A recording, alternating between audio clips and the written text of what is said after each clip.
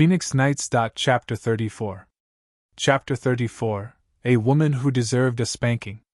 The woman who had been acting cute skipped over to Bai Qing and said in surprise, "Bai Qing, it really is you. I've already changed my name to Angel, as in the beautiful winged beings in heaven. Don't you think it really suits my personality?"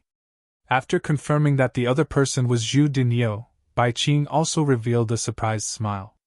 This was her old classmate from year 12 and they hadn't met in over 4 years. To suddenly see an old classmate from high school within a sea of unfamiliar faces, they were naturally happy to see each other. "Bai Qing, are you shopping while taking a break from your job?" After exchanging a few greetings, Zhu Dinyo looked up and down Bai Qing. Seeing her uniform and the name badge on her chest, she didn't try to conceal the scorn in her tone. She covered her mouth as she lightly laughed. "Haha, I should tell you that this jeweler is very expensive. Even if you like anything here, you won't be able to afford it." As she spoke, she turned around and waved to the man in the suit, sweetly saying, "Darling, come over. I'll introduce you to my classmate from high school." Of course, she wasn't introducing Bai Qing, but blatantly showing off in front of her. The man in the suit smiled as he walked over. When he was close enough to see Bai Qing's beautiful appearance, his body slightly trembled and a look of lust flashed in his eyes. However, he was able to calm his expression almost immediately. He stretched out his hand, smiling as he introduced himself. "Hello, I'm Chao Yang, the general manager of Eternal Abundance Real Estate." Chao Yang was quite eager to be able to hold Bai Qing's white and delicate hand.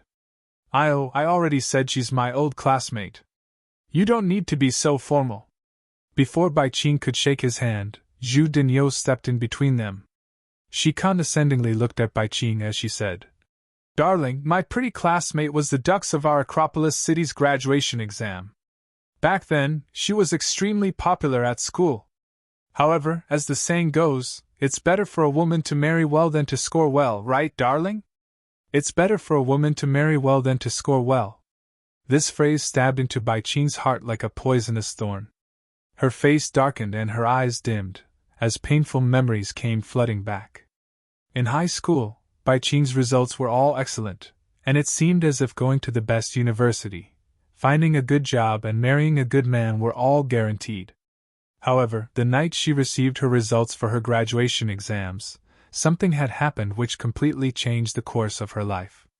Because of that, she had given up on going to university and started out as an attendant at the hotel. She had climbed up step by step until she had become a manager at the Royal Hotel. However, this was just the beginning of her revenge.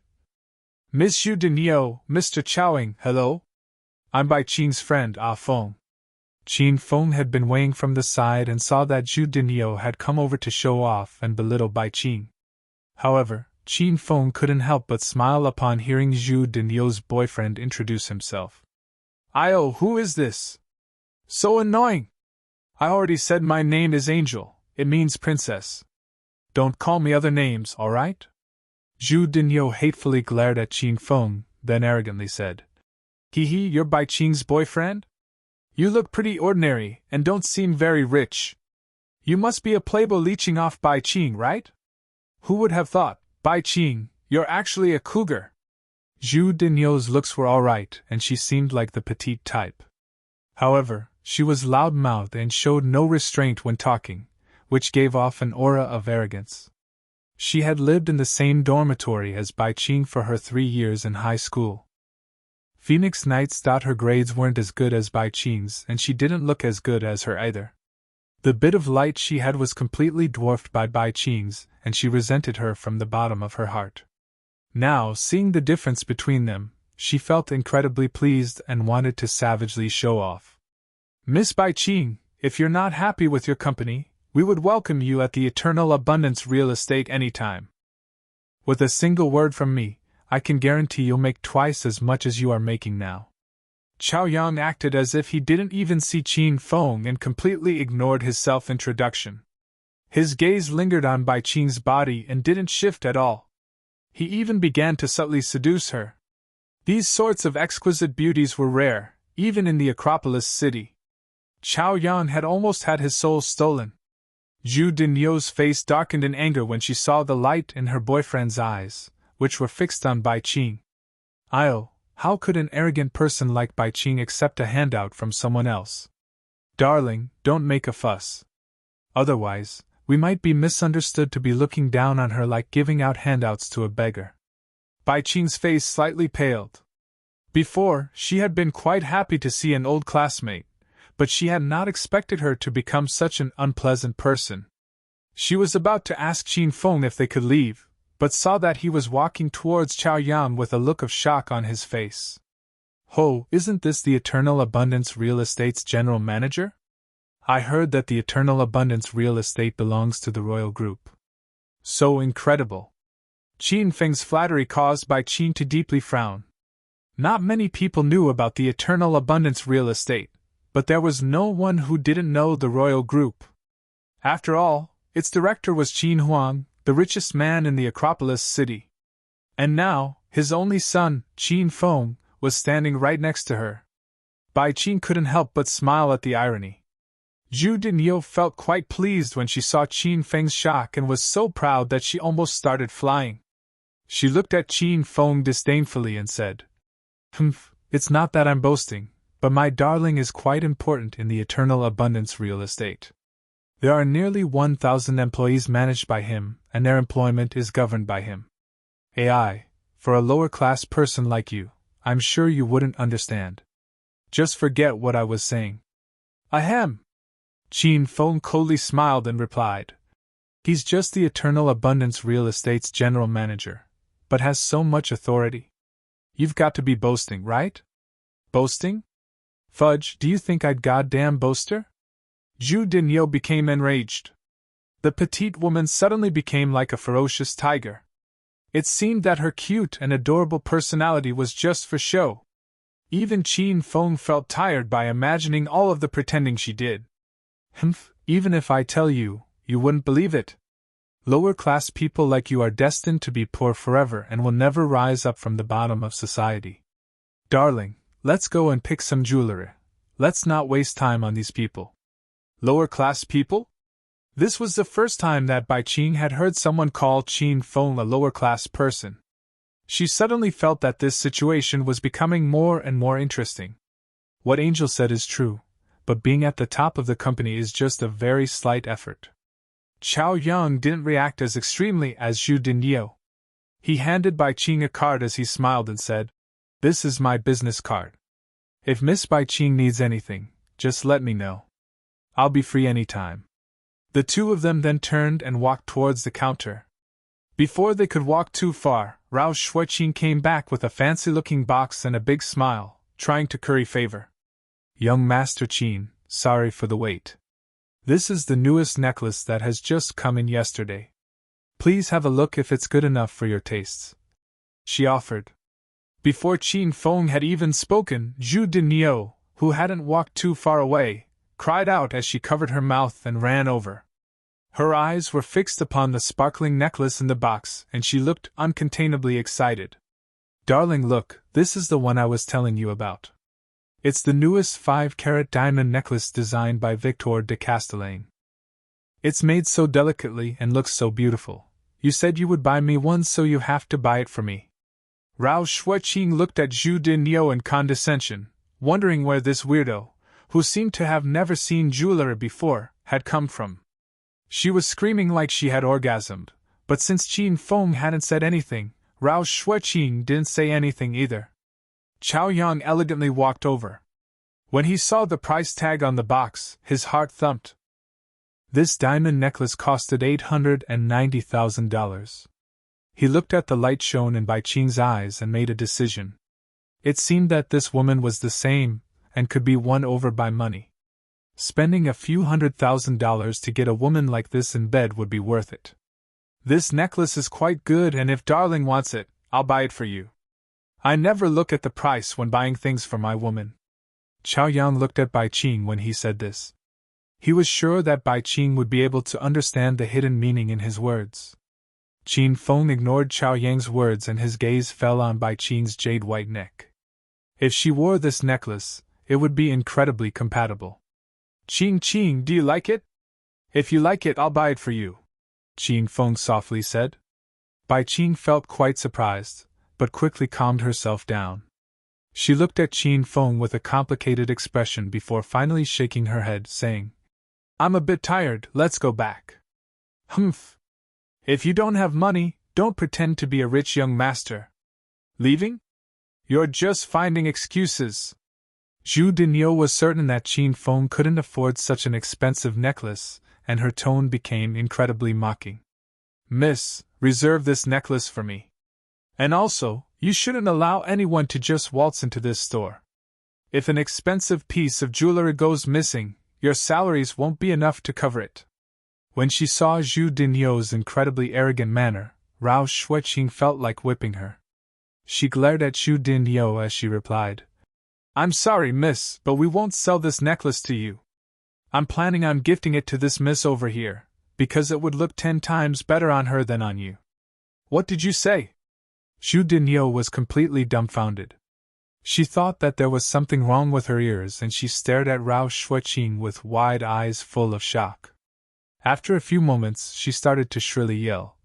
Fudge, what did you say, you loose woman? I'm a goddamn VIP here and I want you to kneel and apologize right now.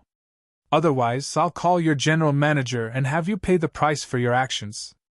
Zhu Dinyo seemed like a fishwife cursing in the streets, and soon, she attracted every customer's attention. Chapter 35. Chapter 35. Mysterious Hatred.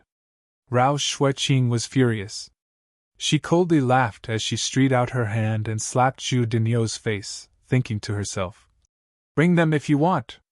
Your granny here won't be afraid even if you report me to the royal group's director. I'll have you know your granny follows young Master Qin. A crisp sound rang out, and Zhu Dinyo stood frozen, with a look of disbelief on her face. You dare to hit me?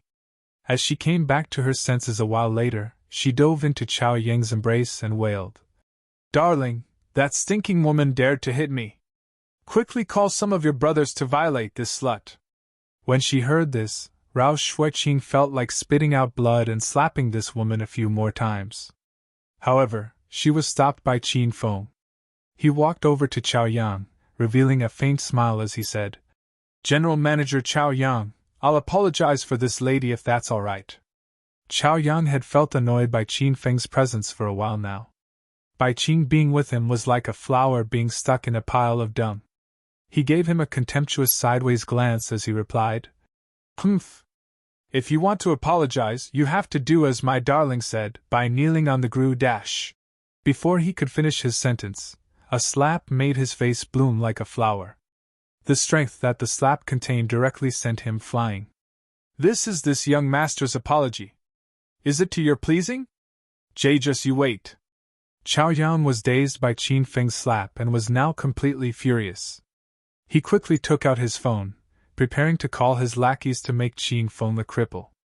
At this moment, a group of uniformed security officers ran over to Qin Feng, respectfully asking, Young Master Qin, would you like us to throw out these pair of dogs? Young Master Qin?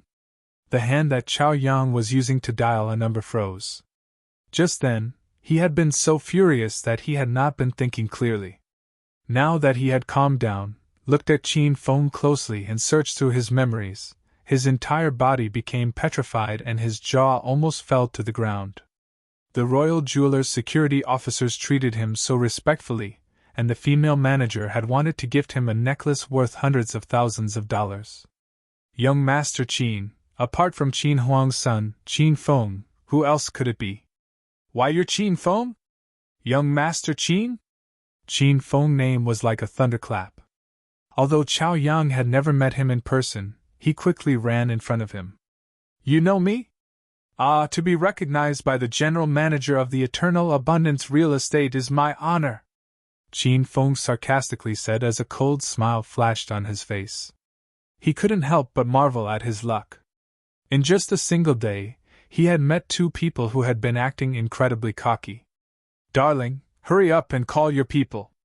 I want to kill these dogs personally. After being slapped, Zhu Dinyo was mad with fury and didn't notice how the atmosphere had completely changed. She was still pointing at Qin Feng and the others and furiously cursing. However, very soon, she was given a big slap by Chao Yang. "Stop goddamn babbling, you slut! Open your dog eyes and look who that is. It's the Acropolis City's biggest young master Qin. Hurry up and apologize. You're just begging to be slapped." After confirming Qin Feng's identity, Chao Yang was so scared that he began to break out in cold sweat. When he thought to how cocky and condescendingly he had been acting, he wanted to run into a wall and die. Chao Yang released all of his unhappiness on Zhu Dinyo, only stopping after giving her multiple slaps. Zhu Dinyo was completely dumbfounded. How could a shallow and pretentious woman like her not have heard of Qin Feng before? Before hooking in Chao Yang, she had investigated Qin Feng, wanting to be his mistress. However, after comparing the women that Qin Feng had been with to herself, she completely gave up on that. And now, Qin Feng was right in front of her. Although she had been slapped quite a few times in front of everyone else, Zhu Dinyo put on a big smile as she bent at her waist and said, "Aya, so it's young Master Qin. Looks like the water has rushed into the Dragon King's temple, haha. A great person should show great magnanimity. Please don't hold it against lowly people like us. I deserve death for angering you. I'll slap myself to death." Without Qin Feng needing to do anything, Zhu Dinyo began to continuously slap herself. When she saw her swollen face, a look of worry flashed on Bai Qing's face. After all, they were high school classmates, and she didn't want to see things like this. She grabbed Qin Feng's arm, softly saying, "Young Master Qin, please let this go. It's not that big of a deal." Qin Feng was preparing to ignore Zhu Dinyo, but this woman had started slapping herself, so he didn't really care. He waved his hand, saying, "All right, that's enough. Both of you piss off, you're an eyesore." Chao Yang was finally able to relieve the large weight in his heart. He bowed to Qin Feng and ran out of the jeweler's as if he was running for his life. He didn't even bother to look at Zhu Dinyo. He decided that from today onwards he would cut off ties with her. Having a woman like her by his side would only bring him disaster. When the two of them left, the people who had been spectating all gradually walked off as well. Qin Feng didn't take any of this to heart, and picked up the necklace worth $890,000. He smiled as he looked at Bai Qing and said, "Beauty Bai Qing, let me put this on for you." Bai Qing felt a bit shocked when she saw Qin Feng's handsome smile. Before she could refuse, Qin Feng had already come over and carefully put it on for her. A faint masculine scent wafted into her nose, which made her feel a bit uncomfortable. She suddenly thought of something and her eyes became cold. Even the atmosphere around her cooled down. Ding! The hedonist sovereign system has issued a quest, resolved Bai Qing's hatred towards the host. Quest time limit, 1 month. Successfully completing the quest will result in you receiving 500 hedonist points. Failing will deduct 1,000 hedonist points from the host. Resolved Bai Qing's hatred towards him? Qin Feng frowned. There didn't seem to be any conflict between Bai Qing and himself, so why would this woman hate him? Could she be secretly helping someone deal with Qin Feng because she hated him? A wave of questions came flooding into his head, but he simply couldn't understand what was going on. He stabilized his emotions and gave a calm smile as he said to Bai Qing, "So pretty. I'm sure that no one else would be able to display the same beauty with this necklace." "Haha, young Master Qin, I'm sure you've said this to every girl you've slept with before, right?" Bai Qing coldly laughed as she walked out of the jeweler's with a darkened face. Qin Feng felt a bit awkward and chased after her. Bai Qing wasn't in the mood to continue shopping, so Qin Feng drove her back to the hotel. They spent the entire trip in silence. After returning to the royal hotel, Bai Qing didn't see Qin Feng. She returned to her position and took off the necklace. Chapter 36. Chapter 36. Visiting the Zhao family. Qin Feng returned to room 666. After that ordeal, he had still received some clues. He now knew that Bai Qing hated him for some reason. As long as he found that reason, he could resolve her hatred towards him. Perhaps, after he gained her favorability, she would tell him who was behind all of this. At night, and under strict orders from Qin Huang, Qin Feng came with him to the Zhao family's villa to apologize about the matter of rescinding the marriage. Zhao Lingxian's father was called Zhao Dehai and was one of the top businessmen in the Acropolis city. His high medical group almost monopolized the Acropolis city's medical industry. 20 years ago, when Qin Huang had arrived at the Acropolis city, he had become acquainted with Zhao Dehai. He had received much help from Zhao Dehai, and with his own business mind, he walked step by step to where he was today. The two of them were not related by blood, but were closer than brothers. "Brother Huang, Fengmei, you've come. Hurry and come in." Just as Qin Feng and his father arrived outside the villa, the chubby Zhao Dehai came over. He knew that Qin Huang was coming tonight, so he had been waiting outside for them. "Brother Hai, you actually waited outside for us. Do you want to make your brother Huang feel guilty forever?" Qin Huang felt incredibly guilty about the rescission of the marriage. However, Qin Feng was simply too loose and sensualistic. Perhaps rescinding the marriage was a good thing for Zhao Lingxian. Zhao Dehai had an appearance that seemed to be blessed by the heavens. He smiled like a Buddha as he said, "Brother Huang is older and is my senior, so I should be waiting to welcome you. As for the matter regarding Fengmei and Lingxian, that's in the past now. Brother Huang, you don't need to feel bad about it. This won't affect our friendship of 20 years in the slightest." "No, of course not." They laughed as they spoke and walked into the main hall. Qin Huang and Zhao Dehai started to talk about business, politics, and the economy, which made Qin Feng want to fall asleep. Qin Feng felt bored, so he took a stroll through the large villa. Thinking to the quest regarding Zhao Lingxian's favorability towards him, he decided to go and talk to her to restore their relationship. Her door wasn't locked, so he gently opened it and walked in. It was as if he had walked into a small palace.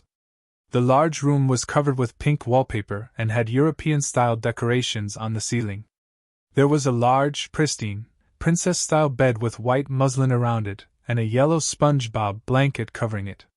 The blanket was slightly raised, telling Qin Feng that its owner had just left the bed.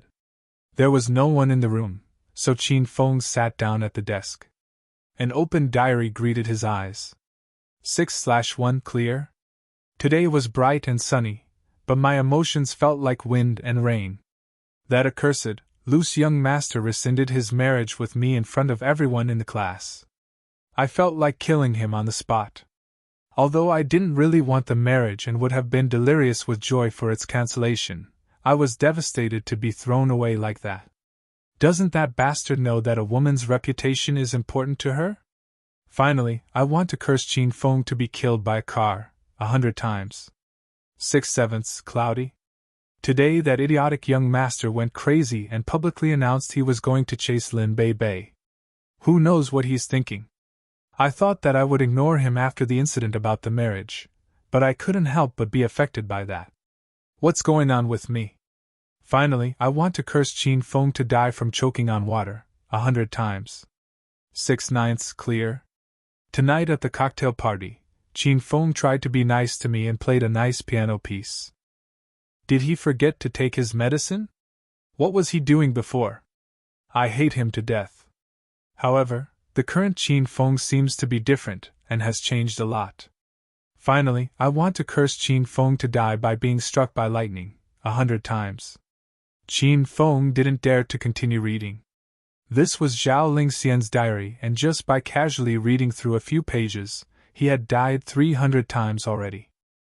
He hurriedly closed the diary and was about to escape from this room of death when suddenly, the door to the bathroom opened.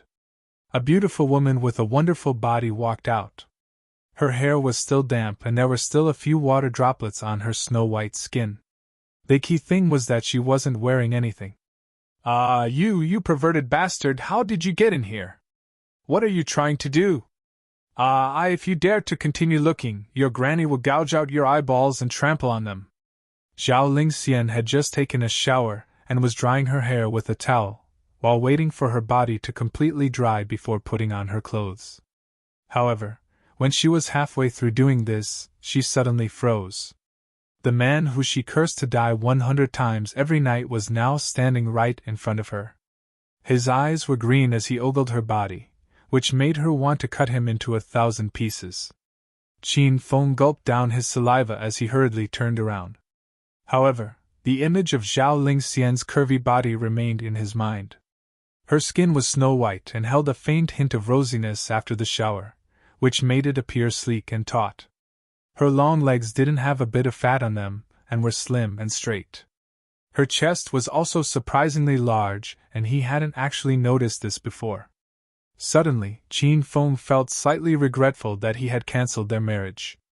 This was no less than expected from the Acropolis University's art department's #1 beauty. She completely deserved this title. "What are you still standing there for? Piss off already!" Zhao Lingxian hurriedly covered her body with a towel and gnashed her teeth at Qin Feng's back. This was the first time a man had seen her body, and it was Qin Feng, that beast. As she thought about it, her eyes grew misty. After suppressing the fire in his heart, Qin Feng hurriedly ran downstairs. His father and Uncle Zhao were still heartily chatting, unaware of what had happened upstairs. Qin Feng couldn't help but think to himself that even if he violated Zhao Lingxian, they probably wouldn't have realized. After sitting downstairs and feeling bored, he heard footsteps on the stairs. Looking up, he saw that Zhao Lingxian had changed into a white dress and was elegantly walking down. Her calves could be seen, which caused Qin Feng to think of that shocking scene from before. Zhao Lingxian looked at Qin Feng's shining eyes as she gnashed her teeth and glared at him, then sat down next to Zhao Dahai. She angrily asked, "Dad, why did you let Qin Feng come to our house?" If the Acropolis University's males saw Zhao Lingxian acting in such a coquettish way, they would probably screw out their own eyeballs. Was this really that cold, aloof glacier goddess? Seeing that his daughter had come downstairs, Zhao Dahai lovingly stroked her head before saying seriously, "This girl really doesn't know how to speak. Haven't you seen that your Uncle Huang is here? And you didn't even greet him." Although she was extremely unhappy towards Qin Feng, Uncle Qin Huang had always been very good to her and treated her as if she was his own daughter. She immediately looked over and greeted him. "Uncle Huang, you've come!" Qin Huang also patted Zhao Lingxian's head, smiling as he said, "What's wrong, Lingxian? You look so angry. Did Feng'er bully you again? When we go back I'll give him a good lashing." When Qin Huang said this, Zhao Lingxian pouted again, looking quite unhappy. Zhao Dahai squeezed her nose and said, "All you know how to do is be angry. Just then, I saw Feng'er go up to find you. Are you still putting on the act of a big miss?" It would have been better if Zhao Dahai hadn't mentioned that. Zhao Lingxian once again remembered that Qin Feng had seen her naked body, and the anger on her face increased. She suddenly stood up and said, "Humph, I don't care. I just don't like to see Qin Feng. I welcome Uncle Huang to come to our home, but I won't tolerate Qin Feng at all." After saying this, Zhao Lingxian angrily ran upstairs again. "I've truly spoilt this girl rotten." Qin Huang and Zhao Dahai looked at each other and laughed, both feeling a little awkward. "Feng'er, go and cheer up Lingxian. The two of you grew up together, and even if you're not getting married, you can at least be friends, right? There's no need to act like enemies." Zhao Dahai looked at Qin Feng and smiled. "As a man, you need to be magnanimous and sometimes give in. That child has a kind heart, but has princess syndrome because I've spoilt her too much." Qin Feng nodded and hesitantly walked upstairs. If Uncle Zhao knew that he had just seen Lingxian's naked body, he definitely wouldn't have asked him to go upstairs and cheer her up. This was simply suicide. "Little sister Lingxian, are you wearing clothes? I'm coming in now." This time, Qin Feng didn't dare to just swagger in. "Go and die. Piss off." Zhao Lingxian was lying on her bed and was feeling quite miserable. When Qin Feng came in, a pillow flew over. Luckily, he had stepped into stage 1 and had drank speed potions, which gave him the speed and reaction time to CA the pillow. "Humph. I told you to piss off, are you deaf?" Seeing that the pillow hadn't hit Qin Feng, Zhao Lingxian became even angrier. As a hedonistic young master, one of his key strengths was that his face was as thick as a wall. Qin Feng pretended not to hear her and smiled as he sat down next to her on the bed. He needed to obtain her favorability, so if he could reduce her anger towards the rescission of the marriage, his job would be much easier. Little sister Lingxian, don't be angry. I came specifically to apologize about the rescission of the marriage. As soon as he mentioned the rescinded marriage, Zhao Lingxian became even angrier. She coldly replied, "No need, hurry up and leave. If you have all this time and energy, go and be intimate with your little sister Lin. I'm disgusted by this act of yours." Qin Feng felt a little surprised and could almost smell jealousy in the air. Could it be that Zhao Lingxian had fallen for him? After all, he was simply too handsome and savvy. Zhao Lingxian could tell Qin Feng had misunderstood and hurriedly explained, "Don't have any stupid thoughts. Even if I became a monk, I wouldn't like you. I just pity Lin Bei. Why would such a nice girl fall for such a bastard? Princess Lingxian, don't say such things. I remember when we were younger, a certain someone would always follow me around." Qin Feng proudly replied. Chapter 37. Chapter 37. Obtaining Zhao Lingxian's favorability. Qin Feng had grown up with Zhao Lingxian, so he was familiar with her family background. When they were little, Zhao Lingxian's mother had stolen much of Zhao Dahai's wealth and fled. Zhao Dahai hurriedly rebuilt his family, but had neglected Zhao Lingxian in the process. This caused Zhao Lingxian's personality to become lonely and aloof, so she virtually had no friends. Because Qin Feng was good with people and could get along with anyone, Zhao Lingxian always played with him. After they grew up, Qin Feng fell into the temptation of beautiful women, and they gradually drifted apart. However, they could still be called childhood sweethearts. What? I don't remember. Zhao Lingxian became slightly red, pretending that she had forgotten about that. She hit Qin Feng's head with a pillow, trying to chase him away. "Hurry up and leave! I feel angry whenever I see you. I feel so angry that my stomach's hurting again." As she hit Qin Feng, she suddenly stopped and curled into a ball as she held her stomach. Her stomach really did hurt, but it wasn't because of Qin Feng. When she was young, she had developed a stomach illness because she didn't eat at regular times. Qin Feng knew about Zhao Lingxian's stomach illness. When they played together in their younger days, he would carry her to the doctors when her stomach hurt. When he saw Zhao Lingxian's incredibly pale face and the sweat on her forehead, Qin Feng hurriedly touched her forehead and asked, "Are you all right? Is your stomach acting up again? Don't touch me. I don't need you to worry about me. Hurry up and leave! Leave!" Zhao Lingxian gritted her teeth and endured the pain, not wanting Qin Feng to see her in this state. She pulled up her blanket and covered herself. "Fine, since you hate me so much, I'll leave." Qin Feng laughed as he stood up and left the villa.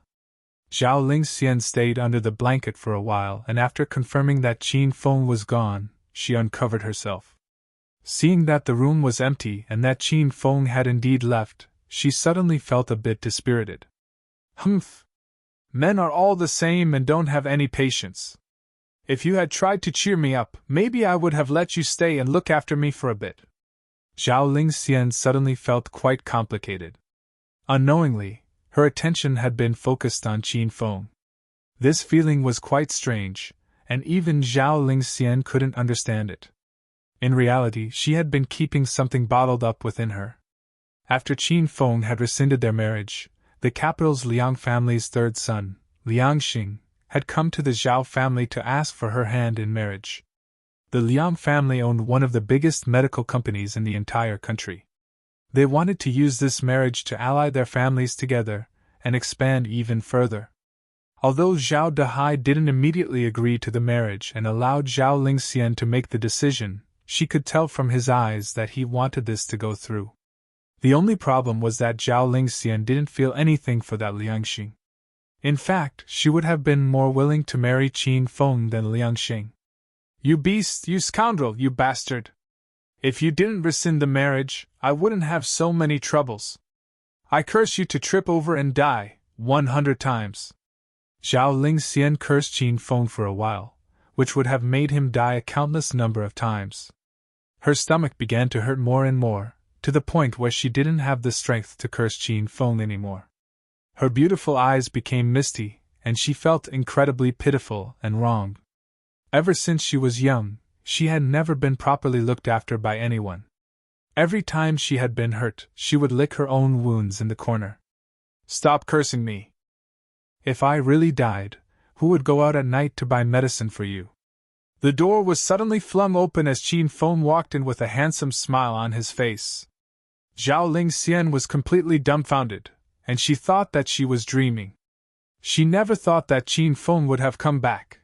He had even bought medicine for her. She suddenly felt a warmth in her heart, as well as an urge to cry.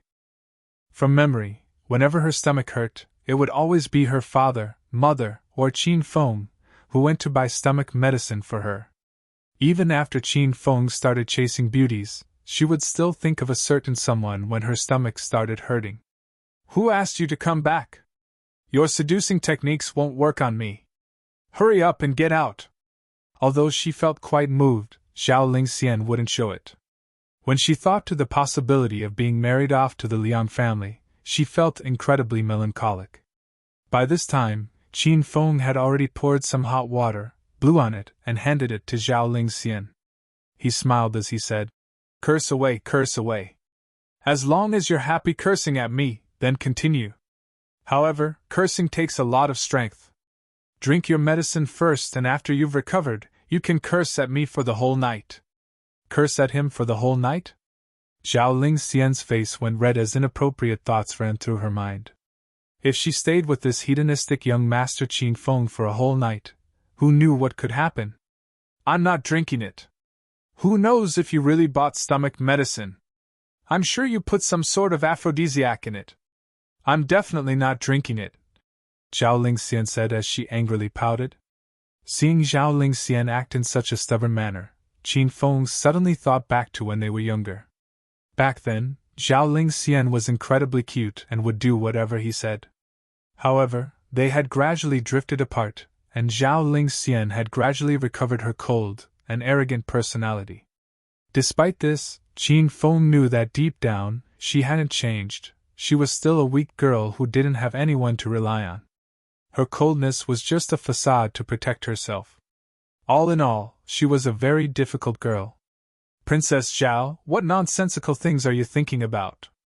Look here, this bottle is stomach medicine, Qin Feng said as he rolled his eyes at Zhao Lingxian.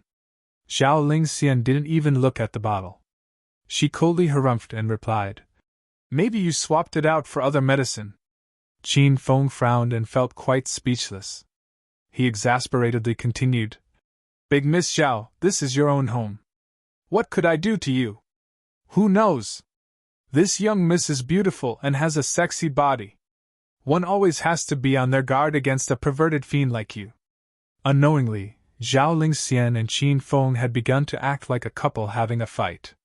In fact, Zhao Lingxian secretly enjoyed this feeling. She had no friends at school and there was usually no one at home. She rarely talked to anyone during her days. She actually felt quite happy to have someone to quibble with. Fine. If you won't eat your medicine, then this young master will have to feed it to you. Qin Feng knew that Zhao Lingxian was venting her anger against him, but she still didn't look quite well. Qin Feng held a capsule in one hand as he put his other hand around her slim waist, trying to force her to take it. Oh, what are you doing? Let go of me. I'll call for help. You beast, don't touch me. I'll kill you. By now, Zhao Lingxian was completely within Qin Feng's embrace. She was only wearing a thin, silk sleeping gown. They were touching so closely and she became so embarrassed that her face turned completely red. She desperately hit Qin Feng's chest with her small fists, and struggled for a while. However, she soon found that it was completely useless, and that it allowed Qin Feng to take advantage of her even more. Hurry up and take it. Otherwise, I'm not letting go, Qin Feng ordered as he finally brought the capsule to her mouth. Zhao Lingxian was the proud and aloof type, and she definitely wouldn't give in after being ordered like that. As a result, she desperately resisted. Zhao Lingxian, are you going to take the medicine or not? Qin Feng's expression became serious. I won't. Zhao Lingxian wasn't afraid at all.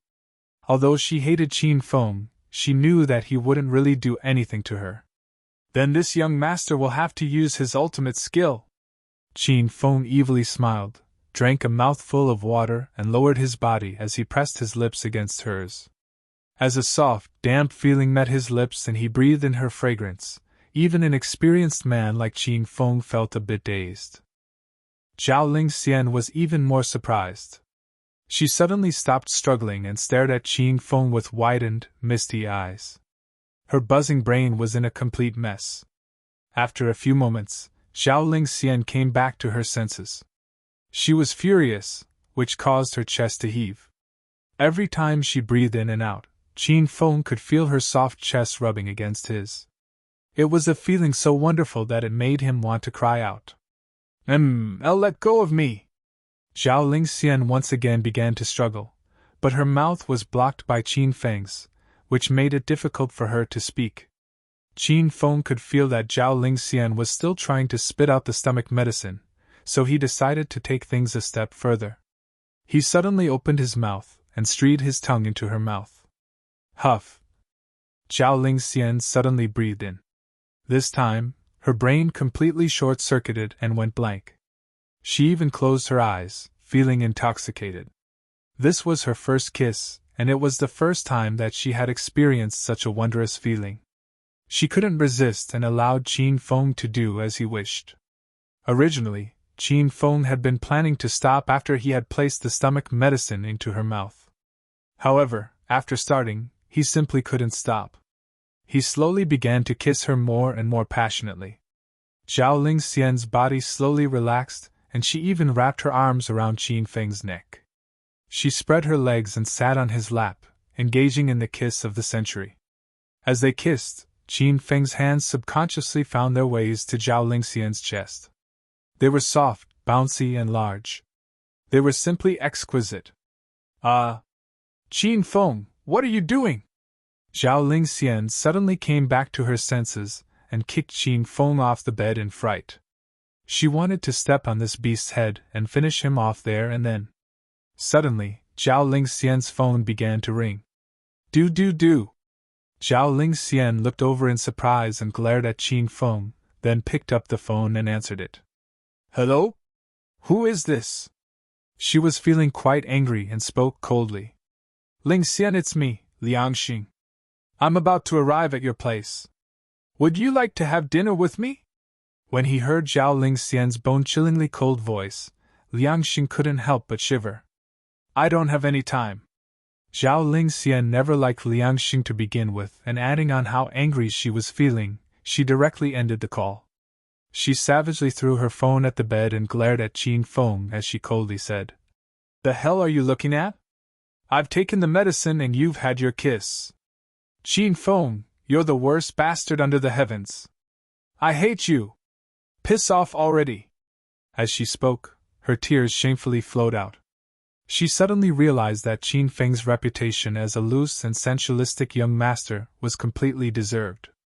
Ding! Congratulations, host Qin Feng, for completing the quest to make Zhao Lingxian have a favorable impression of you. You have received 200 hedonist points. Ding! The hedonist sovereign system has issued a quest. Help Zhao Lingxian extricate herself from Liangxing's wooing. Quest time limit 1 month. Successfully completing the quest will result in you receiving 500 hedonist points. Failing will result in the host completely losing Zhao Lingxian. Chapter 38. Chapter 38. Situation becoming interesting. Qin Feng felt a bit dazed. What he thought to be the most difficult quest had actually been easily completed with just a passionate kiss. This quest gave him a reward of 200 hedonist points. If Qin Feng could finish another quest, he should be able to easily rack up 300 hedonist points. After spending them, he would become a rank 4 hedonist mortal, and would receive another 3 lottery chances. He felt incredibly excited as his large hands held Zhao Lingxian's shoulders and he affectionately said, "Lingxian, let's kiss again. This time, it'll just be a pure kiss. I promise I won't touch anywhere else this time." Before he had recovered from that kiss, he had received Zhao Lingxian's favorability. Qin Feng believed that he would definitely succeed if he tried to take her right now. Zhao Lingxian felt a bit surprised and looked at Qin Feng, feeling stunned. She breathed in deeply, doing her best to suppress her rage as she roared, "Qin Feng, do you want to die?"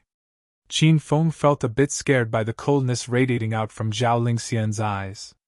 He hurriedly withdrew his hands as he gave a sheepish smile. "I was just joking, haha, just joking. Am I that sort of person? I only kissed you just then to feed you the medicine. I saw that you weren't wearing much, and was worried that you'd get cold, so I covered your important bits to keep you warm." Qin Feng, hurry up and piss off, otherwise your granny's going to kill you." Zhao Lingxian picked up a lamp next to her, lifting it up as if she was going to throw it. "Lingxian, if there's nothing else, I'll be leaving now." Seeing that the situation had taken a turn for the worse, Qin Feng decided to quickly leave. However, Zhao Lingxian suddenly called out and stopped him, saying, "You want to just leave after taking advance of this big miss? Who do you think I am? Wait for me downstairs. A troublesome fellow's coming to visit me. If you can help me get rid of him, we'll be even. Otherwise, I'll make you take the consequences." Qin Feng's mouth twitched as he felt the chilling intent from Zhao Lingxian's body. He suddenly imagined Zhao Lingxian not sleeping for the entire night, furiously scrawling in her diary, "I curse Qin Feng to die in various ways, 100 times. Most likely, Zhao Lingxian would only show this childish, overbearing attitude in front of Qin Feng. Even if other people wanted to see it, they weren't qualified. Qin Feng went downstairs first, and soon, Zhao Lingxian walked down in a white shirt and short yellow skirt. She was also wearing colorful stockings that reached up to her knees, which made her look quite youthful. Seeing his daughter come down dressed nicely, Zhao Dahai gave a happy smile. It seemed that the disagreement between the two children had been resolved. Ding dong! Ding dong! At this moment, the doorbell sounded. Zhao Lingxian didn't even have to look to know that it was Liangxing. She unhappily pouted and looked at Qin Feng. Qin Feng immediately understood her intention, and went to open the door. A man with a stylish fringe, a white shirt, and black pants stood outside the door. He had a gentlemanly smile on his face, and was evidently a son of a rich family. "You are?" Seeing Qin Feng, Liangxing felt a bit surprised, and wondered who he was. Zhao Lingxian didn't have any older or younger brothers. "You pressed on my home's doorbell, and yet you ask who I am? What's wrong with you?" Qin Feng more or less understood who Liangxing was from what he had heard from Zhao Lingxian. Seeing him dressed so gentlemanly, Qin Feng felt like whipping him. This was despite the fact that Qin Feng also liked to dress like a gentleman to seduce women. "Ahaha, excuse me, I'm here to find Uncle Zhao." A look of hostility flashed in Liangxing's eyes before it quickly disappeared as he smiled. Qin Feng looked up and down Liangxing, cleaning his ears as he disdainfully said, "You had the gall to visit Uncle Zhao without a gift? You're not coming in." After saying that, Qin Feng closed the door. From the beginning, Liangxing didn't even step inside the Zhao family's villa. Although Zhao Lingxian was sitting on the sofa, she continuously glanced over to Qin Feng. She felt much better after seeing Qin Feng walk back by himself with a pleased look on his face. She looked at Qin Feng, then turned and pretended to watch the TV. Zhao Dahai and Qin Huang were engrossed in their discussion, and didn't pay attention to what had just happened. "Feng who was it?" Zhao Lingxian casually asked. He had only heard the doorbell ring, but no one had come in. "It was a wild dog. It could jump extremely high. It was pressing the doorbell for fun, but was chased away by me," Qin Feng casually replied as he sat down next to Zhao Lingxian. Zhao Lingxian couldn't help but laugh with a pft. Qin Huang and Zhao Dahai stopped talking and looked at Qin Feng in bewilderment. "A wild dog? Jumping up to press my home's doorbell? No way, what dog can jump that high? Our doorbell is at least 7 meters high on the wall. Feng'er, are you sure you saw correctly? Zhao Dahai asked in surprise. Definitely. I looked up and down, but it was definitely a wild dog. Uncle, you can keep chatting with my dad. If there's anything, I'll take care of it, Qin Feng said as he laughed. Ding dong! Just as Qin Feng spoke, the doorbell rang again. This time, all 4 people got up and walked to the entrance. The 2 adults wanted to see what dog breed had learned to press doorbells. Uncle Zhao, so you were already entertaining guests. It seems that I came at a bad time. Just as Zhao Dahai opened the door, he saw Liang Xing standing at the entrance and holding 2 bags of wine and cigarettes. Qin Feng and Zhao Lingxian were secretly filled with devilish glee. Those who knew Zhao Dahai well knew that he hated other people giving him presents. As expected, when he saw the 2 bags of presents, Zhao Dahai's face darkened. He said neither warmly nor coldly, "So this time it wasn't a dog. Liang Xing, in future, when you come to visit Uncle Zhao, don't bring these sorts of gifts. Your uncle doesn't like these sorts of things." "Alright, next time I definitely won't then." Liang Xing felt a bit confused about Zhao Dahai's words. Dog? What dog? However, he glared at Qin Feng. He hadn't been planning on bringing anything, as it would make him feel like he was a stranger, but did so because of this brat's words. Moreover, seeing him stand so close to Zhao Lingxian, it seemed that they weren't relatives. In an instant, Liang Xing remembered Qin Feng in his heart. "I'm having a good time chatting with your Uncle Huang, so I don't have time to entertain you 3 kids. How about this? You young people like to go out all the time, so how about you go out together? Lingxian, remember to come back early," Zhao Dahai said to Qin Feng and the others. "Feng'er, I'll wait for you at Uncle Zhao's house then. Don't bring Lingxian back too late, and look after her safety. If she's missing even half a hair, I'll make sure you suffer the consequences," Qin Huang said as he looked at Qin Feng. He then continued to speak with Zhao Dahai and ignored the 3 youngsters. Liang Xing had been ignored this whole time, and felt quite displeased. He hurriedly walked over and said while smiling, "Lingxian, what do you want to eat? I'll take you to have some good food." Zhao Lingxian looked at him with a stony face. How could she have the appetite to eat while with him? Seeing that she wasn't replying even after a long time, Liang Xing continued to speak. "Alright, let's go to the Royal Clubhouse then. There's good food and entertainment there." "What do you say?" "The Royal Clubhouse." Qin Feng and Zhao Lingxian's mouths curved upwards upon hearing this name. The situation was becoming interesting. Chapter 39. Chapter 39. The whole world became quiet. "Alright, the Royal Clubhouse it is. Let's go!" Zhao Lingxian suddenly became much happier, and she skipped out of the villa. She had used Qin Feng as a meat shield partially so she could punish him. She wanted him to pay the price for rescinding the marriage and forcing that kiss on her. The capital's Liang family was no ordinary family. Zhao Lingxian became excited just from thinking of the possibility of these 2 men fighting. Women were indeed very dangerous animals. "Kid, you can go now.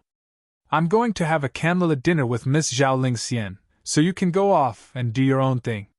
As soon as they left the villa, Liang Xing discarded his gentlemanly act and looked at Qin Feng like a ruffian. Liang Xing was only 21 years old. He was the youngest in the grandchildren's generation of the capital's Liang family. He was about the same age as Qin Feng. In the capital, he had 2 elder brothers looking after him, so he acted fearlessly and lawlessly, and there was nothing he didn't dare to do. Before, he had showed restraint in front of Zhao Dahai. After all, he needed to act decently in front of his potential father-in-law. However, he was raring to give Qin Feng a good beating. "You dare to show me up, young Master Liang? There's no one alive who dares to do such a thing. What a pity! I've already asked Lingxian on a date for tonight, so it looks like the person who will have to leave is you." Qin Feng didn't get angry, and instead calmly smiled at Liang Xing. Anger flashed in Liang Xing's eyes. If they were in the capital and if anyone dared to talk to him like this, he would have slapped them long ago. However, this was the Acropolis city, and Zhao Lingxian was standing right there. As such, he couldn't use violence against Qin Feng, and darkly said, "Brat, there are some people you can't afford to offend. Otherwise, you won't even know how you died." "Haha, is that so? I want to try it." Qin Feng didn't feel scared at all, and instead gave a dazzling smile. Within the Acropolis city, there really wasn't anyone who he couldn't afford to offend. Liangxing couldn't help but reevaluate Qin Feng. What sort of background did he have to be able to remain so calm and collected? After falling silent for a few moments, he asked, "Brat, what is your relationship to Zhao Lingxian?" "Liangxing, he's my boyfriend." "You've seen him today, so give up already."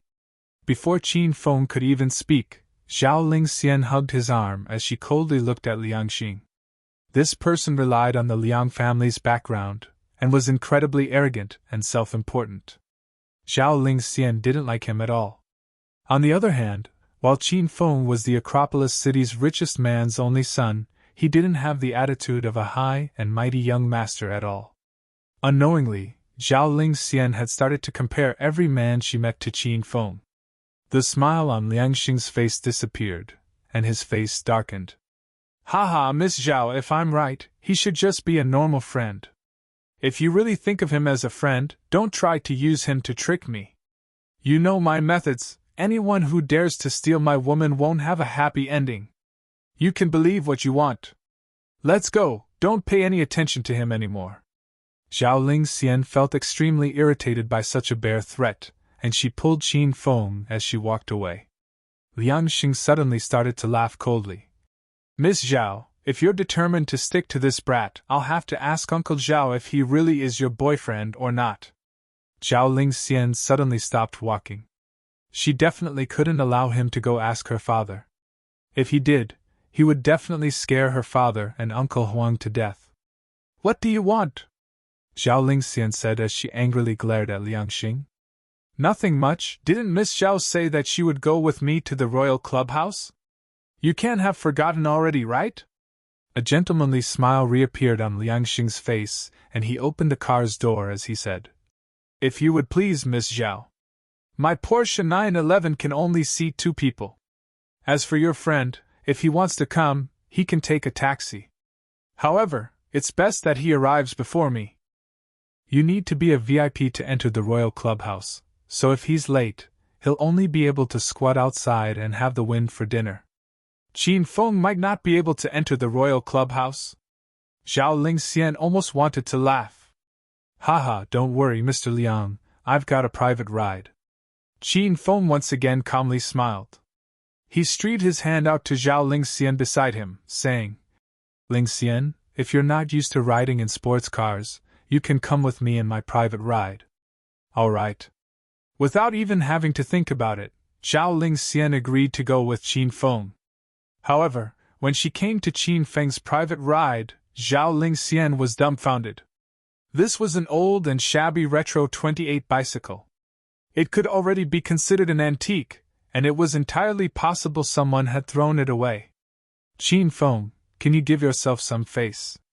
You're always trying to look cool with your Batmobile at the university. Are you trying to make me look like an idiot?"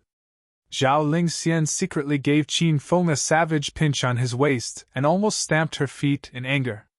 Before, Liangxing had been full of anger, but when he saw Qin Feng's private ride, he couldn't help but laugh loudly. "Oh, holy crap, Miss Zhao, your friend is the most amusing person I've ever met. I'm sure you'll be coming in my Porsche, right? If you go on that bicycle, you'll be having a midnight snack instead, haha." Liangxing looked at Qin Feng like he was an idiot. Only a mentally deranged person would want to race against his Porsche with an old 28 bicycle. He felt incredibly pleased, and could almost see Zhao Lingxian slapping Qin Feng in anger, then coming over to his Porsche. "You can go first. I quite like riding bicycles at night. You can feel the evening breeze against your skin, and it's eco-friendly too." While Liangxing was still fantasizing, Zhao Lingxian coldly spoke, completely shocking him. That's right, bicycles are incredibly convenient. You don't need to refuel, and you can go wherever you want. Come on, Ling Xian, Big Brother's going to take you for a good ride. Qin Feng said as he laughed and looked at Liang Xing. Zhao Ling Xian had probably never ridden on a bicycle before. After she got on, she couldn't help swaying. In the end, Qin Feng wrapped an arm around her and hugged her from behind, thus stabilizing the bicycle. Feeling Qin Feng so close to her, Zhao Ling Xian couldn't help but think of the passionate kiss they had shared. Her face couldn't help but become red. Luckily, it was quite dark, so it wasn't quite visible. Mr. Liang, we'll be leaving first. You should drive quickly, or we won't wait for you and we'll go in and play if you're too slow. Qin Feng started to pedal the bicycle as he felt Zhao Ling Xian's slim waist, happily leaving. This was the first time he had ridden on a bike as well, and at first, he couldn't control it quite well. They swayed quite violently, causing Zhao Ling Xian to yell and pinch him many times. However, Qin Feng was able to learn quite quickly, and steadily rode along with Zhao Ling Xian amidst the evening breeze. Seeing the two people slowly disappearing, Liang Xing was so furious that he almost wanted to crash into Qin Feng and kill him. He continuously cursed inwardly. You want to arrive first on a crappy and old bicycle? Your head must have been kicked by a donkey. And so what if you arrive first? Without a VIP card, you'll still have to goddamn wait for your elder to take you in. Ah, Qin Feng, what's that under you? It's all hard and it's sticking into my butt.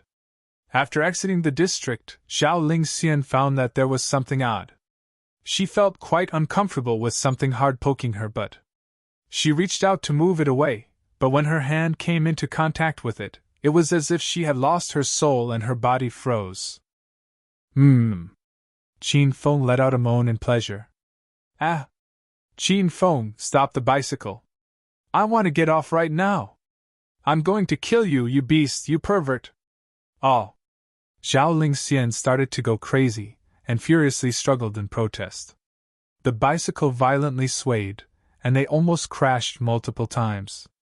Qin Feng also felt a bit awkward. He quickly tried to calm her down.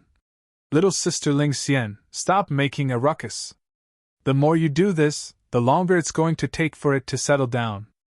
Zhao Ling Xian suddenly stopped moving, and peacefully sat on the bicycle for 2 minutes, which felt like 2 centuries. However, that thing indeed settled down. A bustling night view greeted their eyes, and a cool breeze from the river blew over. Zhao Ling Xian felt as if she had returned to her younger days, when her mother had stolen all of their money and left their family almost penniless. During that period of time, her father had ridden this sort of 28 bicycle to take her to school. Although they would often be laughed at by richer students, Zhao Ling Xian remembered and treasured those moments dearly. This was because only when she went to school or came back from school could she spend time with her father. She felt incredibly blissful and safe while riding with her father. Little sister Ling Xian, you can't have fallen asleep, right? Qin Feng felt a bit weird after seeing that Zhao Ling Xian had fallen silent after making a ruckus the entire trip. Qin Feng, in future, can you take me riding on your bicycle as well? Zhao Ling Xian was in a bit of a daze, and a rare look of bliss appeared on her face. After saying this, even she felt a bit shocked. She found that she was slowly starting to rely on Qin Feng. Sure, as long as you're not afraid of hard things poking your butt, I'm fine with it, Qin Feng teased. Zhao Ling Xian once again started to yell and pinched his leg many times, before suddenly saying, Qin Feng, can you ride faster? No problem. After speaking, he started to accelerate. After breaking through to stage 1 and drinking 2 strength potions, Qin Feng's body was incredibly strong. He continuously accelerated and his legs actually started to leave behind afterimages. After breaking through to stage 1, he hadn't truly trained his body, so this was decent training for him. The gentle evening breeze became quite intense. If it wasn't because Qin Feng was holding down Zhao Ling Xian's skirt, she would have felt like she was going to fly off. The trees on the side blurred and quickly disappeared, and they even left cars behind them. They were moving so fast, and it seemed that the air was moving so fast that Zhao Ling Xian found it difficult to breathe. She slowly closed her eyes and let a smile bloom on her face. Just like a blossoming flower, she looked so beautiful that she could cause someone to become intoxicated just from looking at her. However, it only lasted for a moment before it disappeared. She suddenly remembered many things from her childhood. She had been a lonely child who had been abandoned by her mother. She was a young girl who lacked joy and happiness in her childhood. She was a cold and arrogant princess, a poor bug whose marriage had been rescinded. She recalled memories from primary school until now, and her tears slid down her face. It was quiet all around them, and all they could hear was the wind. However, she quite enjoyed this feeling. She even thought that just riding like this, with Qin Feng pedaling and her sitting in front of him, it wouldn't be too bad to ride until the end of time. At least, at this moment, she didn't feel lonely, and didn't feel like she was the only person in the world. Chapter 40. Chapter 40. A woman joins the battle. Clocklet. Little sister Lin, we're here! The voice in her ears suddenly brought her back to reality. She opened her eyes and almost fell off the bicycle. The words Royal Clubhouse glowed brightly in front of her eyes. Qin Feng, how did we get here? Zhao Lingxian was completely dumbfounded. Her house was at least 20 kilometers away from the Royal Clubhouse. Even by car, it would take at least 20 minutes. However, Zhao Lingxian felt like she had just recalled some memories from the past, and when she opened her eyes, they had arrived. It was simply too magical. We got here by bicycle, of course. You're sitting on my bicycle, remember? You didn't get your brain blown out by the wind, did you? Qin Feng smiled, but didn't tell Zhao Lingxian that he had pushed his body to the limit and had ridden at 80 kilometers per hour. You're the one who has no brain. I'm getting off. Zhao Lingxian glared at Qin Feng, then got off the bike with Qin Feng's help. Young Master Qin, you're here! At this moment, an eagle-eyed doorman ran over. Seeing Qin Feng ride a bike with a girl on it, he couldn't help but marvel at his seducing techniques. It seemed that he definitely deserved his title of the #1 seducer sage of the Acropolis city. Give this bicycle a parking spot, don't let anyone steal it. Qin Feng casually gave the doorman a $1,000 tip and held Zhao Lingxian's hand as he walked into the Royal Clubhouse. Spendthrift, Zhao Lingxian said as she glared at Qin Feng. Even if this bicycle was left on the streets, no one would probably want it. And yet he had given that person a $1,000 tip for looking after it. He was a super spendthrift. When Qin Feng and Zhao Lingxian walked into the clubhouse, the attendants all came to greet them. Welcome, young Master Qin!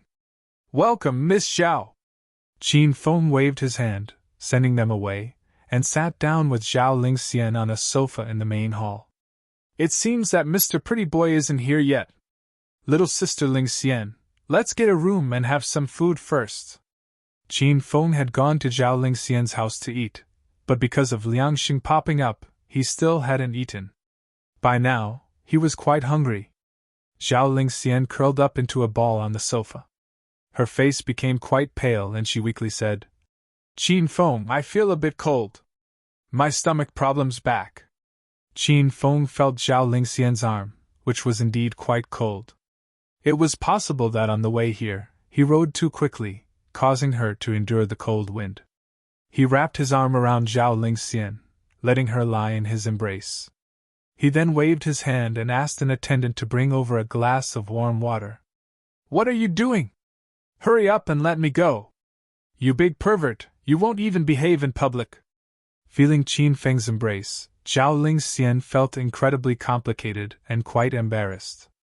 She was extremely angry about Qin Feng's groping. However, Qin Feng didn't do as Zhao Lingxian wished. He understood this cold and arrogant princess personality. When she wasn't being obedient, he needed to use some tough tactics. Beauty Lingxian, if you continue to struggle, I'll have to deal with you the normal way. Qin Feng grinned as he looked at Zhao Lingxian, as if he was a starving wolf eyeing a plate of delicious food. Zhao Lingxian immediately calmed down. If Qin Feng kissed her in public, she would die of embarrassment. She coldly glared at Qin Feng and complained, How did a beast like you live for so long? Soon, the warm water was brought over. Qin Feng took out the stomach medicine from his pocket and personally fed it to Zhao Lingxian. Zhao Lingxian's eyes became slightly red. She never expected that Qin Feng would carry the medicine on him.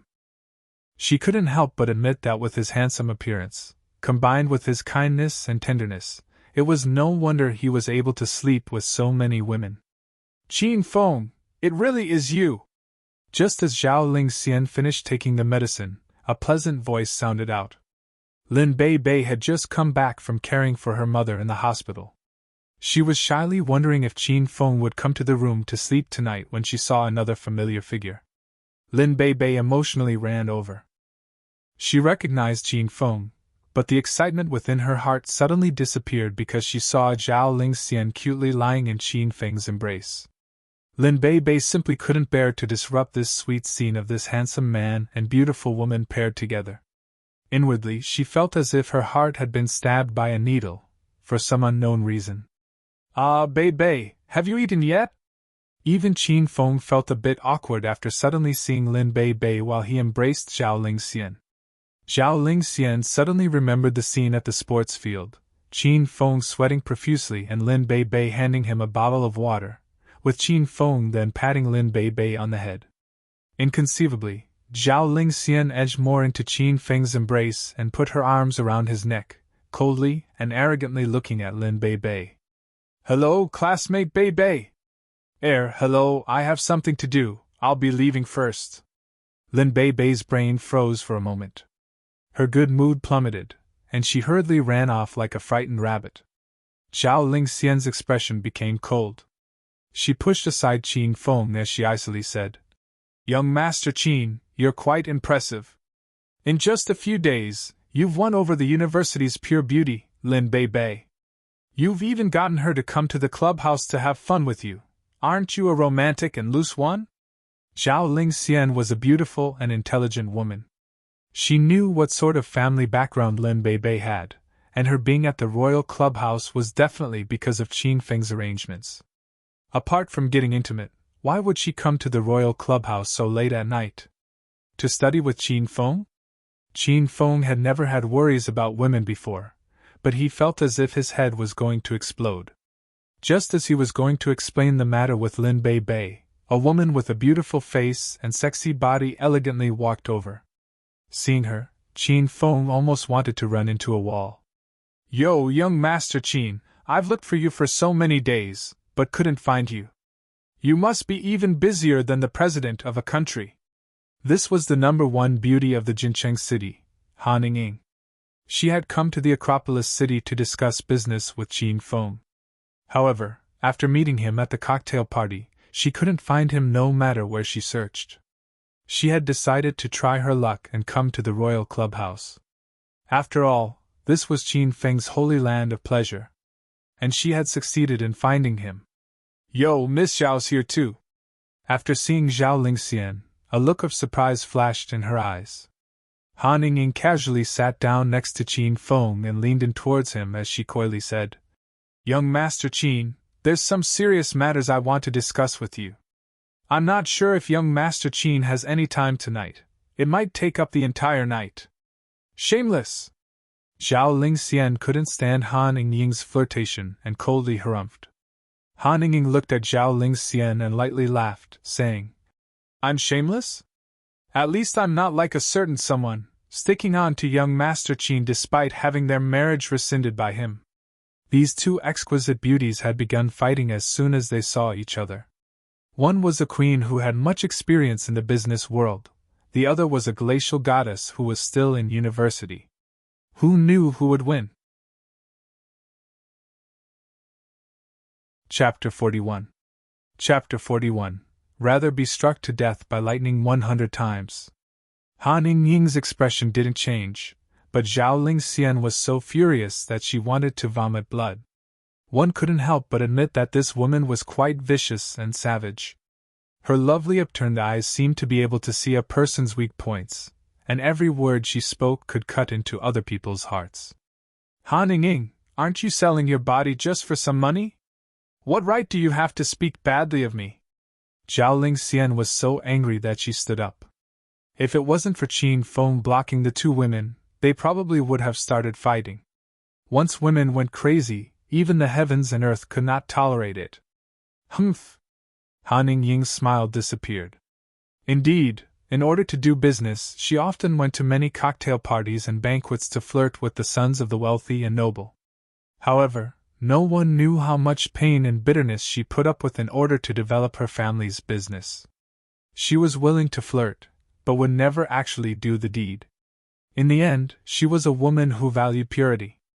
And now, hearing Zhao Lingxian say such things, a flame burned in her eyes. She looked at Zhao Lingxian as she said, "Miss Zhao, you're from the upper-class society, so please show some restraint when speaking.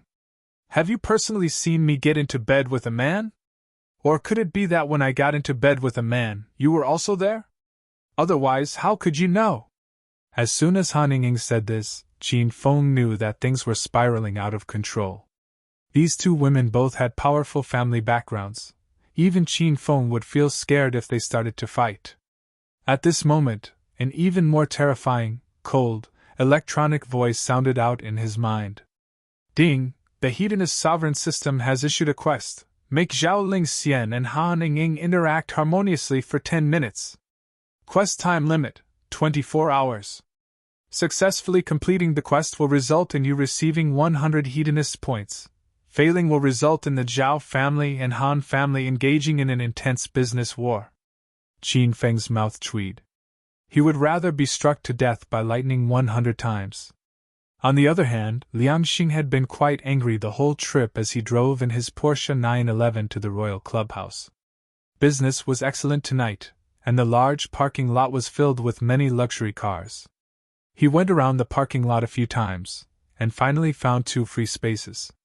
Just as he was about to park into one of them, a man wearing a security uniform and holding an electric baton angrily walked over. "Apologies, sir, but you can't park here." Liang Xing was already furious, and now he had been stopped from parking by a security officer.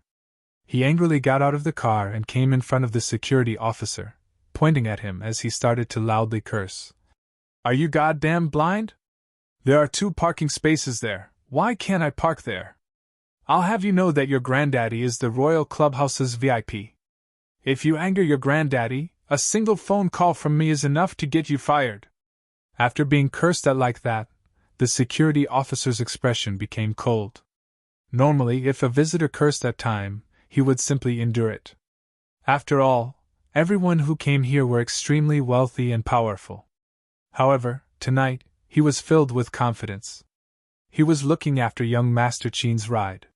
He pointed back at Liang Xing and cursed back at him.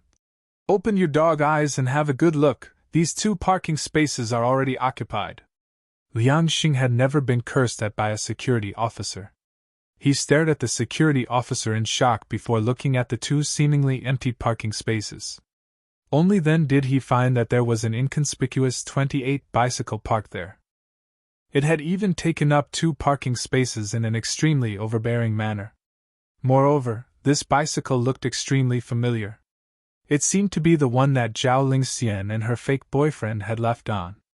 Although he was angry, Liang Xing was more shocked by far. He never would have thought that Qin Feng would arrive faster than him on an old bicycle. After all, he was driving a Porsche.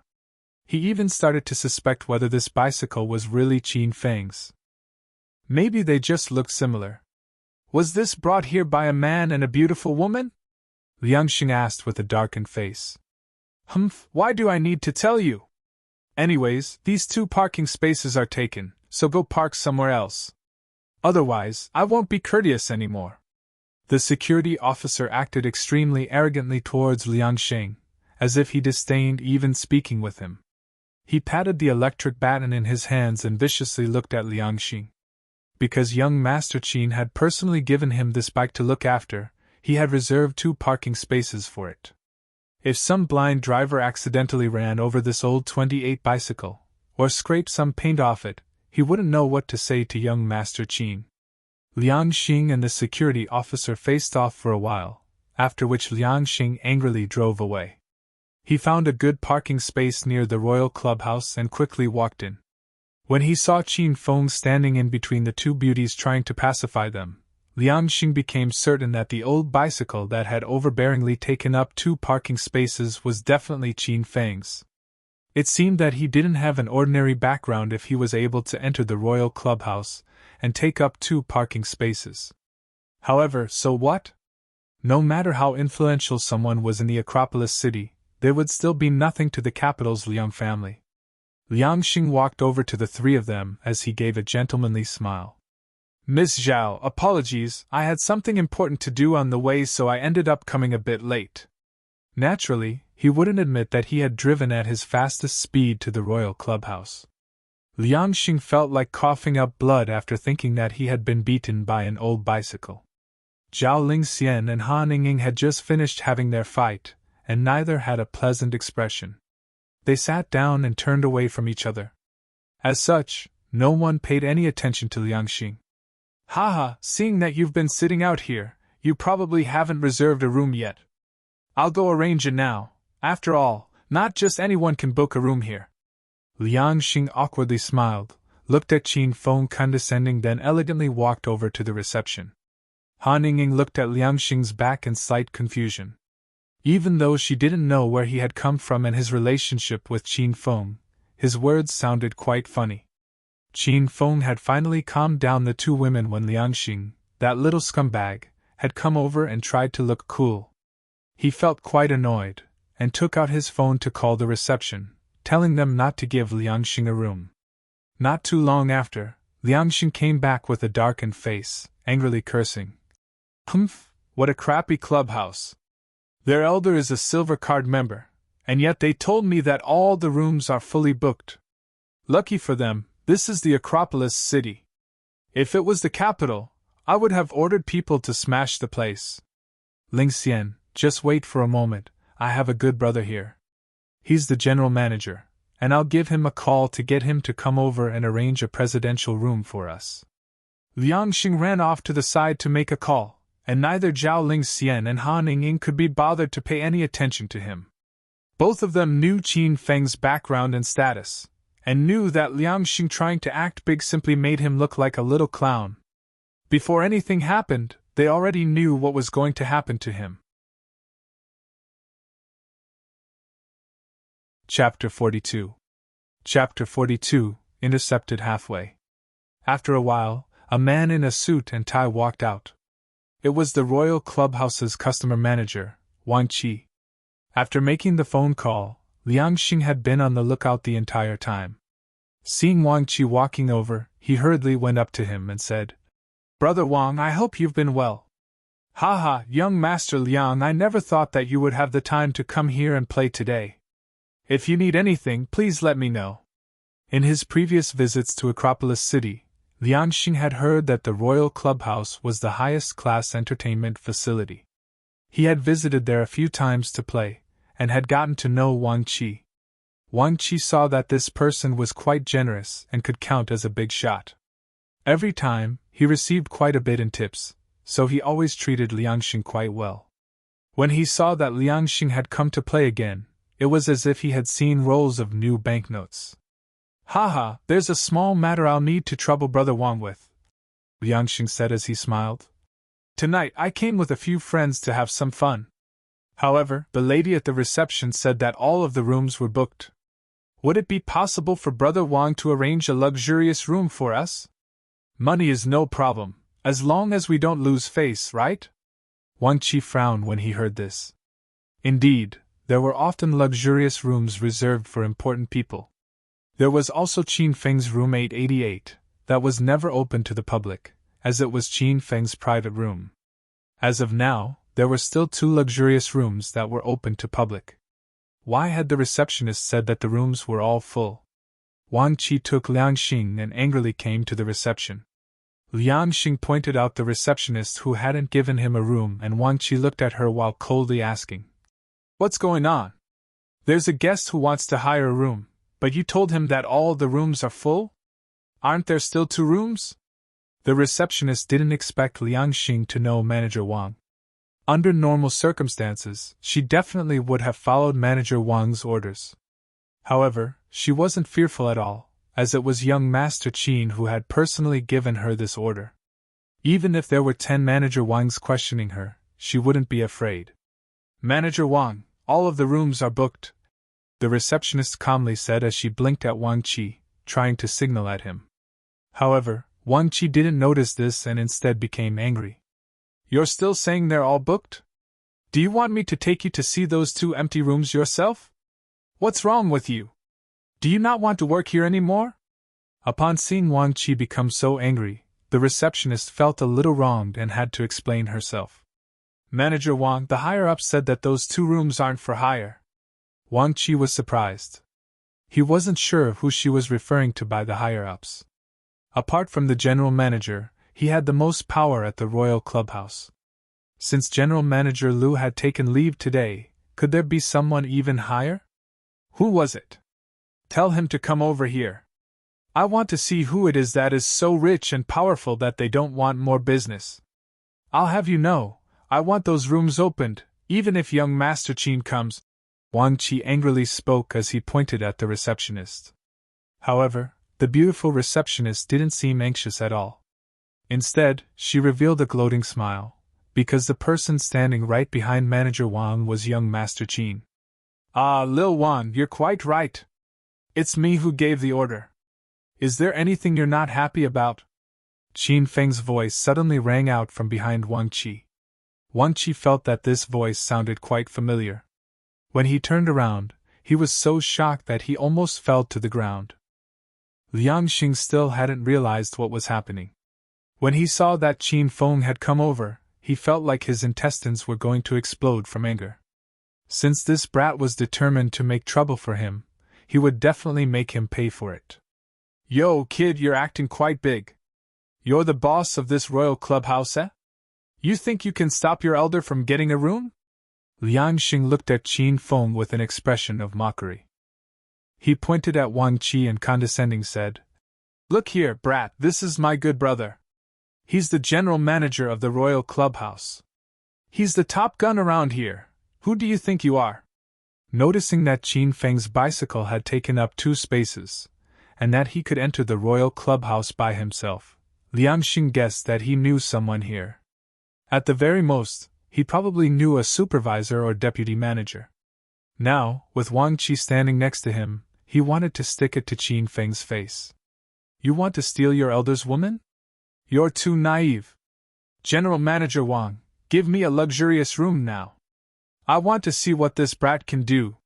You came here riding on a crappy 28 bicycle and you're trying to act all high and mighty?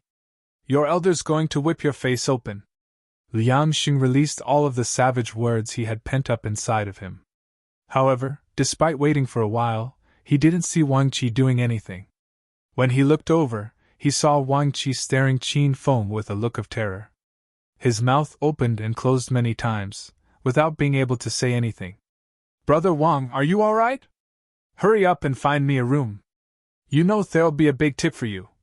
Liang Xing once again urged Wang Qi. Wang Qi still hadn't completely recovered from his shock.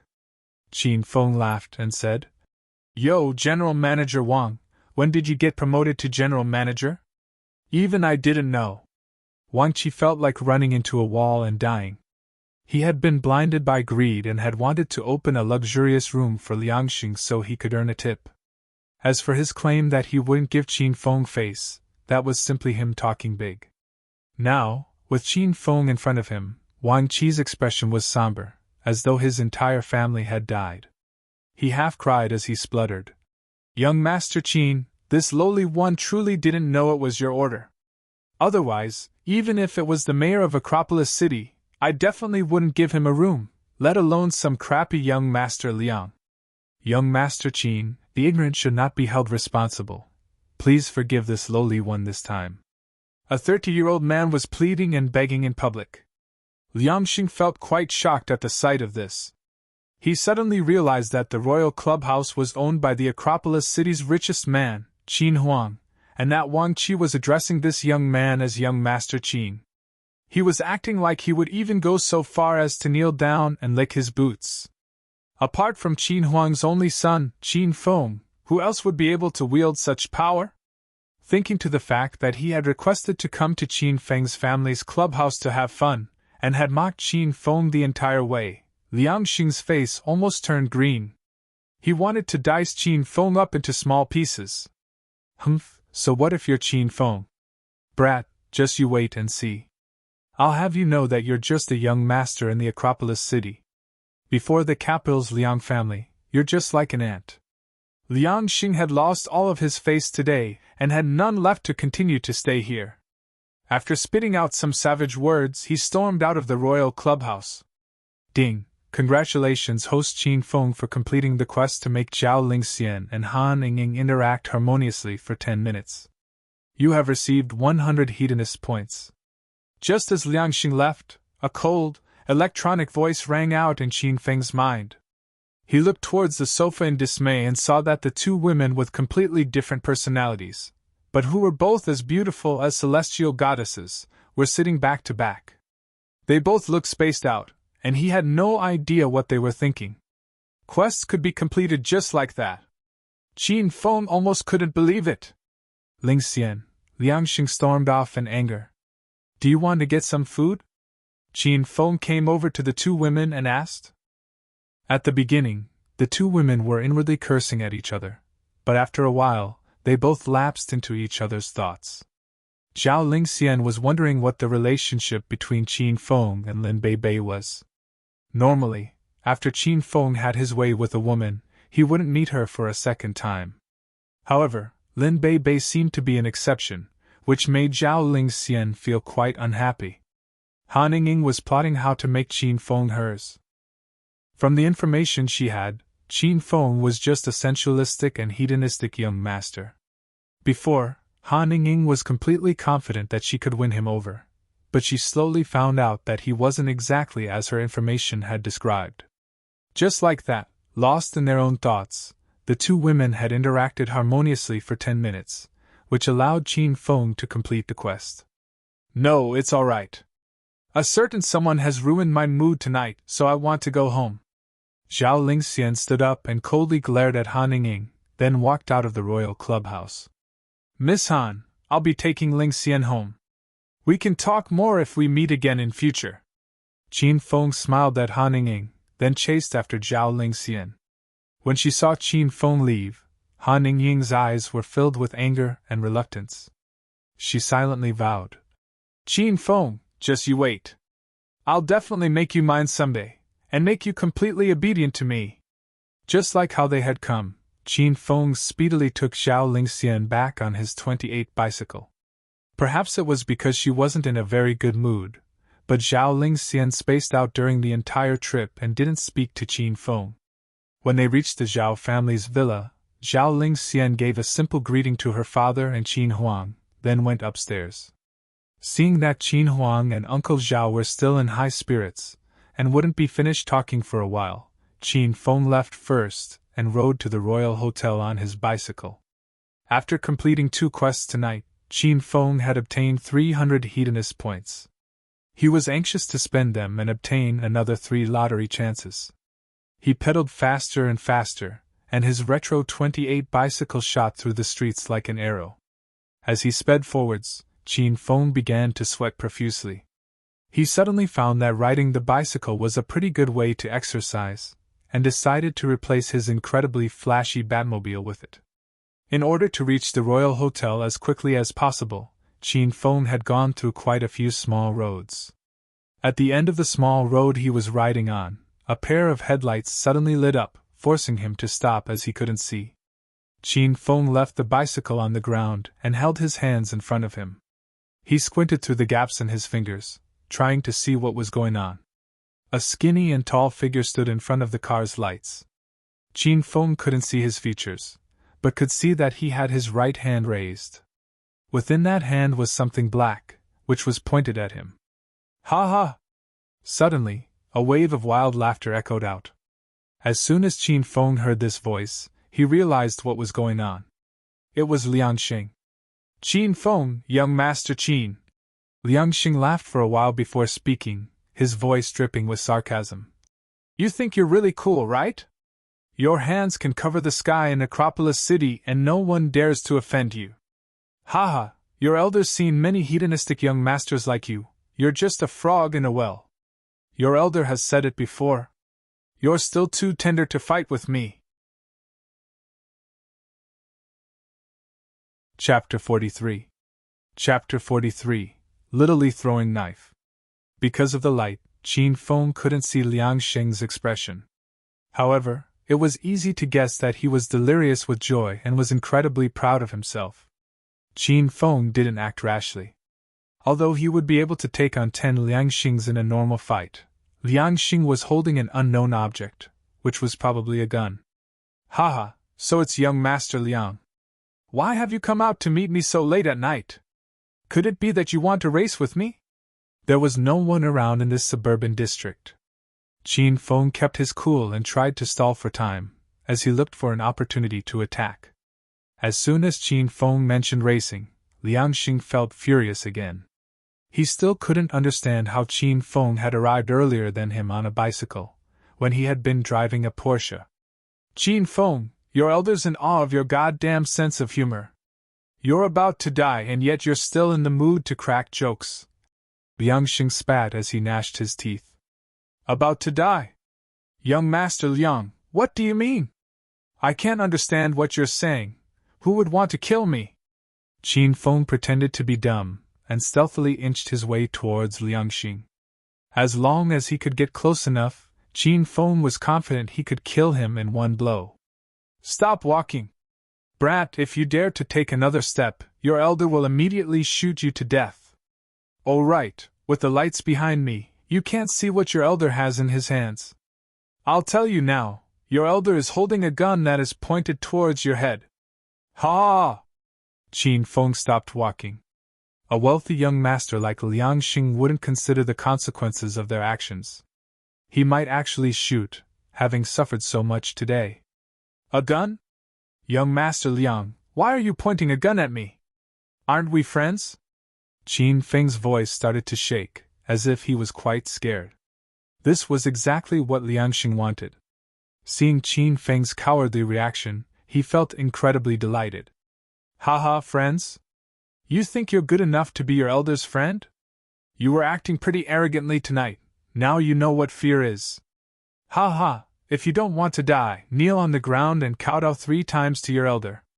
Then I might let you off. Kowtow 3 times? Qin Feng wasn't stupid. Even if he did kowtow, a narrow-minded and vengeful scoundrel like Liang Xing wouldn't let him off. He started to feel a little nervous, as he was essentially defenseless. He was more than 10 meters away from Liang Xing, so he couldn't hit him or run away fast enough. Qin Feng felt quite frustrated. Lil Piggy, are there any long-range weapons? In his crisis, Qin Feng decided to ask the little pig. Despite how dangerous the situation was, the little pig still looked quite lazy. It licked its hooves and slowly raised its head, which made Qin Feng want to drag it out and beat it up. Master, I'd recommend buying a literally throwing knife for 50 hedonist points and killing him in one hit. Fudge, this throwing knife must be made out of gold. Qin Feng couldn't help but inwardly grumble. A single throwing knife would set him back by 50 hedonist points. As such, he was quite reluctant to purchase it. After all, he was saving up for elementary sword skills. However, the situation was quite dire. If he didn't act, he would most likely be dead. Qin Feng gritted his teeth and spent the 50 hedonist points. A small and sharp throwing knife appeared in his hand. Haha, you're still not willing to kneel? That's fine, before you die, I'll let you in on a secret. Seeing that Qin Feng still hadn't kneeled, Liang Xing didn't become angry, but laughed even more sinisterly. He could tell that Qin Feng cared for Zhao Lingxian and didn't want him to die in ignorance. Actually, I don't like Zhao Lingxian at all. The Liang family only proposed the marriage to the Zhao family to swallow up their medical enterprise. However, that girly Zhao Lingxian has pretty decent looks, nice skin, a hot figure and big boobs, as well as a cold and arrogant aura. When your elder makes her his, I'll trample on her every day and make her completely obedient towards me. How great would that be? Oh, and apart from me, my eldest brother and second brother are also interested in her. We'll make her serve us all and feed her till she's full every night. Ha ha ha, when that time comes, make sure you're weighing from heaven. I won't say see you again, because I'll never be seeing you again. Liang Xing's expression suddenly became cold, and he viciously smiled. He made the sound of a gun firing with his mouth, reveling in the fact that if he pulled the trigger, Qin Feng would fall to the ground. However, before he could do so, Liang Xing's body slightly trembled. There seemed to be something stuck in his throat, and despite struggling for a while, he was unable to utter a single word. He hurriedly clawed at his neck and found that fresh blood was pouring out, staining his entire arm. As his eyes widened in terror and disbelief, he looked at Qin Feng in confusion and slowly collapsed. He didn't even know how he had died. When he saw Liang Xing fall, Qin Feng's expression turned icy. The moment he threw the throwing knife, he was so angry that he had hoped Liang Xing's head would explode. Anyone who dares to humiliate Zhao Lingxian will be killed without mercy. Qin Feng slowly walked over to Liang Xing, and found that he was completely and utterly dead. There was a small hole which passed through his entire neck that was still leaking blood. It seemed that this little throwing knife was worth its price, it just as sharp as the true steel sword. In fact, the throwing knife was so sharp that it had effortlessly passed through Liang Xing's neck, and now could not be found. However, thinking to the fact that it was now covered in Liang Xing's blood and gore, Qin Feng couldn't be bothered looking for it. 50 hedonist points had gone down the drain.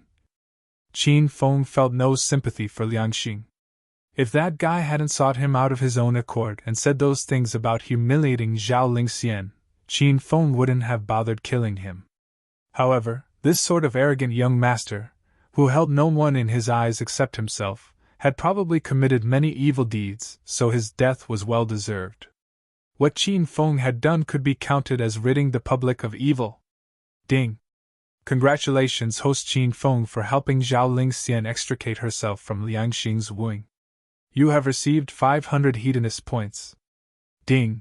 The hedonist sovereign system has issued a quest. Completely eliminate all of the capital's Liang family's forces. Quest time limit 3 months. Successfully completing the quest will result in you receiving 20,000 hedonist points. Failing will result in the hedonist sovereign system being reset. The host's skills will all be taken back and the host will be required to reopen the hedonist sovereign system again. When he saw Herd Quest's punishment, Qin Feng knew that this was serious business. However, after looking at the reward of 20,000 hedonist points, Qin Feng was willing to get as serious as this quest required him to.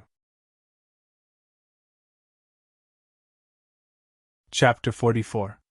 Chapter 44, Unparalleled Under the Heavens. Qin Feng had completed 3 quests tonight, and now had 800 hedonist points. He felt indescribably excited and was in a rush to spend them. However, he had to clean up the scene first. He couldn't let the Liang family find out that he had done this. Even if he was going to destroy the Liang family, it was still better to strike from the darkness while they were completely unprepared. After all, the capital's Liang family was a large and powerful family, and couldn't be taken lightly. Qin Feng screwed his head while looking at Liang Xing's body. He had killed people before, but had never cleaned up corpses. Master, let this little pig out. I can help you clean up the corpse and any remains. Suddenly, the little pig began to excitedly jump around in Qin Feng's mind. With a slight thought from Qin Feng, the cute and chubby little pig came out and began to madly run about. Qin Feng decided that he would let this snotty pig out more. Seeing how excited it looked, it had probably been almost bored to death. Lil piggy, surely you didn't ask me to let you out just so you could play, right? You said you would help me clean up. So what the hell are you doing chasing that female cat? You're not even the same species. Hearing Qin Feng's complaint, the little pig ran over to him, then looked at Liang Xing and proudly said, Che, no big deal. Leave it to this little pig. I'll get this done in a few seconds. As it spoke, the little pig revealed a serious expression that it had never shown before. It looked at Liang Xing gravely as it suddenly raised its head. Achoo! Fudge, did you have to make such a big deal out of a sneeze? Qin Feng was quite impressed by the little pig's demeanor, and had expected it to do something shocking. However, it had simply sneezed. Achoo! Achoo! Achoo! The little pig ignored Qin Feng and continuously sneezed while looking just as serious. Qin Feng couldn't bear to watch this anymore. Just as he was going to drag the little pig back into the system and make it reflect on its actions, a wave of hot air rushed over. Boom! This time, the little pig didn't sneeze, but released a large fireball. The fireball flew over and landed on Liangxing's body. In the blink of an eye, flames that burned as tall as a person shot up, causing Qin Feng to take a few steps back in fear. He looked at Liangxing and found that he had already been disintegrated to ashes. Holy crap, little pig, what sort of animal are you? You were probably originally a dinosaur, right? Someone probably threw you into a pigsty, and you grew up there. Qin Feng was completely dumbfounded. This entire time, he had believed that apart from being cute and proud, this little pig was just a useless fighter. However, he now realized that he was completely wrong. Che, it's no big deal. Master, this is just the tip of the iceberg, as far as my abilities go. After I break through and evolve, and enter the intermediate grade, spitting fire will be a piece of cake. The little pig proudly declared in its usual manner. How do you evolve? And how can you spit out fireballs even though you haven't evolved yet? Qin Feng excitedly asked. There are 2 ways to evolve. The first is to let me loose, and allow me to train and break through by myself. It's more or less like Master's own training. The second method is for Master to buy evolution potions so I can quickly evolve. However, the potions are quite expensive. The potion to evolve from elementary to intermediate costs 2,000 hedonist points. With Master's personality, you definitely won't be willing to buy it for me. Haha, can't we just all get along? Qin Feng awkwardly screwed his head and evilly smiled as he looked at the little pig and said, To be honest, I feel like getting you to train by yourself is a pretty good idea. You're probably bored to death staying in the system every day. The world is so big, you should go out and have a look. Thinking back to the fireball that the little pig just released, Qin Feng's eyes lit up. Once it broke through, he would keep it by his side. If he wasn't happy with anyone, he could destroy them with a fireball. This sort of low investment, high return opportunity was something that Qin Feng loved. The little pig condescendingly rolled its eyes at Qin Feng as it coldly harumphed. Master, make sure you think this through properly. I can only produce 1 fireball per month, and I can't use it perfectly yet. Just then, I had to try a few times before I could release it. If Master really wants to throw me out to fend for myself, even a wild dog would be able to bite me to death. Haha, I was just joking. Qin Feng hurriedly dispelled the little pig's thoughts. He had bought this pig for 50 hedonist points, and couldn't let it just die like that. Of course, it was mainly because Qin Feng remembered that the little pig had saved him quite a few times. It simply wouldn't be very humane for him to leave it to fend for itself. So, it turns out that firing fireballs for you is like an ant visiting, it only happens once a month. If I knew that was the case, there's no way I would let you go out by yourself. The outside world is incredibly dangerous, and I would worry about you. Qin Feng guiltily laughed. The little pig coldly laughed along with Qin Feng. Evidently it didn't believe him. Qin Feng smiled and continued to speak. Little pig, how many times can you evolve then? When you reach intermediate grade, will you be able to fry anyone you want with fireballs? I'm a normal pet, so I can evolve 4 times, elementary, intermediate, advanced and ultra. There's a rare type of pet that can continue to evolve after ultra to sovereign and unlock their special hidden skills. They're all incredibly powerful, but it costs a lot of hedonist points to upgrade them. It's something you wouldn't dare to think about just yet. The little pig looked at Qin Feng meaningfully before continuing to speak. Even if I evolve into intermediate grade, releasing fireballs still takes up a lot of strength. After using up all my strength, I'll need to go into hibernation. Fry anyone I want? Do you think I'm a circus animal? Qin Feng realized that this seemingly harmless little pet was hiding such an immense and terrifying potential. He decided that from today onwards he would treat it better. It would be a shame for it to roast him when it eventually evolved. Firing a fireball once every month was already the little, elementary-grade pig's limit. It seemed like it wouldn't be possible for it to get rid of Liang Xing's Porsche. However, Qin Feng had never come into contact with this car, so he wasn't worried about the police finding any links to him. He put the little pig on his shoulder and rode his 28 bicycle to the Royal Hotel. The scene of a man and his pig riding on a bicycle was quite interesting. The little pig rarely came out from the system, so it excitedly raised its head and continuously whooped in the evening breeze and the wondrous nighttime scenery. However, it was a pity that it was a little pig and not a wolf, which would have been much more fitting for the scene. Its grunt noises began to drive Qin Feng crazy. Not too long after Qin Feng left that road, a black shadow suddenly appeared by Liang Xing's Porsche. The phone in the man's hand let out a blue light, illuminating his evil smile. The scene that was playing on the phone was of Qin Feng killing Liang Xing. Haha, Qin Feng, just you wait for someone to collect your corpse. The man coldly laughed as he disappeared into the night. By the time Qin Feng returned to the Royal Hotel, it was already past 11 p.m. However, he still felt quite energetic. He lay on his bed and hurriedly opened the hedonist sovereign system. He now had 750 hedonist point and could buy quite a few goodies. Lil Piggy, give us some suggestions. After looking through the items, Qin Feng was bedazzled by what he saw. He decided that it was safer to rely on the little pig, his leveling trainer. Master, right now you have 750 hedonist points. I recommend that you spend 300 hedonist points now to rank up into a rank 4 hedonist mortal so you can obtain another 3 lottery chances. You should save the remaining 450 hedonist points to buy the elementary sword skills when you reach 1000 hedonist points. You can also spend these 750 hedonist points to level up the elementary Thunder Tiger Fists into intermediate Thunder Tiger Fists. When he began to look through the items, he had immediately seen the intermediate Thunder Tiger Fists. They were worth 1500 hedonist points, so spending 750 hedonist points to level up his current fists seemed quite worth it.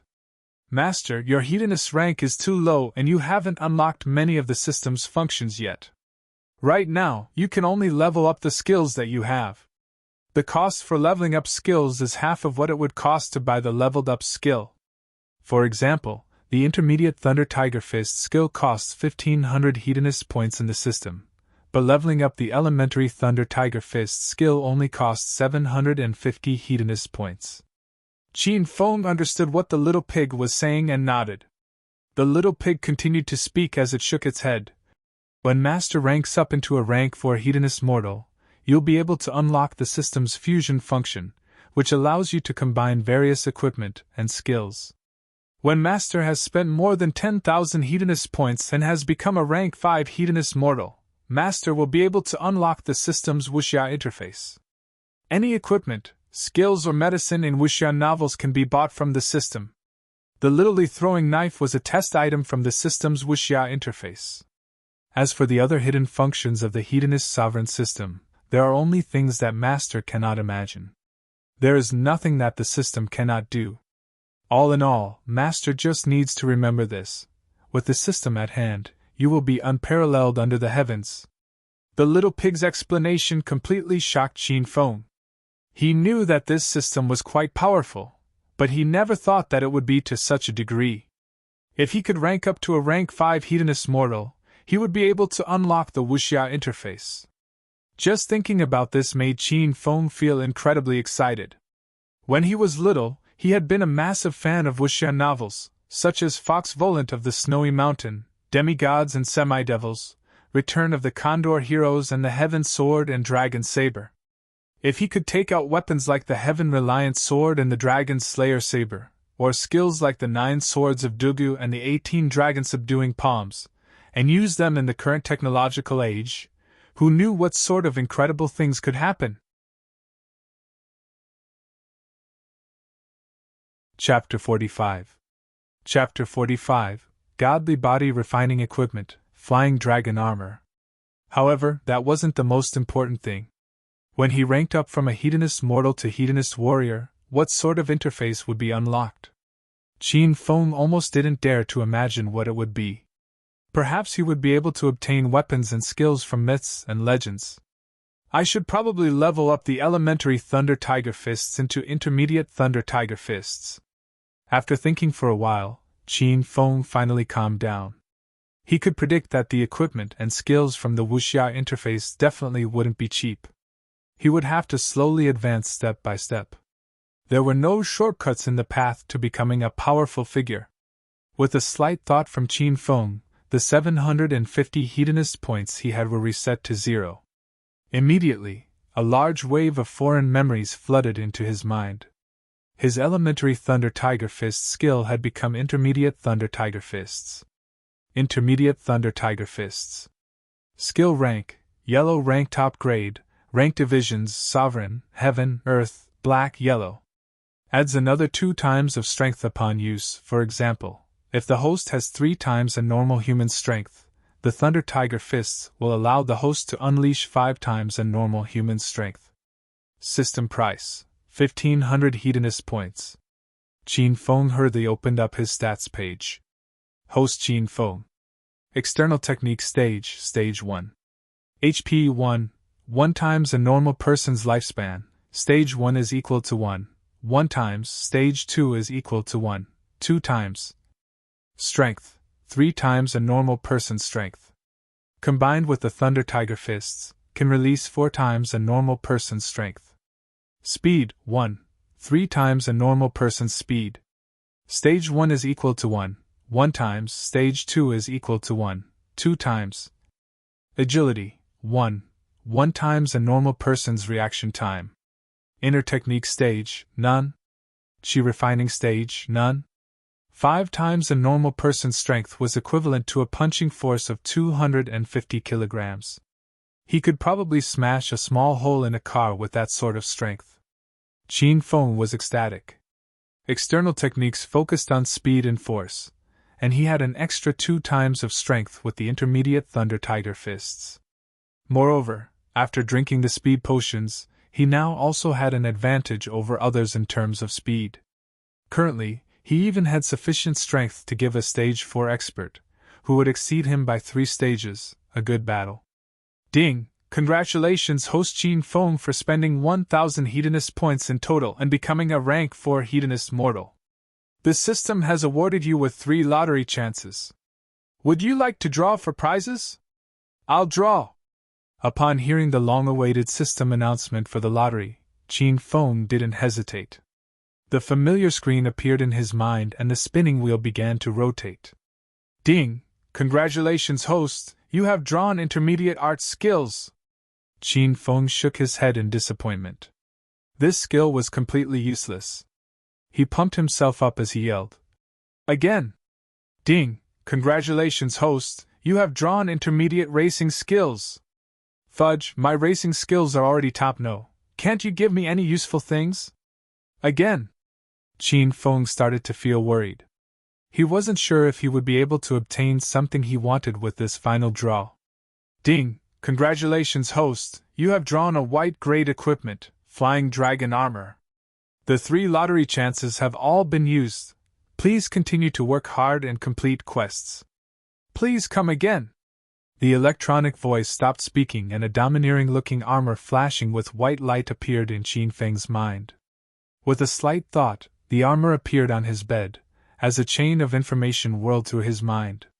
Flying dragon armor. Equipment grade, white grade equipment. Upon equipping, will apply 150 kilograms of weight onto the host's body, helping the host to quickly break through his limit. After taking off the armor, the host's speed will explosively increase, creating unimaginable results. System price, 2,000 hedonist points. The flying dragon armor's description left Qin Feng dumbfounded. This armor had come in quite a timely manner.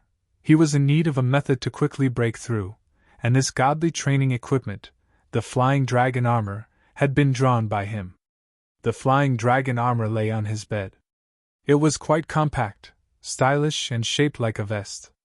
A silvery white light emanated from it, as if it was a warrior that was awaiting its owner to put it on and rush into battle. Qin Feng caressed the flying dragon armor. It didn't feel cold and metallic as he had expected, but was instead soft and comfortable, as if it was made of silk. However, although it looked quite compact and light, it was so heavy that it required all of Qin Feng's strength to lift it up. Qin Feng hurriedly put on the armor, which distributed the 150 kilograms of weight across every part of his body. Having just put it on, he wasn't quite accustomed to it, and found it difficult to even breathe. "Master, the flying dragon armor is incredibly tough, but also soft and comfortable. It also has a stealth function which will prevent other people from seeing it." Qin Feng was walking around in his room, trying to become accustomed to the extra 150 kilograms of weight on his body, when the little pig spoke. Qin Feng felt delighted. This piece of armor was simply too powerful. It would be quite awkward for someone to see him wearing this, so he quickly turned on the stealth function. He looked down, and found that he couldn't see it at all anymore. However, the overwhelming pressure on his body told Qin Feng that it was definitely still on his body. Bang bang bang! Wearing the flying dragon armor while practicing with the Thunder Tiger fists made Qin Feng's actions seem incredibly unwieldy and slow. However, the might in his fist was not to be looked down upon. The sound of air exploding rang out around the room. Because of the additional 150 kilograms, Qin Feng's actions were much slower than usual. By the time he had finished going through half a set of exercises, he was already breathing raggedly, and his back was covered in sweat. Despite this, he did not stop. Qin Feng gritted his teeth as he continued to practice. Ever since he had broken into Stage 1, he hadn't felt his body quickly strengthening and being refined. He knew that his body was rapidly developing towards Stage 2. Qin Feng knew that with the flying dragon armor, it wouldn't be too long before he would break into Stage 2. He pushed himself into training for 1 hour with the Thunder Tiger fists, but his body had reached its limit. Although he felt that he would faint if he took even a single step, he was still quite far away from breaking into Stage 2. He couldn't help but stop training and collapse onto the bed. Qin Feng didn't even have the strength to take a shower as he fell into a deep sleep. In the early morning of the next day, as the bright sunlight fell on the vast sports field, the crowd erupted into yelling and cheering. Following the crowd's gaze, one could see an impressive-looking, handsome young man speeding around the sports field on an old 28 bicycle. Needless to say, this young man was the hedonist young master, Qin Feng. Currently, Qin Feng was wearing the flying dragon armor while riding the bicycle. Sweat poured down his body as he furiously pedaled. This attention-kind new ride of his was simply too shocking. He once again caused a massive crowd to gather around the sports field, with everyone eyeing to see what this young Master Qin was up to today. Qin Feng didn't pay attention to the yelling and cheering, but spotted a familiar person within the crowd. Chapter 46. Chapter 46. Chinese Art Competition. Zhao Lingxian was wearing a snow-white lace dress, which fell to her knees. Her slim legs were incredibly straight and eye-catching, and she looked like a beautiful fairy standing in the crowd. Her gaze was as soft and still as water as it fell on Qin Feng. Seeing him ride the 28 bicycle around the track, a hint of warmth appeared in her eyes, and she felt an urge to sit on the bike. As she thought to herself, Qin Feng's bicycle stopped in front of her, as he gave a dazzling smile. "Princess Lingxian, would you like to ride on this warrior's chariot and experience traveling as fast as lightning?" Zhao Lingxian spaced out for a while as she looked at Qin Feng's handsome face. After lapsing into silence for a few moments, she surprisingly nodded. She stretched out her white and delicate hand, allowing Qin Feng to pull her onto the bicycle. The sound of cheering, discussions, and the wind. The sports field was instantly thrown into an uproar, and everyone was talking about Qin Feng and Zhao Lingxian. Qin Feng had publicly rescinded the marriage between Zhao Lingxian and himself not too long ago, and now he was acting close with her again. No one could tell what he was thinking. This was the first time Zhao Lingxian hadn't felt angry when being talked about. All of the voices around her were blown away by the wind, and she closed her eyes, feeling like she had returned to her younger days. She could only experience this sort of wonderful and mysterious feeling when she sat on Qin Feng's bicycle. The spectators were all dumbfounded. Zhao Lingxian was already as beautiful as a celestial goddess, and looked like a princess wearing her snow-white dress, which fluttered as she rode around the track. The wind blew her hair around, causing her to lose the cold aura that was normally around her. She had a lovely look on her face, one that was rarely seen, and her skirt occasionally lifted. The onlookers had glimpses of her thighs, which caused the males to drool. Many of them wished they could use their lips to comfort her from her feet to her legs. Of course, Qin Feng was using one of his hands to hold down Zhao Lingxian's skirt, otherwise many of the perverts really would have seen everything. Although his hand was separated from her thighs by the thin dress, the supple feeling on his fingers stimulated him to ride faster and faster. Qin Feng rode 30 laps before becoming so tired that he almost couldn't breathe. He stopped riding as he gulped down air and smiled, saying, "Enough, enough, Princess Lingxian, you must have gained weight. I'm so tired that I can't even ride anymore." Qin Feng. A wave of cold intent surged from Zhao Lingxian's body as she glared at Qin Feng with flames in her eyes. Women hated other people saying they were fat. Zhao Lingxian felt like killing him on the spot after hearing Qin Feng say this in front of so many people. This was especially because Zhao Lingxian felt that she was not fat at all. In fact, she had a tall and sexy body, and there were always countless gazes glued to her. If he wasn't satisfied with such a body, just what could satisfy him? She got off Qin Feng's bicycle in a huff and savagely pinched his waist before turning and leaving. Qin Feng was completely spent, and didn't have any energy to chase after her with. However, seeing her angrily leave, he felt that she looked quite cute. At the very least, this was cuter than her normal icy-looking appearance. "Young Masterly, I can't whine anymore. I want to kill that Qin Feng." In the corner of the sports field, Hua Ming and Li Shaojie of Acropolis City's 4 young masters sat under a parasol as they looked at the beauties. Seeing the affectionate scene between Qin Feng and Zhao Lingxian, Hua Ming's face turned green. Yuan Xiang was determined to make the pure beauty Lin Beibei his, and had fought with Qin Feng as a result. In the end, he could only shamefully run away. Hua Ming, on the other hand, had his eyes set on the cold and arrogant beauty Zhao Lingxian. Having seen Qin Feng publicly rescind their marriage, then flirt with her in public, Hua Ming's eyes burned with flames and he wanted to slice him into pieces. "If you're not happy, then deal with him. Big bro here's got your back." Li Shaojie, who had remained neutral, now sinisterly smiled as he encouraged Hua Ming to go against Qin Feng. Hua Ming's eyes widened, even he couldn't believe Li Shaojie would say such a thing. However, very soon, an eerie smile appeared on Hua Ming's charming face. With these words from Li Shaojie, Hua Ming felt much more confident. A cold smile flashed on his face as he said, "Qin Feng, your elder's going to savagely slap your face today, just you wait." After resting for a while, Qin Feng's body slowly recovered. He rode his bicycle through the university, attracting countless gazes, then went to the dining hall and ordered 3 breakfast sets. Finally, he then went to the arts department's lecture hall. Coming to the lecture hall made Qin Feng feel a bit absent-minded. The last time he had a lesson here, he had publicly confessed to Lin Beibei, and now, he had already become much more familiar with the hedonist sovereign system. Compared to the person he was before, Qin Feng had changed greatly. Although only a few days had passed, it felt like many centuries to him. Class hadn't started yet, and looking around, Qin Feng saw Lin Beibei and Zhao Lingxian. The 2 of them were both good students, and were already seated at the front row with the walkway in between them. Qin Feng smiled and walked over, and placed a breakfast set in front of each of them. "Little sister Lin, Princess Lingxian, you haven't eaten breakfast yet, right?" Qin Feng was desk mates with Lin Beibei, so he sat down next to her as he began eating.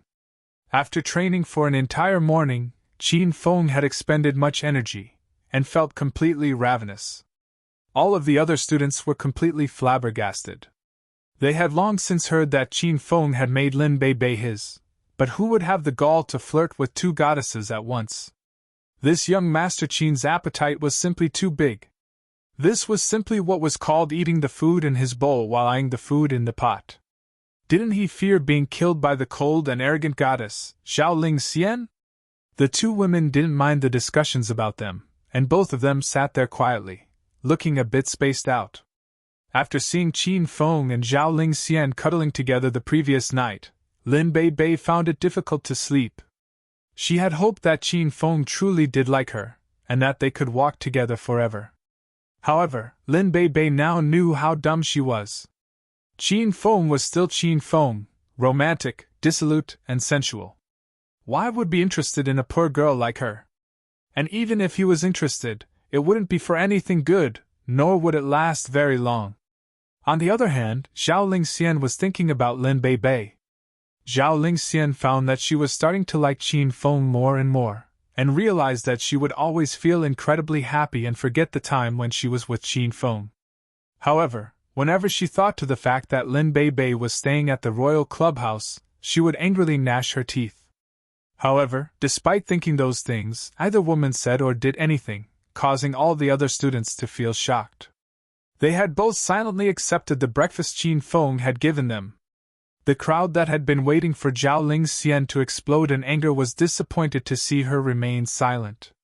However, this only increased the respect they felt for Qin Feng. In the end, young Master Qin was young Master Qin. He actually dared to flirt with both goddesses in public, as well as cause them to interact harmoniously. There was not a single person who didn't marvel at this. Hua Ming, who just walked into the lecture hall, did not feel a shred of admiration at all. He gnashed his teeth as he glared at Qin Feng, wanting to smack him. After hesitating for a moment, Hua Ming mustered up his courage and strode over to Qin Feng. He gloomily spoke. "Qin Feng, what a lucky man you are! I can't help but admire how you can flirt simultaneously with the two goddesses of our arts department." Despite talking about admiring him, there was not a hint of admiration in his eyes. Instead, there was only icy coldness. "Young Master Hua, do you have any business with me? If not, don't disturb my flirting." Qin Feng hated hypocrites, and liked to be direct. As such, no matter if it was the Acropolis City's 4 princes or the Acropolis University's 4 young masters, all of them excluded Qin Feng and disliked him. Seeing Hua Ming come over and say such things, Qin Feng knew he was up to no good. "Qin Feng, it's best to leave a way out for yourself. You angered young Master Yu over Lin Bei a few days ago, so you'd best keep yourself out of trouble," Hua Ming threateningly said to Qin Feng. Qin Feng knew about Hua Ming wanting Zhao Ling Xian, but because he was an insidious and dissolute person, he didn't want to see his little sister Ling Xian fall into his hands. "You're threatening me, eh?" Qin Feng smiled as he said. "That day at the sports field, Yu Wenxiang also threatened me, and what was the result? That brat was beaten by me. Are you also looking for a beating today? You!" Hua Ming was so angry that he felt like coughing up blood. However, thinking to Qin Feng's skills, he felt a bit scared, and calmed himself down. Fighting is the most low-class way of resolving conflict. This is a university, and we're all educated members of the upper-class society. Do you dare to compete with this young master using brains? What do you have in mind?" Qin Feng casually asked. "Brains?" Before, Qin Feng would have been worried. However, he had drawn calligraphy, piano and art skills from the lottery. He could not be called a master of literature. "We're all from the arts department, and our major is in Chinese art.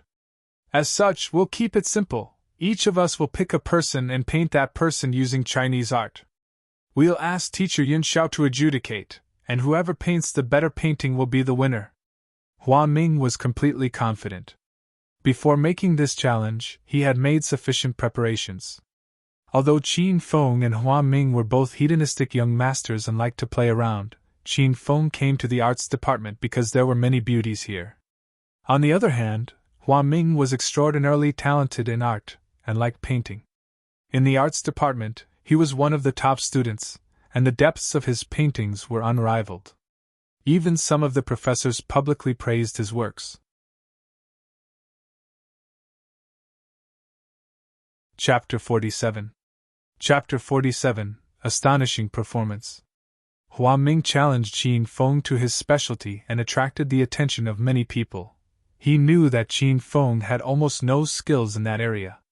After all, most people knew that apart from seducing women, Qin Feng didn't seem to have any other skills. Well? Don't tell me you're too scared to compete with this young master? Hua Ming started to mock Qin Feng after seeing that Qin Feng hadn't replied. If their positions were reversed, Hua Ming definitely wouldn't agree to such a one-sided competition. That would simply be suicide. However, Qin Feng definitely was not scared. His motto was life is filled with continuous challenges. It was just that he had only drawn the intermediate art skills the previous night, and he didn't think he would be able to use it so quickly. Various classic masterpieces appeared in Qin Feng's mind. A multitude of art techniques, as well as experience from masters like Qi Baishe, surfaced within his memories. Qin Feng couldn't help but laugh. He looked at Hua Ming as he said with relish, "All right, let's compete in Chinese art. However, before competing, we should set a punishment for the person who loses." Hua Ming was a bit shocked, but he quickly recovered and gave a pleased smile. He was worried that Qin Feng wouldn't dare to compete with him, but he had agreed so readily, and even suggested to set a punishment for the loser. Hua Ming was so excited that he almost cried out. However, he maintained a calm exterior as he smiled and said, "Since I chose the rules for the competition, young Master Qin can decide on the punishment. All right, how about this? You challenged me to a Chinese art competition because you wanted to slap my face in public. In that case, whoever loses must allow all the other classmates to hit them on the head while saying you are trash. What do you think?" Qin Feng said as he chuckled and looked at Hua Ming. Hua Ming was immediately blown away by Qin Feng's confidence. Since that guy knew that he was trying to publicly slap his face and humiliate him, why did he set such a harsh punishment? Was he completely confident in his victory? However, very soon, Hua Ming felt quite relieved. Although Qin Feng had defeated Yuan Xiang and caused everyone to be completely dumbfounded, Chinese art was not as simple as fighting. It was possible that because Qin Feng was the child of a big family, he had been forced to learn self-defense techniques when he was younger. Coupled with some luck, it wasn't impossible for him to defeat Yuan Xiang. However, art required many months and years of practice. Without 5 or 6 years of practice, it was impossible to draw a good drawing or painting. Moreover, mere hard work was not enough. Art required more talent. Without a natural understanding of colors and lines, no matter how hard one worked, it was impossible for them to become a master. Hua Ming was an art genius, and was completely confident that no one could defeat him. He was just as confident as Qin Feng was confident in seducing women. "All right, we'll go with that then," Hua Ming said in a pleased manner. "However, the winner should have a prize. How about the winner gets to kiss goddess Zhao Lingxian in front of everyone else? And it must be a kiss on the mouth." A kiss on the mouth. Qin Feng and Zhao Lingxian's hearts thumped, and they thought of the intense scene in Zhao Lingxian's room the previous night. Qin Feng looked over at Zhao Lingxian and licked his lips as he casually replied, "Sure." Qin Feng now felt quite grateful to Hua Ming. This guy was quite a good brother. He had suggested the thing that Qin Feng wanted to suggest, as Qin Feng was too scared to say it. Zhao Lingxian's cold face immediately became red. After looking at Qin Feng, she coldly glared at Hua Ming as she said, "Moron, you can bet whatever you want, but don't drag me into it." Qin Feng and Hua Ming looked at each other without saying anything, silently confirming the conditions of the competition. As for whether Zhao Lingxian would agree or not when the time came, it wasn't the first time Qin Feng had forced a kiss on her anyway. "Let's begin then." Hua Ming was incredibly eager to win against Qin Feng. He desperately wanted to see the whole class hit Qin Feng and mock him, then kiss Zhao Lingxian's lips. The spectating classmates couldn't help but feel incredibly excited. By this time, there were already 2 spots prepared for them, with fine paper, Chinese art colors, brushes, palettes, Chinese ink, etc. As soon as Hua Ming sat down, his aura completely changed. He calmly lifted his brush and quickly started mixing colors. His brush then flew over the fine paper with vigor yet elegance. He was indeed quite skilled. Qin Feng didn't move for a while, and instead weighed Hua Ming paint. After obtaining the intermediate art skills, he could very easily find flaws in pieces of art. Hua Ming's art style was quite unique, and he was indeed quite skilled. However, in the eyes of Qin Feng, who could now stand shoulder to shoulder with giants like Qi Baishe, his skills were nothing. Lin Bei couldn't help but cry out after seeing Qin Feng sit unmoving for a while. "Qin Feng, why aren't you painting yet? It doesn't matter whether you win or lose, you should at least try." Although she believed in Qin Feng, she knew just how talented Hua Ming was. As such, she didn't expect Qin Feng to win. This was even more so for the other students. They all started to quietly talk amongst themselves. Most of them were saying that Qin Feng wasn't doing anything because he knew that he had definitely lost, so he didn't even have the courage to paint anymore. However, the most worried out of everyone was Zhao Lingxian. Before, if someone dared to use her as a bet, she would have given them a furious slap. Especially if the bet concerned kissing her. However, because Qin Feng was participating, she strangely wanted Qin Feng to win. Thinking back to the passionate kiss from the previous night, Zhao Lingxian felt her body become a bit numb. She still couldn't get over that marvelous feeling. "Alright, I'm going to start now." Qin Feng suddenly started to move. His hand swept out, and it seemed like the brush in his hands possessed a soul of its own. It started to dance around in his hands with great precision and freedom. Not only did he have intermediate art skills, he also had elementary calligraphy skills. The two skills combined together gave full play to Qin Feng's brilliance. Everyone present was completely shocked. No matter if Qin Feng truly painted a great piece of art or not, just his actions and the aura around him was enough to impress everyone. Color mixing, lifting the brush, lowering the brush, painting. He was like a sovereign of art, and he gave off the air of a maestro. His eyes were focused and in stern concentration as he gazed at the fine paper, and wherever his hand moved, it would leave behind mesmerizing colors. At this moment, the spectators, whose hearts were already beating quickly, felt as if their eyes were going to pop out. Qin Feng's proficient use of the brush made it seem like it was a fish swimming in water. However, he suddenly grabbed a brush with his left hand and he started to paint on another sheet of fine paper, simultaneously painting two paintings. His right hand and left hand were just as nimble as each other, and the brushes seemed to come alive. Wherever the brushes landed, flowers seemed to bloom. Even Hua Ming, who had been working in stern concentration, put down his brush and stared at Qin Feng's performance. Chapter 48. Chapter 48. A scene worth waiting for. Swish, swish, swish. The sounds of Qin Feng's brushes landing on the fine paper sounded like beautiful melodies. 10 minutes passed, and after finishing up painting with his right hand, he pushed it away as he opened a new sheet of fine paper and started painting on it. His focused and handsome face, as well as the majestic and confident air around him, made him seem as if he was on par with Tang Bohu, one of the 4 great southern talents of the Ming dynasty. "Alright, I'm done!" Qin Feng stopped painting, and threw the brushes in his hands to the side. He looked around him, and found that everyone was still immersed in their shock. "Young Master Hua, are you done painting?" Qin Feng ignored these people. He was competing with Hua Ming.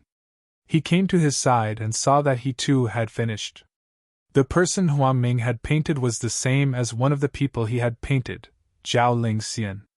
It was just that Hua Ming was too focused on Zhao Lingxian's appearance, and did not truly understand her innermost thoughts.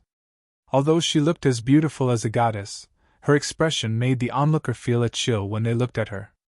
It was just like the normal Zhao Lingxian, beautiful, but completely unapproachable.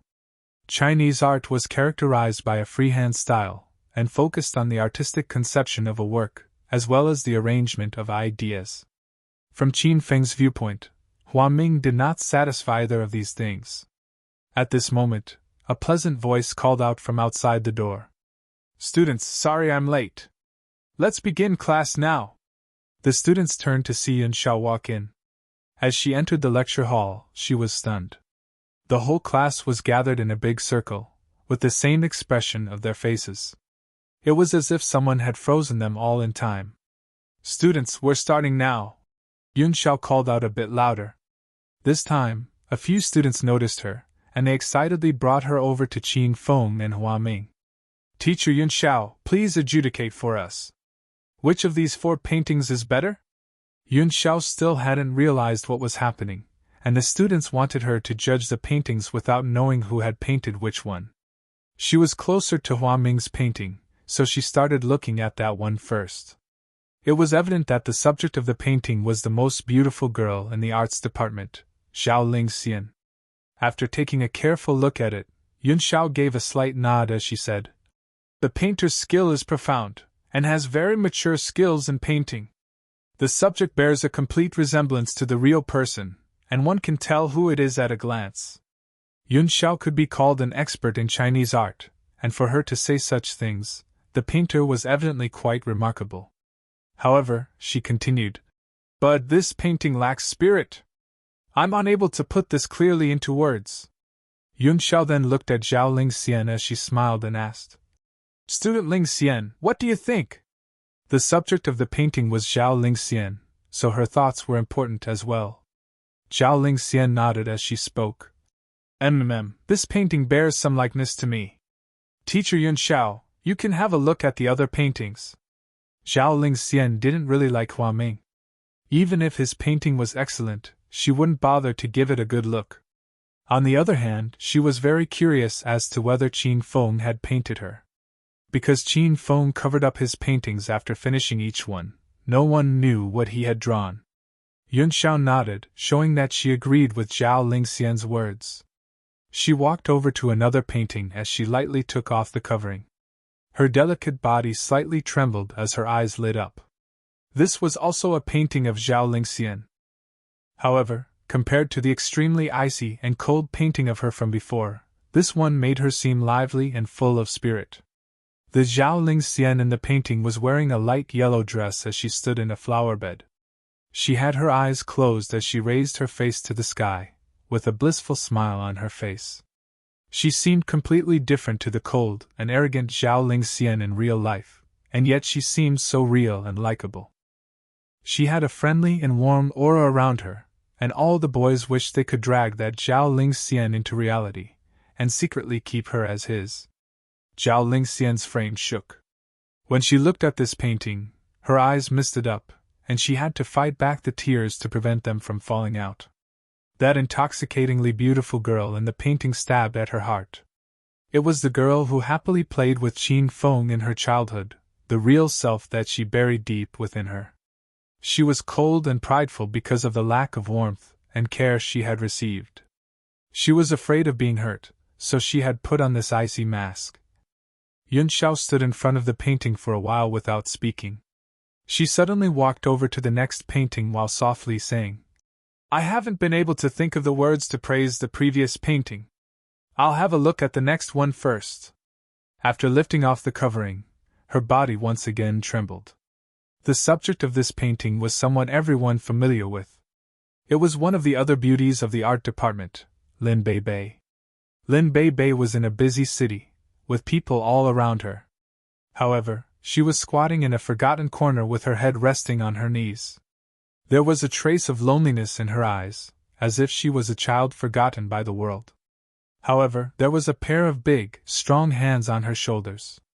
They seemed to contain boundless strength, causing what should have seemed like a dreary scene to become warm and blissful. Everyone who looked at the Lin Bei in the painting felt that she was not lonely, because there was someone to protect her and stay with her.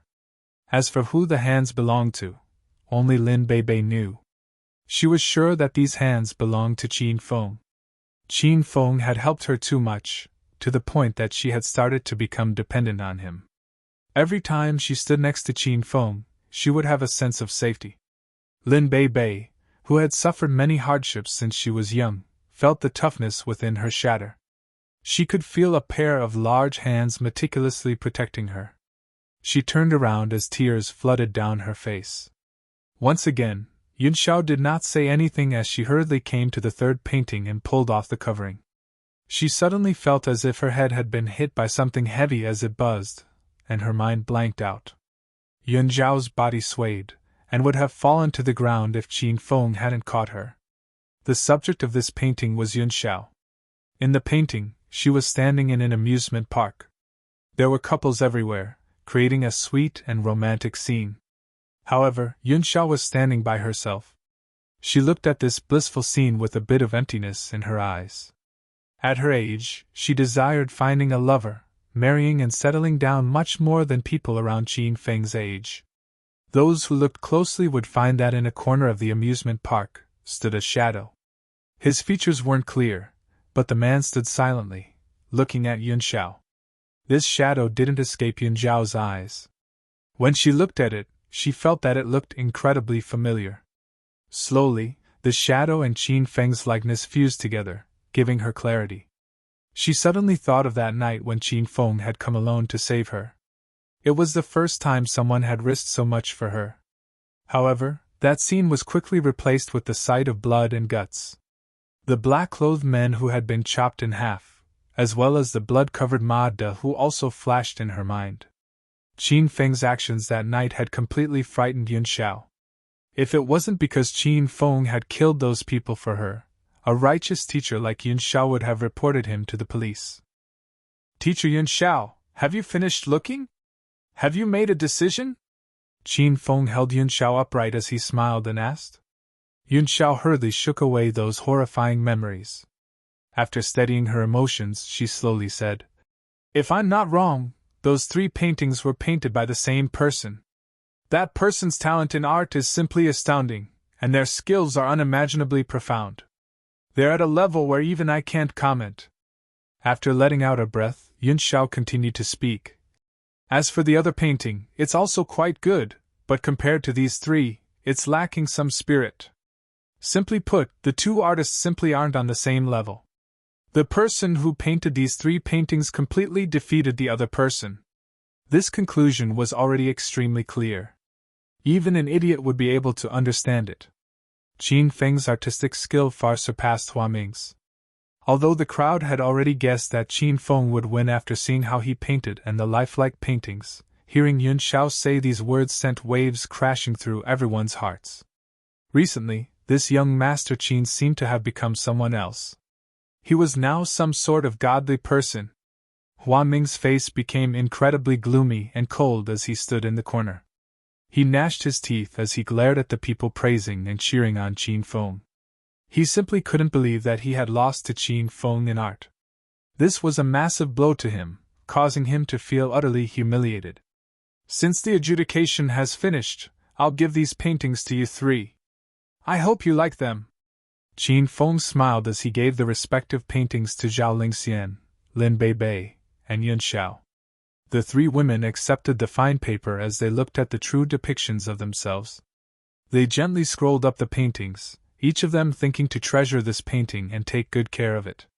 Yun Xiao then went to the lectern, and after calming herself down, she began to teach.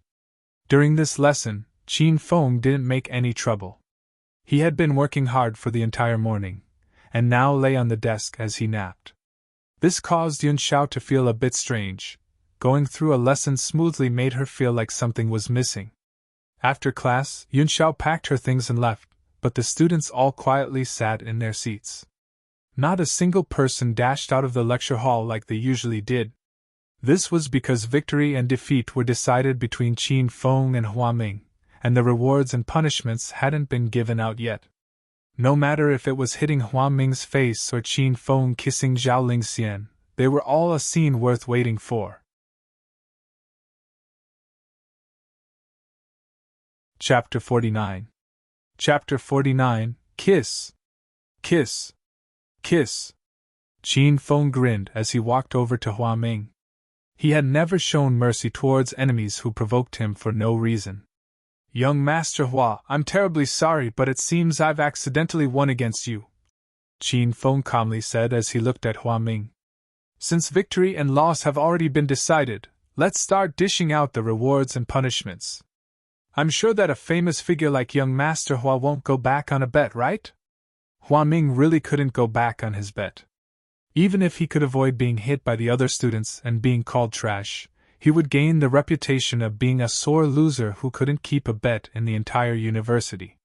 That would result in a massive loss of face, making it impossible for him to lift up his head in the entire Acropolis University again. However, in the end, he was still one of the Acropolis University's 4 young masters, and he possessed a powerful background.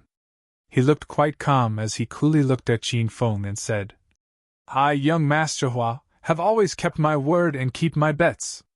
Isn't it just hitting my face? Come, if anyone dares to do it, then do it. Hua Ming's words evidently contained a veiled threat. The students who had been looking forwards to hitting this proud young master all shrunk back. Facing the majestic background of this young master, no one dared to make a move. They were all afraid that if any of them dared to satisfy this craving of theirs, their legs would be broken as soon as they stepped out of the university. Ha ha! See, Qin Feng, it's not that your elder doesn't accept his loss, but that these people are all cowards. Even though I've given them the chance, they don't dare to touch your elder. Hua Ming was very pleased at what he saw, and felt as if he had conquered this group of people. He looked at Qin Feng smugly as he said, Your elder's quite busy. Since there's no one who dares to touch me, I'll be going now. Just as he spoke, a crisp slapping sound rang out.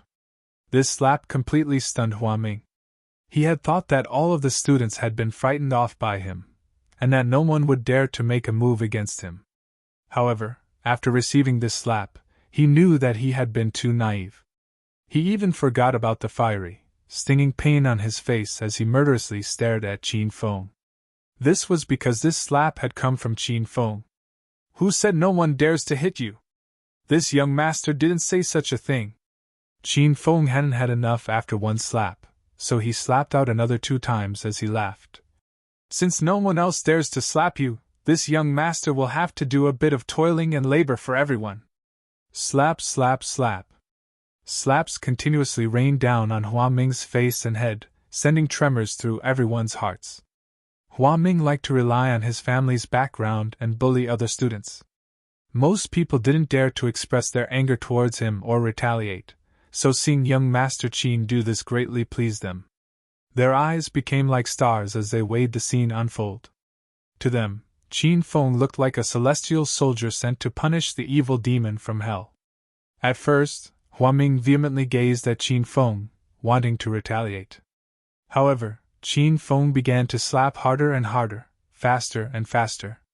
In the end, he started to use both hands as he alternated between them. Hua Ming's head was like a rattledrum as he was battered by Qin Feng's hands. The pain caused Hua Ming to grimace and scream in pain. By now, he was covering his head with his hands, trying to protect himself as much as possible. The scene was like a parent strictly disciplining their child after the child did an awful deed. Everyone was ecstatic. After slapping Hua Ming tens of times, Qin Feng's hands became sore, so he finally stopped slapping. He grumbled, In future I'll have to find someone to slap for me instead. Hearing Qin Feng's words, Hua Ming was so angry that he almost vomited up blood. He had lost all face today, and was in no mood to stay behind. He covered his head as he scrambled out of the lecture hall. All right, since I've finished disciplining the wild dog, it's time for the victor to receive his prize. I'm sure everyone wants to see Princess Xiao Lingxian kiss, right? Qin Feng spoke as he grinned at Xiao Lingxian. Xiao Lingxian was still sitting in her seat, which was unusual. Normally, she would have walked off already, because she never had an interest in such things. Moreover, the bet concerned her. She would have to kiss whoever won. In the past, Xiao Lingxian would have angrily slapped that person, but she slightly looked forward to it, which was why she didn't leave. This was because she knew that the person who won was Qin Feng. Kiss! Kiss! Kiss! Qin Feng's words drew an immediate response from the crowd. Many of these people had crushes on Xiao Lingxian. However, they all knew that they had no chance with Xiao Lingxian. Thus, if they saw Xiao Lingxian kiss Qin Feng, they could at least swap out Qin Feng for themselves in their minds. So immature. In the end, Zhao Lingxian didn't have the courage to kiss Qin Feng in front of everyone else. She suddenly thought of Qin Feng publicly rescinding their marriage. If she went and kissed Qin Feng after all that, she wouldn't be able to keep living. She savagely glared at Qin Feng, then lowered her head and ran out of the lecture hall. No one saw that her cheeks were faintly red. Seeing this, Lin Beibei felt a bit gloomy. She didn't think that Qin Feng would publicly ask Zhao Lingxian for a kiss. It seemed that young Master Qin was young Master Qin, sensual and dissolute. They simply lived in different worlds. She looked at Qin Feng, feeling a sense of loss, as she slowly walked out of the lecture hall. Seeing that the beauty had run off, Qin Feng decided that there wasn't much point in staying. After walking out of the lecture hall, he prepared to ride his stylish 28 bicycle back to the Royal Hotel to have a rest. However, after walking out of the university, he saw Yun Xiao and a man intensely arguing about something. Qin Feng hurriedly pedaled over. Xiao, our families arranged our marriage half a year ago, but you've been avoiding me this whole time.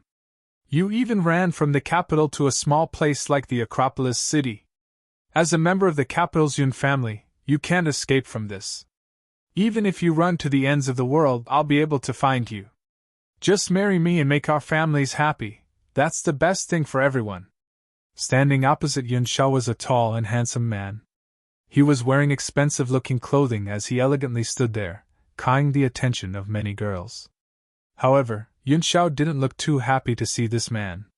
She looked away as she coldly replied, "That marriage was forcefully arranged by our families, and I never agreed to it. Wei Xiaolei, I don't feel anything towards you, so please stop harassing me." After speaking, Yun Xiao turned to leave. An icy glint appeared in Wei Xiaolei's eyes as he reached out to grab Yun Xiao, when suddenly a person blocked him.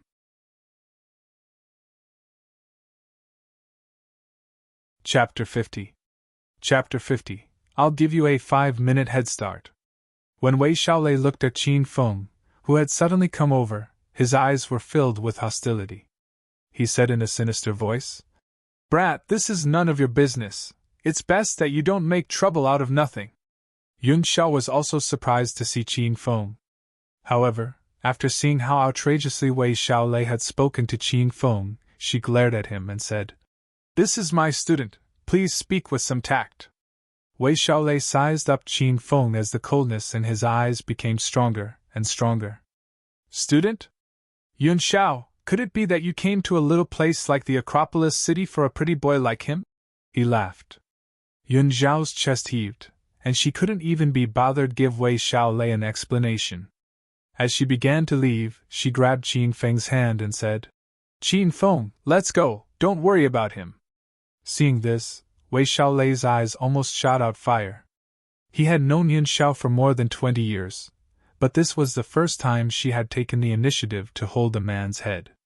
Moreover, she seemed to cherish this student a lot. Wei Xiaolei definitely wouldn't believe that there was nothing going on between Yun Xiao and Qin Feng. He strode over and blocked the path in front of them, giving them a cold stare while saying, "Yun Xiao, you'd best reevaluate what you're doing. If our families found out about this, what do you think will happen to this brat? If I were you, I wouldn't want to drag down a student whose facial hair hasn't even grown out yet. I'm sure you understand what I'm saying." Yun Xiao's face became bright red. Of course, she could hear the thinly veiled threat in Wei Xiaolei's words. If she didn't do as he wished, he would slander her and Qin Feng in front of their families, causing Qin Feng to suffer the consequences. Yun Xiao didn't care about her status or reputation. Wei Xiaolei could say whatever he wanted about her. However, she didn't want to cause trouble for Qin Feng. Although she knew that the Qin family was quite powerful in Acropolis City, she knew that the Yun family and Wei family in the capital were no pushovers either. As such, she truly began to worry about Qin Feng. "What do you want?" Yun Xiao angrily asked. When he saw that Yun Xiao had given in, Wei Xiaolei smiled with glee as he said with relish, "I don't really want anything, I just want to complete the marriage arranged by our families. Tell this brat to piss off so I can take you back. There are some matters I want to discuss with you in private between ourselves." As he spoke, Wei Xiaolei's eyes flashed with an evil light, which made Yun Xiao feel disgusted. However, she had no other choice, and she turned to Qin Feng to ask him to leave. At this moment, Qin Feng started to speak. After listening to the conversation for so long, he understood the general gist of what was happening. Yun Zhao's family and Wei Xiaolei's family had arranged a marriage for them. However, Yun Xiao did not like Wei Xiaolei, so she chose to escape to Acropolis City to teach. Despite this, he wouldn't stop pestering her, and had come to the university to bring her back. Qin Feng was also from a big family, and had almost been forced into a marriage by his father. After the incident with Zhao Lingxian, Qin Huan had once again arranged a marriage for him, with a woman he had never even met before. Qin Feng also despised this sort of thing. Teacher Yun Xiao, it's pretty hot today. There's an annoying fly that keeps buzzing around. Do you want to buy some by spray and kill it? After being called an annoying fly by Qin Feng, Wei Xiaolei became so angry that his face darkened. He fiercely looked at Qin Feng with eyes that shot daggers with each word he spoke. Brat, don't be too arrogant. Otherwise, you'll die without even knowing how. Oh, really? I'll worry about that when I'm dead. Qin Feng smiled as he glanced at Wei Xiaolei. In order to anger him even more, he wrapped his arm around Yun Zhao's waist and affectionately said to her, Teacher Yun Xiao, I'll take you back. Sure. Feeling Qin Feng's arm around her, Yun Zhao's face flushed red in embarrassment. She could tell that Qin Feng was trying to help her, so although she felt a little uncomfortable, she went along with him. You stinking brat, you'd better get your dirty hands off her immediately. Otherwise, you'll never be able to use that arm again. Wei Xiaolei menacingly threatened. He ran over once again and stopped Yun Xiao, saying, Yun Xiao, I hope you've thought about this carefully. Qin Feng impatiently waved his free hand, as if he was shooing away a fly. Hurry up and go away, our teacher Yun Xiao is very busy. I'm sure you're not as fast as I am, so I should be the one to take her back, he interjected. When he heard this, Wei Xiaolei laughed in surprise. Qin Feng saying that he could drive faster than him was an absolute joke. As a hedonistic young master, Wei Xiaolei had no skills in finance, business, or management. However, his skills in seducing women, racing and gambling were all superb. This was especially so for racing. He was one of the top racers in the capital and was nicknamed the Ghost Mountain God Racer by other racers. This was because he had never lost while racing on a certain ghost mountain in the outskirts of the capital before. Brat, do you dare to race with your elder and see who's faster? Wei Xiaolei felt incredibly confident. Despite racing for more than 10 years, he hadn't found many people who were on par with him. Who could he possibly fear in this tiny Acropolis city? Within the Wei family's car park, there were more than 10 limited edition race cars. The one he had driven today was his favorite limited edition Maserati Gran Turismo. There were only 12 of these limited edition models in the world, and they could only be bought in Italy. In order to obtain this limited edition car, Wei Xiaolei had spent much effort and used his family's connections. Although he hadn't seen what car Qin Feng had driven, he was sure that it wouldn't be able to compare his cool and flashy his Gran Turismo. The Retro 28 bicycle that Qin Feng had brought was indeed not as cool or flashy as the Gran Turismo. However, Qin Feng was incredibly fast on this bicycle.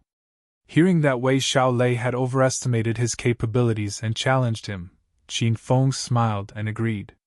Since you're so desperate to race with me, I'll show some compassion and accept. Wei Xiaolei was completely infuriated by Qin Feng's haughty manner. When did I show desperation to race against you? Who cares if you want to race or not? Just as he was about to start cursing at Qin Feng continued to speak. However, since it's a race, we need to make it interesting. Since you want to race and see who's faster, whoever loses will give their ride to the other person. Do you dare to accept this bet? Qin Feng had said this quite casually. Although he hadn't seen what car Wei Xiaolei had brought with him, he knew that even if he lost, he would only lose the 28 bicycle that he had spent a few $100s on. If he won, he would win an expensive and luxurious car. Looking at how magnificently dressed Wei Xiaolei was, as well as the arrogance with which he spoke with, the car he drove definitely wouldn't be too shabby. Of course. Who would be afraid? Wei Xiaolei cocked his head up, looking high and mighty. He didn't believe that Qin Feng could beat him, so he simply didn't care about the stakes. All right, I'll go and bring my luxury car over then. After speaking, Qin Feng went to find his bicycle, while Wei Xiaolei went to drive over his limited edition Maserati Gran Turismo. As he started the engine of the car, it buzzed with a low but mighty vroom vroom, which attracted the attention of many students. Seeing this incredibly cool-looking car, they all cried out and tried to get closer. Although they had not started racing yet, the reaction that his car brought caused Wei Xiaolei to feel incredibly pleased. He stepped down on the accelerator, causing the car to shoot out like an arrow from a bow. As he approached Yun Xiao and Qin Feng, he flicked the car and drifted over. Wei Xiaolei opened the car's door and got out, then proudly walked over. This kind of incredibly arrogant and prideful appearance caused Qin Feng to almost vomit. Even Yun Xiao looked a bit disgusted. Brat, where's your car? Surely you didn't get too scared and aren't willing to race anymore? Ha. After seeing Qin Feng act so confidently, then show up without a ride, Wei Xiaolei couldn't help but mock him. Wei Xiaolei looked around him, but couldn't see any other cars around. He thought that Qin Feng had been scared by seeing his ride and had decided to give up. Of course, the bicycle behind Qin Feng was completely ignored by Wei Xiaolei. Are you blind? Can't you see that my ride's right here? Qin Feng picked at his ears as he disdainfully looked at Wei Xiaolei. He came over to the 28 bicycle and patted the seat as he stroked its handlebars. It was almost as if he was stroking his precious lover. Wei Xiaolei was completely dumbfounded and started to laugh. He laughed so hard that his back became arched, completely and utterly amused. He couldn't understand the audacity of this brat to bring out this antique after seeing his flashy Gran Turismo. Humph, the Acropolis city really is an unimpressive, tiny city. Everyone here's crazy, Wei Xiaolei muttered. After getting into his car, he said, All right, where's the finish line? If your elder wins, I want you to disappear from Yun Zhao's life. Otherwise, your elder will find people to break your dog legs. Even if he won, Wei Xiaolei wasn't interested in Qin Feng's old bicycle. The finish line is Teacher Yun Zhao's unit. In order to be fair, I'll take Teacher Yun Xiao with me and I'll give you a 5-minute head start. Let's start now. Qin Feng then ignored Wei Xiaolei as he casually pushed his bicycle over to Yun Xiao and said, Teacher Yun Xiao, I'll take you back. Yun Xiao didn't know what Qin Feng was thinking. How could he race against Wei Xiaolei with a bicycle? However, she nodded and slowly got on. Upon seeing this, Wei Xiaolei was so angry that he almost vomited out blood. He slammed his foot down hard on the accelerator, causing the car to fly out. If that brat Qin Feng still dared to stick around Yun Xiao after he won, he would make him vanish from this world forever.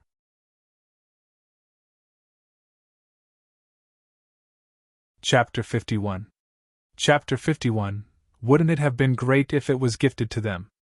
Qin Feng, Wei Xiaolei's gone now, so I'll get off and get a taxi. Seeing that Wei Xiaolei had driven off, Yun Xiao wanted to leave. She knew that Qin Feng never planned to race Wei Xiaolei and was only chasing him off. She was quite impressed with how smart that plan was. Qin Feng never thought that someone would gift him a luxury car just like that, so why wouldn't he accept the wager?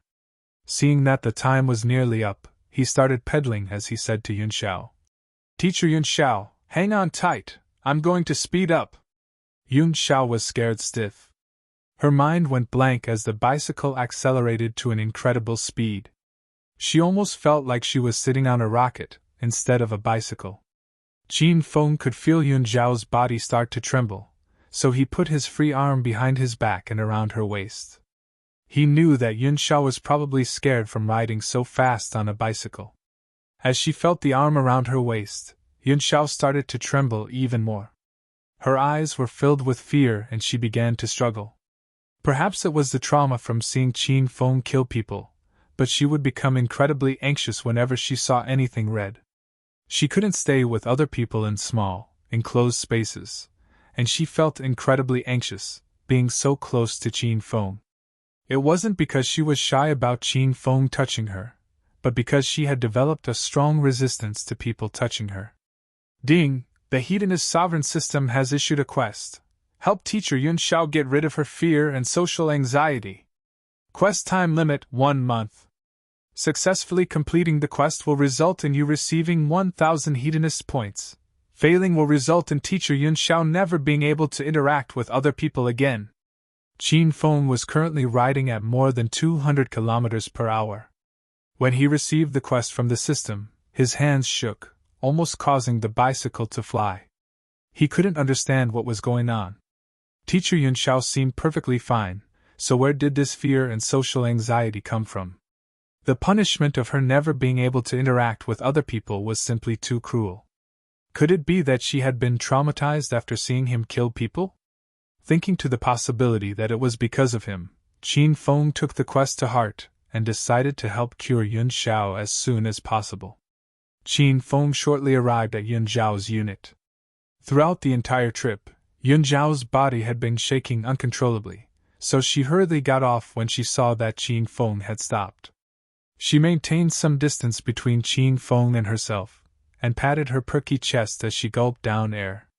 After a while, she finally calmed down and looked at the familiar scenery around her. Qin Feng, we're here? She cried out in shock. Yun Xiao hurriedly looked at her phone and found that from when they had left the university until now, less than 10 minutes had passed. The fastest she had ever arrived home was in 30 minutes. She continued to look around and found that she still couldn't see Wei Xiaolei's Gran Turismo. Only then did she accept the reality that Qin Feng had beaten Wei Xiaolei. Of course, Qin Feng didn't dare to tell Yun Xiao that in order to help her overcome her fear and social anxiety, he had chosen the longest route. This was so that he could stay close to Yun Xiao for as long as possible and try to help her get used to it. Otherwise, it would have only taken Qin Feng 5 minutes to arrive. The two of them stood there for a few minutes before Wei Xiaolei's limited edition Gran Turismo entered the district, heralded by its booming engine. What was amusing was that after entering the district, Wei Xiaolei didn't directly go to Yun Xiao's unit. He thought that he had won, so he completed a victory lap around the district, then did a 360-degree spin as he stopped in front of Yun Xiao's unit. Wei Xiaolei's control over the car made Qin Feng slightly smiled. This guy was indeed quite skilled. After obtaining the intermediate racing skills, Qin Feng could immediately tell how skilled someone else was at racing and driving. However, after some careful observation, Qin Feng knew that Wei Xiaolei's skills were far from his intermediate racing skills.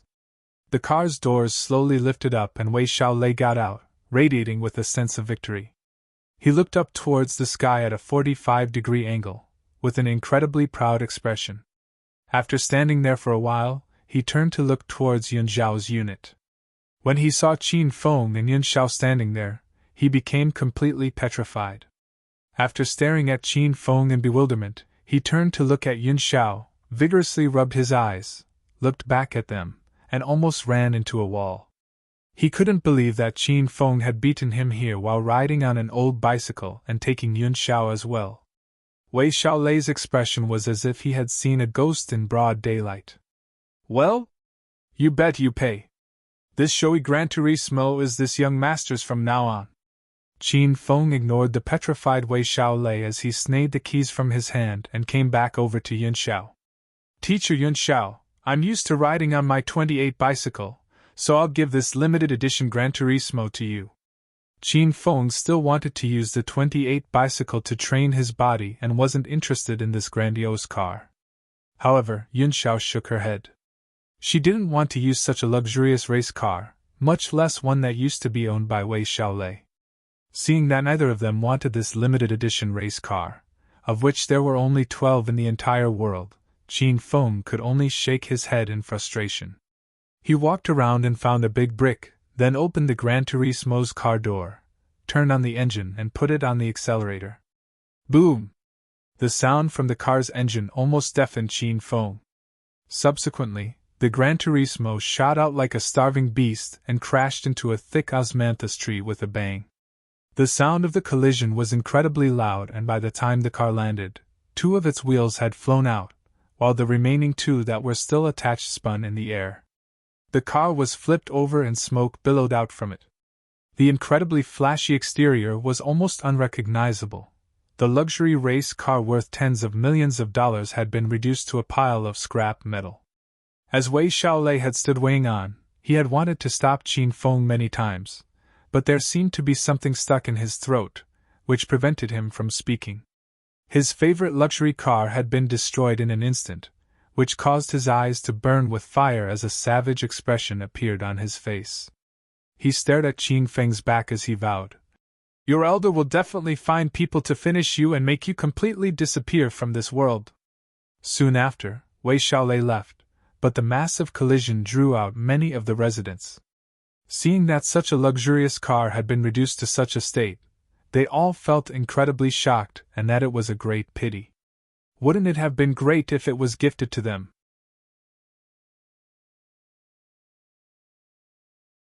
Chapter 52. Chapter 52. Banquet of Treachery. Within the crowd, a woman who was wearing a police uniform was especially eye-catching. It wasn't because of her uniform, but because of her voluptuous body underneath. Compounding this with her incredibly icy appearance, Qin Feng immediately locked on to her in the crowd, unable to avert his gaze. The policewoman was called Lu Bingbing, and because of her family's influence, she had moved from the capital to Acropolis City. Here, she had immediately become the Acropolis City's northern region's deputy police director.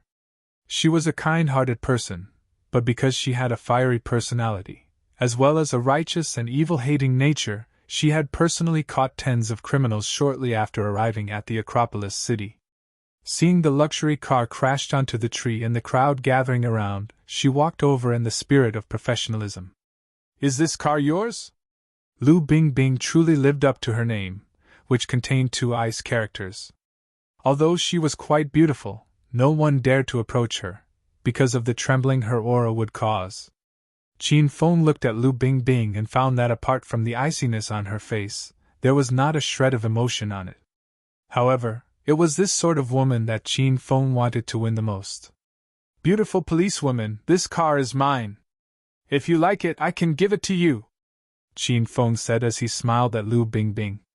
Seeing the conspicuous desire in Qin Feng's eyes, Lu Bingbing coldly glared at him, and replied, "I don't care what you drive, and neither do I have any say in the matter. However, I'd be more than willing to execute a hedonistic young master like you for destroying such a luxurious car just to attract attention." Evidently, Lu Bingbing had misunderstood Qin Feng. She had thought that he destroyed the car just to show off. "Immediately find someone to clear out this scrap metal. If it's still here within 30 minutes, I'll arrest you for public nuisance and make you squat in a jail cell for 2 days." This woman was simply too cold, even for the seducer sage. At this moment, an old man collecting scrap metal squeezed through the crowd. He looked at the ruined car as he flabbered his lips and asked, "Whose car is this? Do you want to sell it to this old man as scrap metal? Hurry, don't miss this opportunity." Qin Feng was just thinking about how to get rid of this ruined car, and seeing that there was someone collecting scrap metal, he hurriedly gifted it to the old man. The old man became delirious with joy and repeatedly praised Qin Feng for being a good young man. When she saw that the scrap metal had been taken care of, Lu Bingbing coldly glared at Qin Feng before turning and leaving. At this moment, the old man came to the 28 bicycle and patted it as he yelled, "Whose crappy bicycle is this? If no one wants it, this old man will take it as well." Qin Feng hurriedly ran over and chased the old man away. He said his farewells to Yun Xiao before riding off on the bicycle. The crowd had seen Qin Feng destroy a race car, then leave on an ancient bicycle. They were all completely perplexed. Who knew what went on in the heads of rich people? Qin Feng rode the bicycle back to the Royal Hotel and slept in one of the rooms until night time, when he was woken up by a call. After picking up the call, he heard Hao Yun's voice. "Young Master Qin, us Acropolis City's 4 princes haven't met up in a while. You've always been missing, you busy person. Us brothers are at the Amethyst Dragon Palace having fun. I've reserved the whole place to shout everyone today. Hurry up and come. Ha, all right, I'll go over when I have time. After hanging up, Qin Feng frowned. Hao Yun, who had called him over at night, definitely didn't have any good intentions. Last time at the banquet of the rich and powerful, he had publicly humiliated him. He had been wondering why that guy hadn't made any trouble for him recently, but now the trouble had come. Attending this kind of banquet of treachery was simply bringing trouble upon himself. However, Qin Feng had other ideas. After Ma Dahu had been killed, he still hadn't been able to find any clues relating to who the mastermind behind that whole ordeal was. Qin Feng had tried to work on Bai Qing, but it seemed that he still needed some time. He suspected that it was likely that the mastermind was one of those 3 other princes. After all, how could one have the guts to oppose the Qin family without sufficient backing? Half an hour later, an elegantly dressed Qin Feng walked into the Amethyst Dragon. This was a private clubhouse that looked like an emperor's palace, and belonged to Hao Yun's family. Compared to the Qin family's royal clubhouse, the Amethyst Dragon Palace was only about half as big. However, its design was much more magnificent, while it also had some dirty dealings hidden away within it. Qin Feng had come here to have fun a few times, but ever since obtaining the hedonist sovereign system, he hadn't come here at all. With the 4 princes all gathered here, it seemed that a night of entertainment was ahead of him. Young Master Qin, young Master Yun has reserved the entire premises and has been waiting for you. Please come with me. As soon as he entered, a beautiful attendant wearing a red qipao greeted him and guided him inside. The Amethyst Dragon Palace fitted its name quite well. It was designed just like the Northern Sea Dragon King's palace in Journey to the West. The glass they walked on was transparent, and they could see many different fish swimming around. There were also large glass pillars which contained many colorful bubbles. With the beautiful attendant leading him, Qin Feng was guided to the innermost private room. As he entered, he saw the other 3 princes lazily lying on the couches, smoking as 2 beautiful women massaged each of them on their backs while another massaged their feet. Young Master Qin, we've finally invited you over. As soon as Qin Feng entered, an evil smile appeared on Hao Yun's face. He clapped his hands together, and 3 more beautiful women walked in. They bowed to Qin Feng and prepared to help him get changed. Qin Feng waved his hands and dismissed the 3 women. Although the women at the Amethyst Dragon Palace were all beauties, they paled in comparison to Lin Bei Bei, Zhao Lingxian, Yun Xiao and Bai Qing. Qin Feng had no interest in them. Ho, young Master Qin seems to have changed. Where did the loose young Master Qin go? You've become a prim and proper person, haha. Seeing that Qin Feng had dismissed the women, the 3 princes all teased him, but Qin Feng didn't mind. He took off his clothes as he got into the hot spring pool behind them and soaked in pleasure. There were many kisengurumi fish in the water massaging his feet. Young Master Yun, young Master Zhou and young Master Sima all look so happy and relaxed while gathered here. Is there going to be some entertaining show later? Every time the 4 princes gathered, there would be some fantastic entertainment. Alternatively, the 4 of them would race or gamble together, in order to create some excitement and pass the time.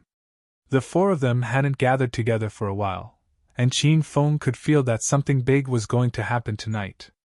Haha, don't worry, young Master Qin. This young master has a big gift for you, as well as a spectacular show. Just you wait. As Hao Yun spoke, an undetectable trace of coldness flashed in his eyes. The other 2 princes seemed to know what was about to happen, and all smiled at Qin Feng in wicked glee. Qin Feng knew that something was off, but he wasn't worried. Even if Hao Yun wanted to take revenge, he wouldn't dare to go too far. After all, they were all from powerful families. If things truly got ugly, it wouldn't be beneficial to either of their families. He chatted with the other 3 princes every so often as he lay in the pool. When the 3 of them were fully rested, they got up and put on their clothes, as if they were preparing themselves for a good show. Qin Feng also put on his clothes and walked out of the private room with the others. They took many turns and finally stopped at a viewing platform on the 3rd floor. Qin Feng looked down and found that the ground at the bottom was flat and empty, with the area around it surrounded by an iron cage. The iron cage was about 30 meters tall, and the buzzing sound indicated that there seemed to be an electric current running through it. This was evidently a fighting arena. Currently, there were two, bare-chested, muscular men fighting inside. The viewing platforms on the first and second floors were filled with people who were all shouting and cheering. However, there was only the four of them on the third floor. The other three princes all found places to sit, and weighed the spectacle below with binoculars. Qin Feng also sat down. He still hadn't figured out what Hao Yun was trying to do. Just what was he up to? He was sure that it wouldn't be as simple as just inviting him to underground fights. "What do you think, young Master Qin?" asked Hao Yun, who was sitting next to Qin Feng, smiling. "If I remember correctly, when I previously came to the Amethyst Dragon Palace, this underground fighting arena wasn't here." Qin Feng maintained a calm disposition as he weighed the fight down below. "Haha, young Master Qin has a good memory. Indeed, this fighting arena wasn't here before. This fighting arena is this young master's gift to you tonight. I'm sure you didn't expect this, right?" Indeed, Qin Feng had not expected this at all. However, he was sure that there was no good reason for Hao Yun to randomly gift him an underground fighting arena. He didn't say anything, and Hao Yun continued to speak as he laughed. "Young Master Qin, today was the first day that this underground fighting arena was opened. It has been running for 2 hours now, and do you know how much money it's made so far? $20 million, a whole $20 million. Hao Yun's face was filled with excitement, and his eyes almost shone with light. This was just the profit from 2 hours. If it was a whole night, or a whole week, or a whole month, or a whole year, just how much would it be able to make? Young Master Qin, I don't dare to calculate all of this. Tonight I'm gifting this ultra-profitable business to you, so let's put our disagreements from the past aside. Tonight, let's have the time of our lives!"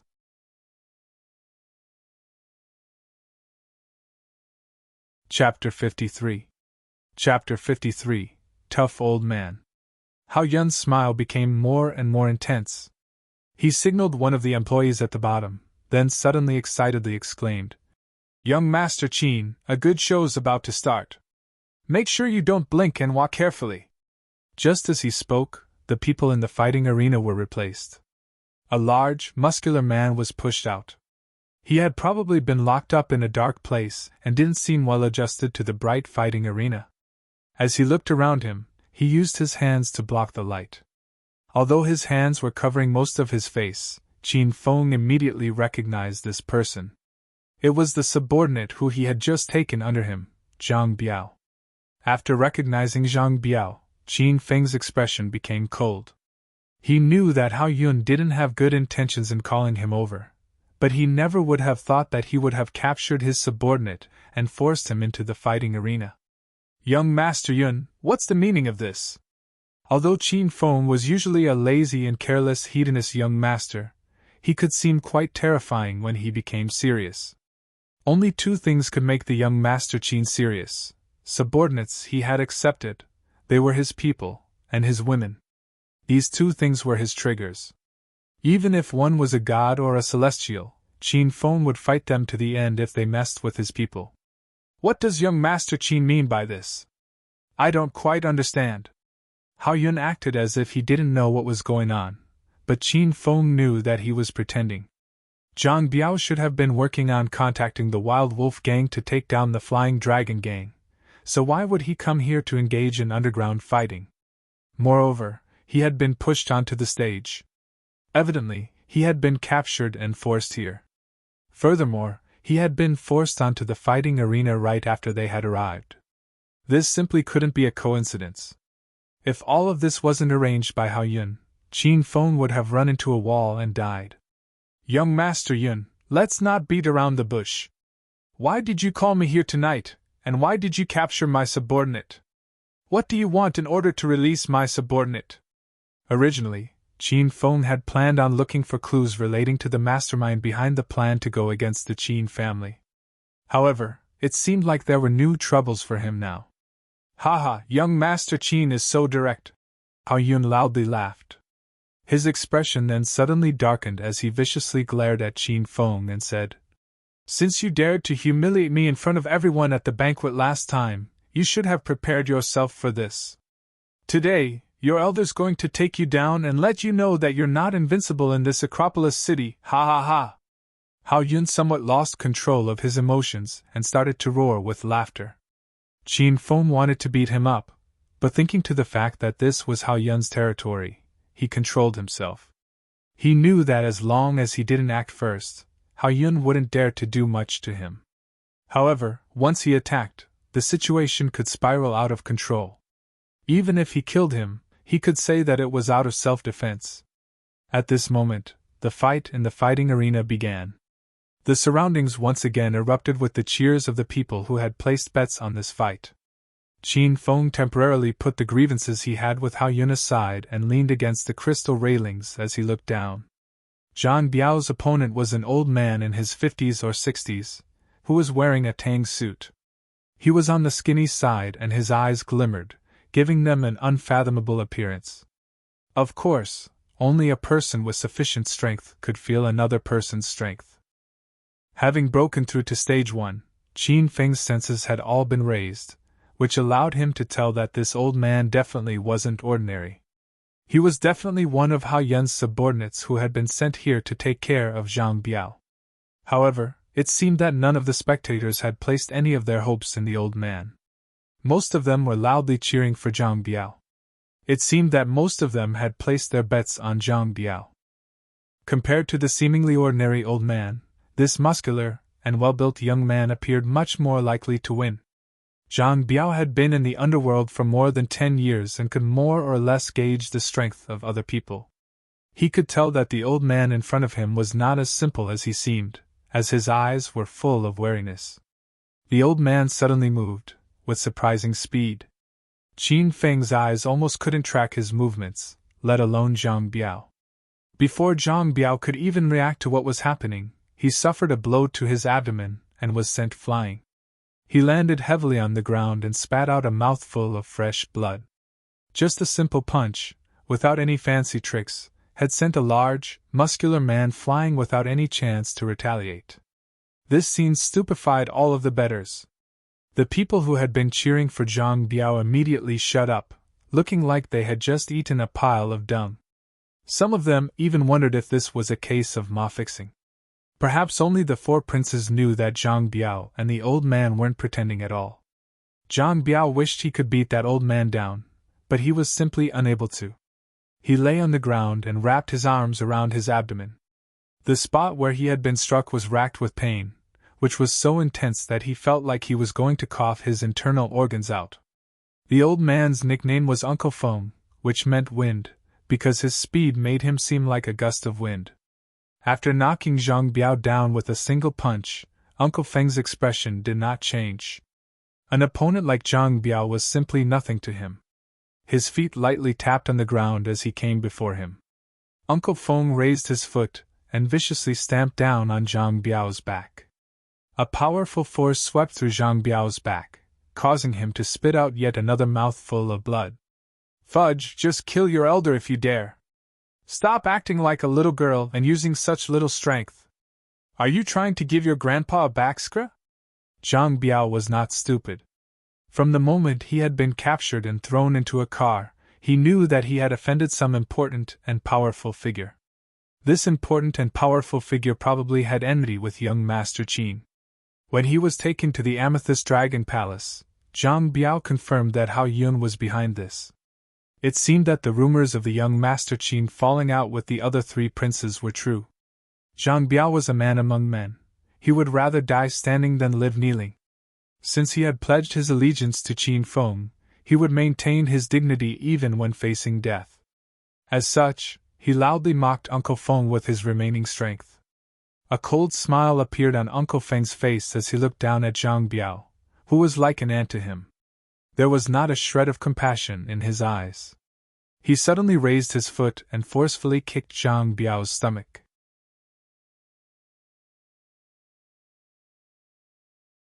Chapter 54. Chapter 54. Finished the fight within 10 minutes. A bang sounded out as Zhang Biao's body flew out like a leaf within a gust of wind. This time, Uncle Feng had kicked much harder, causing Zhang Biao to fly quite far. He smashed into the electric cage, which caused crackling and sizzling sounds.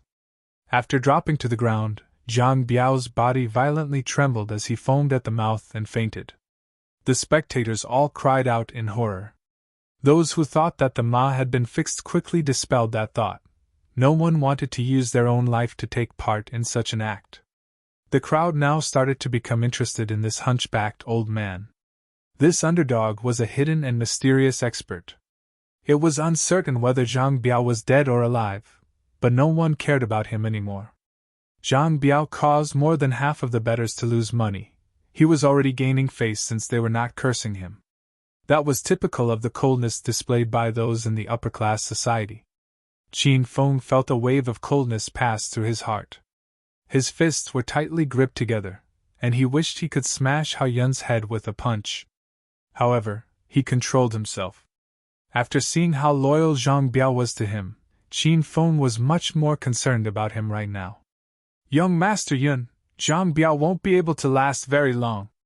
I want you to send him to the hospital right now," Qin Feng said to Hao Yun with a dark expression. Hao Yun felt delighted after seeing Qin Feng angrily begging him to send Zhang Biao to the hospital.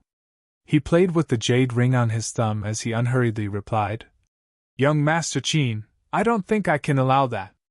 This arena has its rules. Before the fight ends or a fighter surrenders, the fight must continue."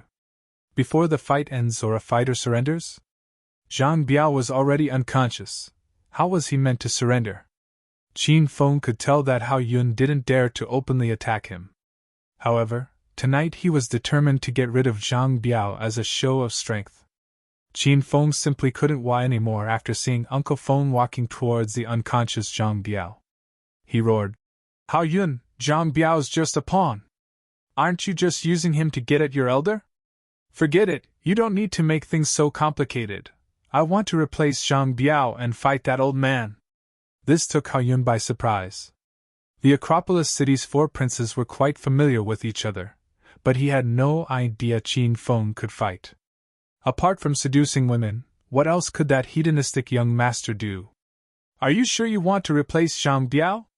Hao Yun suddenly sat up straight in excitement. If Qin Feng really wanted to go and fight, Hao Yun was more than willing. He had kept a grudge against Qin Feng after being humiliated by him at the banquet of the rich and powerful. However, because of Qin Feng's family, he hadn't dared to go too far. Now that Qin Feng was asking to fight, even if he was killed, it would have nothing to do with Hao Yun. After all, this was an underground fighting arena. Accidents were common, and one was responsible for their own life or death. "Your elder said it very clearly. Let me replace Zhang Biao and fight." Qin Feng couldn't wait to teach that old man a lesson and get revenge for Zhang Biao. Today, he wanted the other 3 princes to know that the consequence for bullying Qin Feng's people was death. "Ha ha! All right, very well. This young master will arrange for you to fight then. Young Master Zhou, young Master Sima, you also heard that it was young Master Qin who personally asked to go and fight. If something happens, you can be my witnesses." Zhou Kai and Sima too expected that Qin Feng would request to go and fight. They were startled at first, but then they smiled with wicked glee and nodded, saying, "Young Master Yun, since young Master Qin's gotten bored of beauties and wants to feel the stimulation of fighting, just make the arrangements for him." The 3 of them were of one mind, and in the end, after making some arrangements, Qin Feng was allowed to fight. Just as Qin Feng was preparing to walk down, a familiar frame walked up the stairs.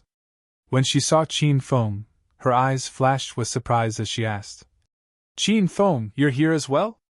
Qin Feng looked at Han Ying, who was wearing a red dress.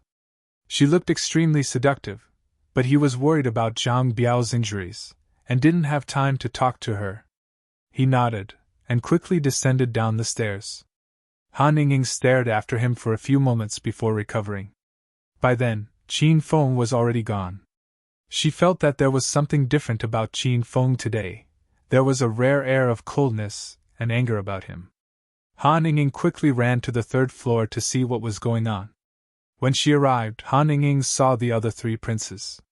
She had been invited here by Hao Yun to discuss business at the Amethyst Dragon Palace. Now, seeing that the four princes were gathered, she felt that something big was going to happen. Ho, the Jingqing city's #1 beauty is here. Quick, have a seat. Seeing Han Ying come over, Hao Yun's eyes immediately drifted over, lustfully falling on her body. A look of disgust flashed in Han Ying's eyes, but she gave a lovely smile as she said, "What sort of lucky day is it for the Acropolis city's 4 princes to all be gathered here? Could it be that there's something big happening? Haha, of course there's something big. I'm sure Miss Han won't be disappointed." Hao Yun called Han Ying over to the seat that Qin Feng had just vacated. He had invited Han Ying here tonight to humiliate Qin Feng in front of her. He wanted to take revenge for the humiliation he had suffered at the banquet. Perhaps, if Han Ying saw his domineering side, she might even get into bed with him. Hao Yun couldn't help but smile after thinking about that. "Miss Han, hurry and look below us. Qin Feng, that reckless brat, wants to fight in the underground fighting arena. I'll tell you a secret, you see that old man? Don't look down on him, he's an expert I've invited. He's the strongest out of all the fighters here." Hao Yun grinned as he looked down. Qin Feng had already walked into the arena. After hearing Hao Yun's words, Han Ying's expression changed as she looked at Qin Feng in shock. She simply couldn't understand what he was thinking. "Young Master Yun, this isn't very good. What if something happens to young Master Qin down there? How will you deal with the consequences?" Before coming to the Acropolis city, Han Ying had done her research on Qin Feng. According to her information, he didn't know how to fight at all. He was a hedonistic young master who didn't even have the strength to truss a chicken. He would definitely suffer if he fought against this old man, who was the strongest out of all the fighters here. Han Ying had come to the Acropolis city this time to discuss business with the Qin family. She wasn't interested in Qin Feng at all, but after meeting him, she started to worry about him. Even she didn't notice this subtle change. "Humph, that brat was the one who requested to go and fight. It's got nothing to do with me." Hao Yun felt quite displeased as he saw Han Ying looking worried about Qin Feng. He ignored Han Ying, his eyes almost shooting out flames as he gazed at Qin Feng in the arena.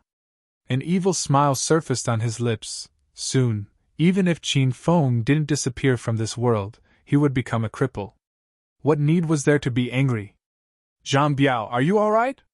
Zhang Biao, wake up!" As soon as Qin Feng entered the arena, he ran over to Zhang Biao and shook his body. However, he saw no reaction from him. The little pig's voice sounded out in Qin Feng's mind. "Master, Zhang Biao has taken serious damage and needs to be taken to the hospital immediately. However, there isn't enough time. My recommendation is for Master to buy an elementary gold sore medicine to save Zhang Biao." Qin Feng hurriedly opened the system and prepared to buy an elementary gold sore medicine. Just as the little pig finished speaking, an electronic voice spoke in Qin Feng's mind. "Ding! The hedonist sovereign system has issued a quest. Defeat the stage 4 external expert Uncle Feng. Quest time limit, 10 minutes.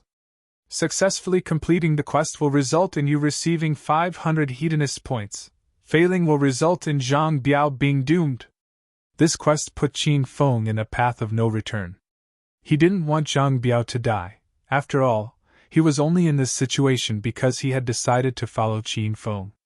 The aura around Qin Feng suddenly became cold as he furiously gazed at Uncle Feng and walked over. Seeing Qin Feng personally come into the arena, Uncle Feng gave him a condescending look as he stroked his beard. Young Master Yun had told him that tonight was solely for the purpose of taking down Qin Feng. Now, it seemed that things were going to become much more interesting. "Brat, you sure have an exaggerated opinion of your own abilities. You dare to personally challenge me? It seems that you've become tired of your lazy life and want to die quickly so you can quickly reincarnate and experience what it's like to be poor." Uncle Feng didn't feel threatened at all by Qin Feng. He could take care of hedonistic young masters like him with his eyes closed while using one hand. "You injured my subordinate tonight, so you'll have to pay the price. As for whether I have an exaggerated opinion of my abilities, we'll see whether that's true after we fight. Qin Feng did not back down either, as he coldly stared at Uncle Feng. As the two of them shot verbal barbs at each other, the spectators were sent into a frenzy. They had all seen how strong Uncle Feng was, and most of them were betting on him now. None of them paid any attention to the tall, skinny and fair-skinned Qin Feng. He definitely wasn't as strong as that muscular man from before.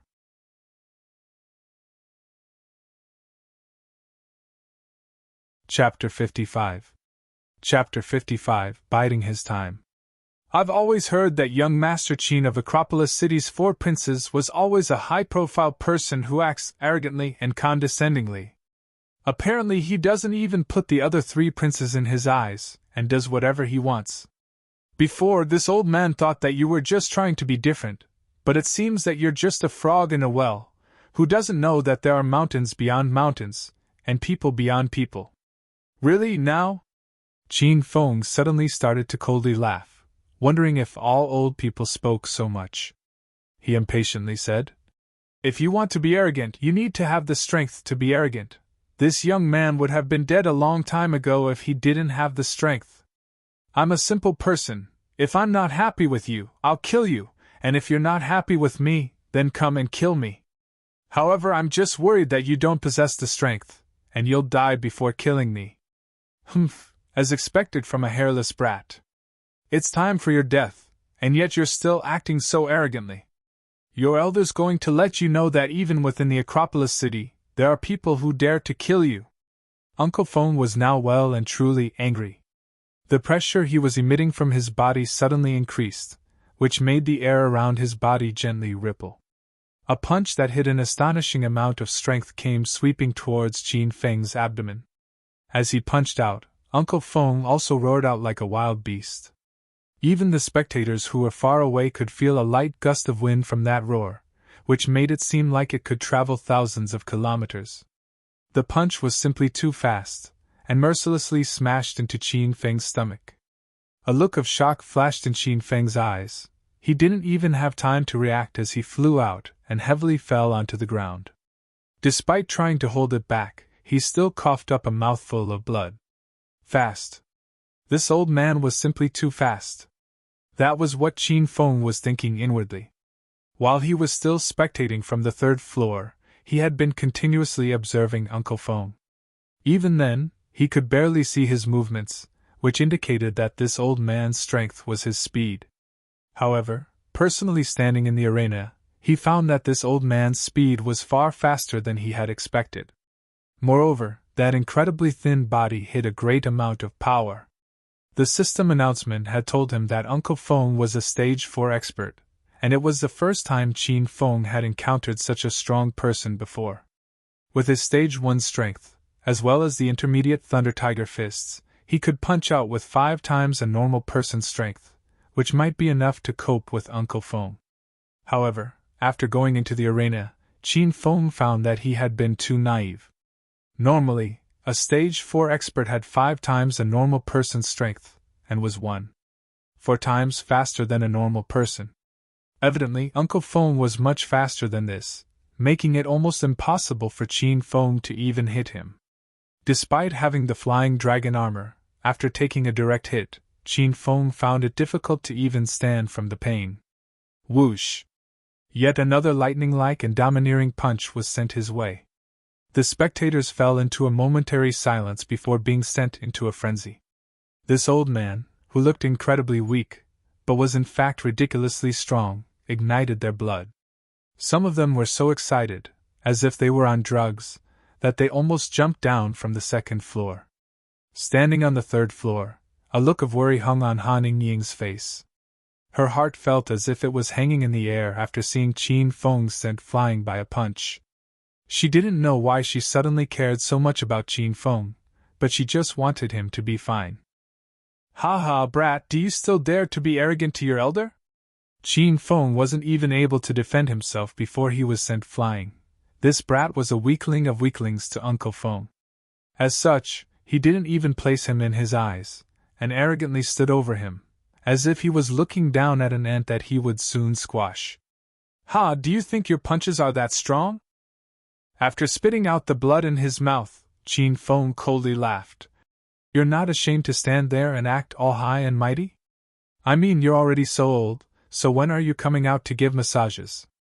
Even if you want to give massages, can't you put some strength into it? Didn't you eat tonight? Qin Feng mocked Uncle Feng on purpose. Although he had been beaten up quite pitifully, he found that every cell in his body seemed to be trembling with excitement, and were rapidly absorbing the strength potion in his body.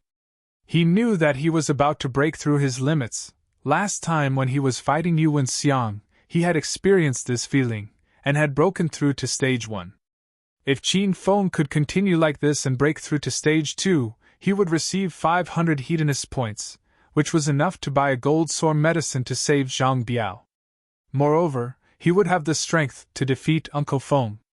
As expected, Uncle Feng was enraged by Qin Feng's words. His eyes widened, as if they were going to explode, and he glared at Qin Feng and said, "Humph, I never thought that you would be as courageous as that muscular man. It's a pity that in this society, the victors are the kings. Simply having courage is not enough."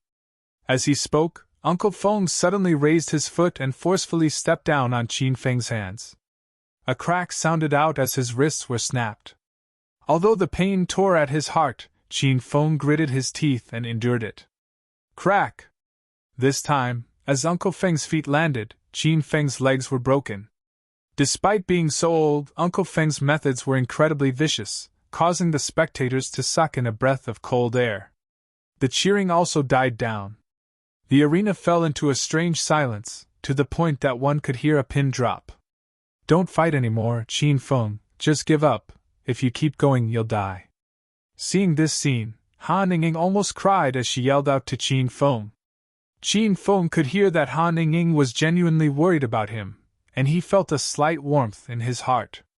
He could feel his body's absorption of the strength potion reaching a bottleneck. If he could give it one more push, he would be able to step into stage 2.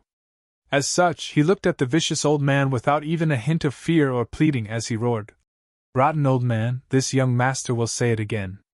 If you want to give a massage, then put in some effort. Otherwise, piss off. Fudge, since you want to die so badly, your elder will fulfill that wish of yours. Uncle Feng was completely furious at this point, and his old face became red.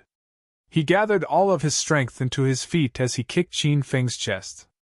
Go die.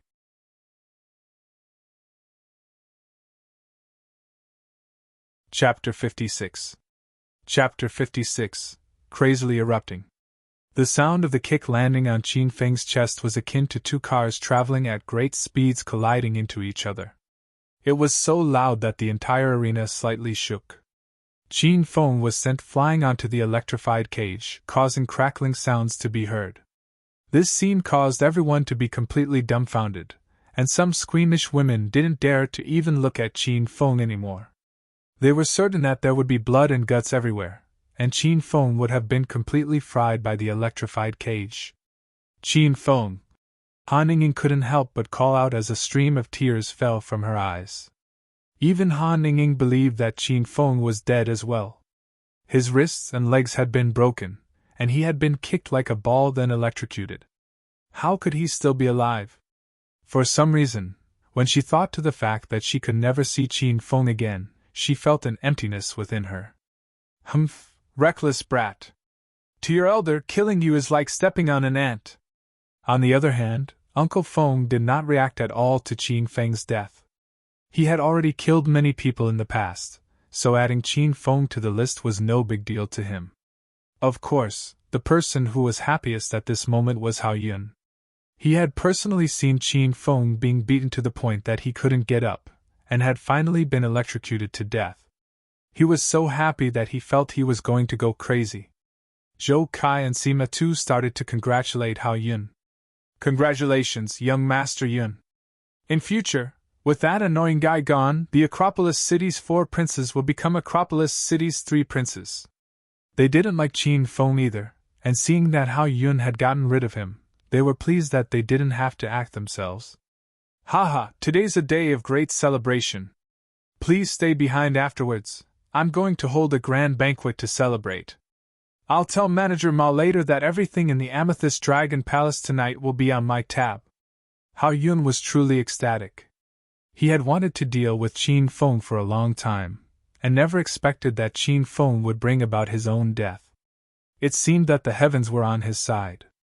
Just as he was about to excitedly run down and talk to Manager Ma to waive the expenses of all the guests, a cold voice sounded out. The voice wasn't very loud, but it clearly fell in everyone's ears. It was like a peal of thunder, threatening to blow apart their heads. Young Master Yun, I'm still alive and well. What are you celebrating about? Qin Feng was just like a ghost, and no one had noticed him stand up. He was standing with his hands behind his back, and was standing incredibly straight.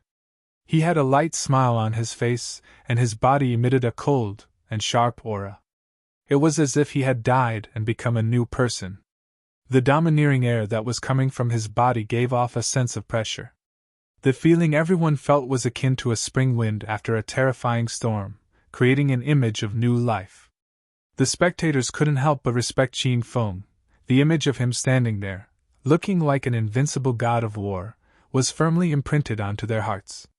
After speaking, Qin Feng came over to Zhang Biao and squatted down as he pushed a red medicinal pill into Zhang Biao's mouth. He then stood up and looked at the time on his wa as a frivolous smile appeared on his face. He mumbled to himself. 3 minutes left. That should be enough to take care of this rotten old man. Qin Feng wasn't being overconfident. After being repeatedly beaten up, he had successfully broken through to stage 2, and had received 500 hedonist points from the system. He had bought 2 elementary gold sore medicines, one for himself and one for Zhang Biao. Humph, brat, I never thought you would be this hard to kill. Qin Feng had stood up as if he was fine, and apart from his singed clothing, he looked completely unharmed. Deep down, Uncle Feng felt a shred of fear.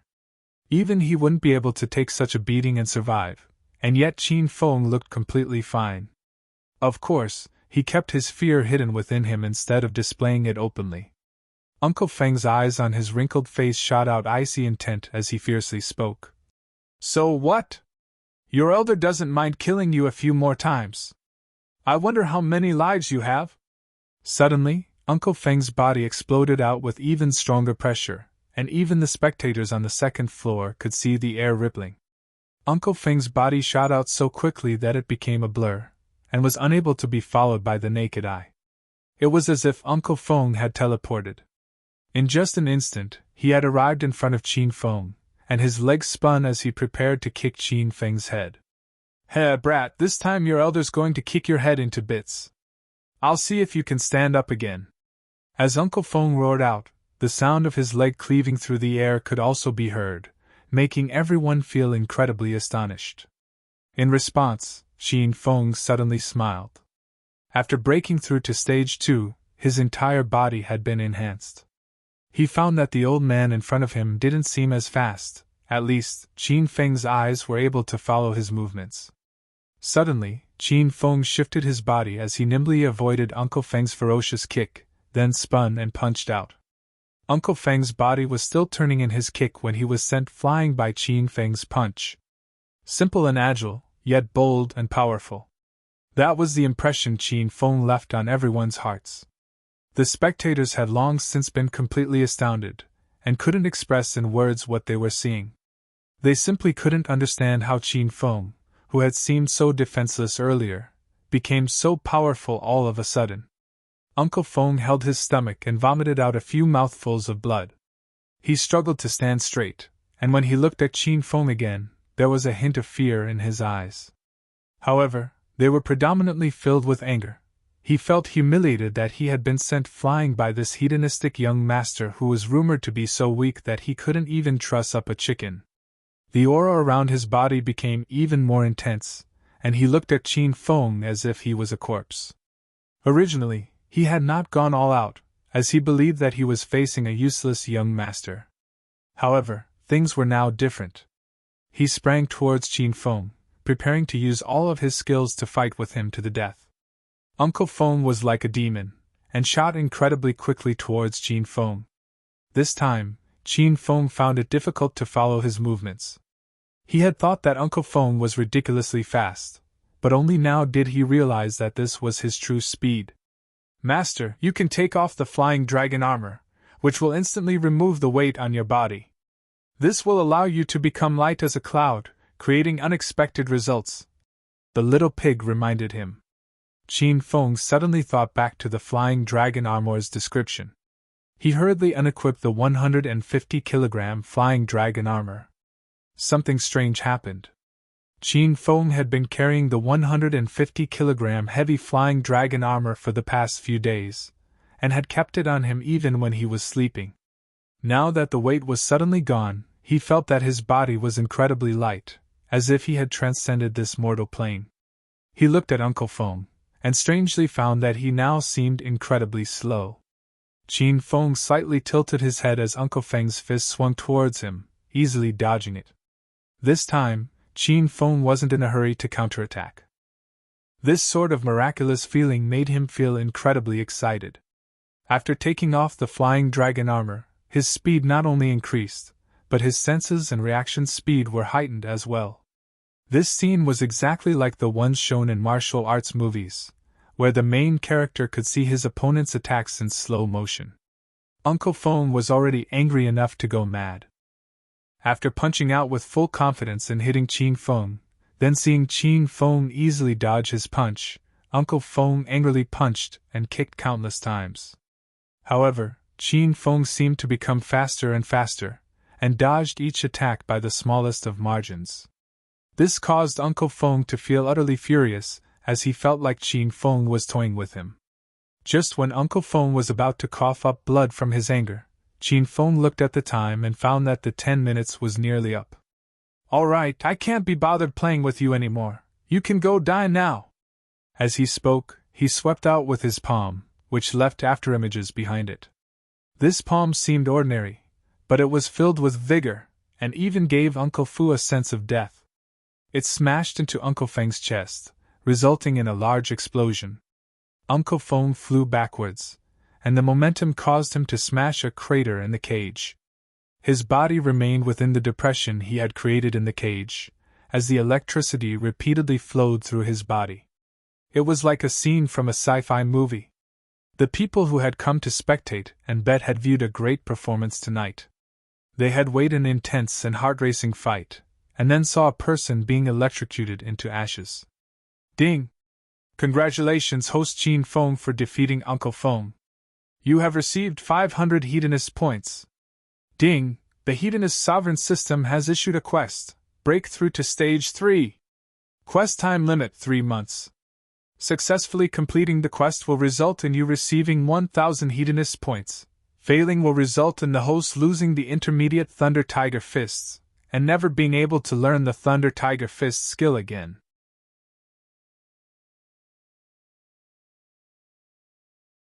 Chapter 57. Chapter 57, Incredibly Domineering. Hao Yun and the other 2 princes were all completely dumbfounded. They had all known Qin Feng for a long time, but today was the first time they had realized how powerful he was. Han Yingying's delight was also mixed with much shock. She never knew that Qin Feng was such a powerful external expert either. "Young Master Yun, your dog's been taken care of, so you're next." Killing Uncle Feng wasn't Qin Feng's ultimate goal. Tonight, Hao Yun had completely enraged him. If it wasn't for the fact that he had been close to breaking through to Stage 2, the one who died would have been him. This time, Qin Feng decided that he was sick of being on the defensive. Who cared who this young Master Yun was? Anyone who dared to act against this young master like this would have to die. Hearing this roar, Hao Yun's legs gave out and he fell to the ground. He didn't know when, but Qin Feng had already arrived from the arena and was standing right in front of him. He was simply as fast as a gust of wind. "Qin Feng, what are you going to do?"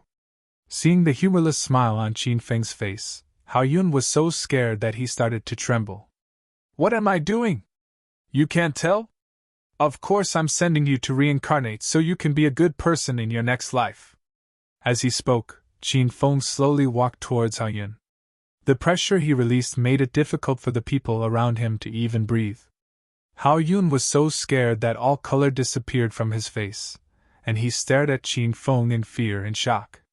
He scrambled backwards until his body was firmly pressed against the railings of the third floor. There was nowhere left to run. Qin Feng, please let me go, and we'll cancel out all the grievances between us. I'll never make trouble for you again, all right? The strength Qin Feng displayed completely shocked Hao Yun. He never thought that Qin Feng would be able to defeat even Uncle Feng. Even if he was given the opportunity, he would never dare to oppose Qin Feng again. It's too late to say all that, Qin Feng said as he continued to walk forwards. Sima Tu suddenly stood up as his expression became serious.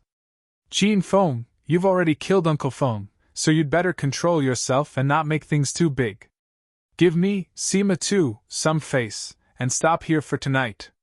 How about that? Compared to Hao Yun and Zhou Kai, who were scared witless, Sima Tu seemed much calmer. His family had existed since ancient times, and almost all of China had the Sima family's shadow over it.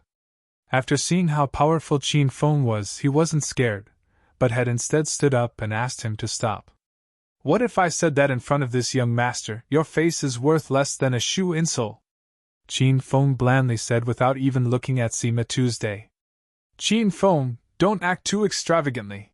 Seeing that Qin Feng wasn't planning on giving him any face at all, Sima Tu's face darkened. He was just about to threaten Qin Feng some more when Qin Feng suddenly acted. He suddenly kicked towards Hao Yun. Qin Feng used quite a bit of strength in this kick, as if he was kicking a feral dog. The strength behind the kick sent Hao Yun flying, and the silver railings behind him also shattered, causing him to fall. His body flew in a long arc, then finally hit the concrete floor heavily. Hao Yun had fallen 7 to 8 meters onto a concrete floor. Even if he wasn't dead, he would definitely be crippled. The sound of Hao Yun hitting the ground was quite loud, sounding like violent thunder in everyone's hearts.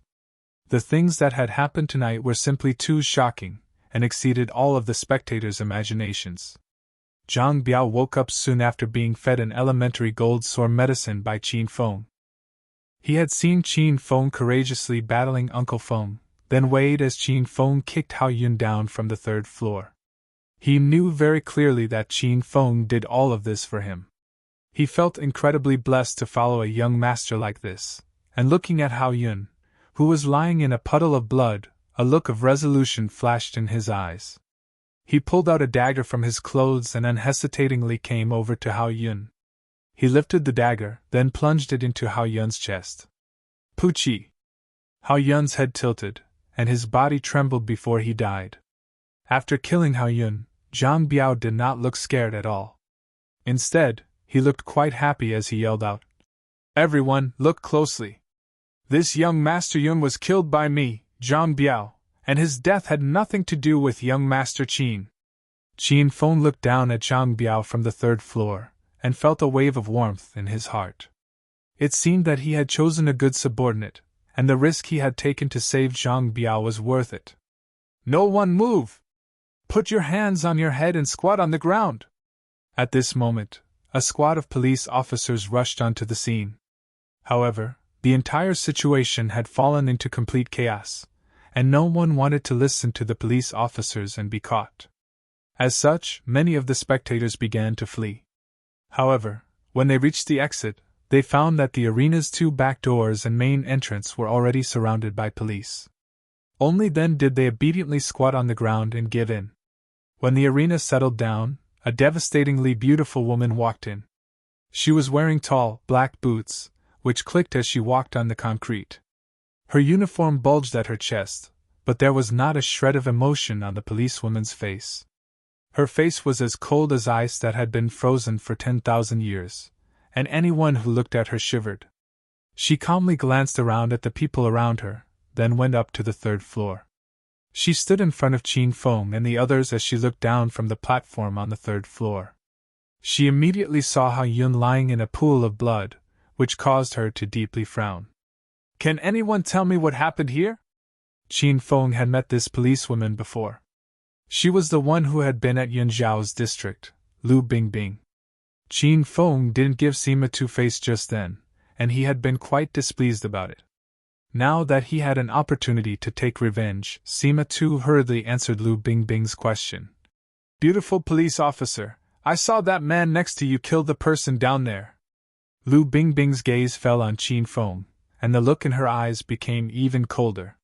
She still remembered that Qin Feng was the rich young master who had destroyed a luxury car in public. Lu Bingbing completely hated this sort of hedonistic young master. Police officer, this matter's unrelated to young Master Qin. Everyone here saw that it was me who stabbed that brat to death. That brat has done countless evil deeds, and loved to oppress everyone he saw. I couldn't stand him, so I decided to get rid of him. Zhang Biao hurriedly shouted up towards the third floor, trying to take the crimes on himself. However, what he said wasn't wrong. Hao Yun was normally strung through and filled with evil, and had an extremely bad reputation within the Acropolis city.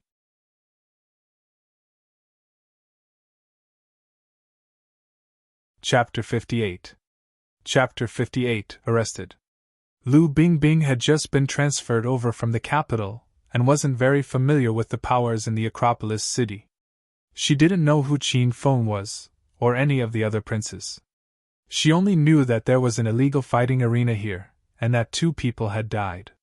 When she saw Uncle Feng, who was still on the cage and had been burnt to crisp, Lu Bingbing's body shot out an icy aura. Such a thing had happened in the region she was in charge of. She was truly furious. Humph, don't bother arguing with me. Take them all away.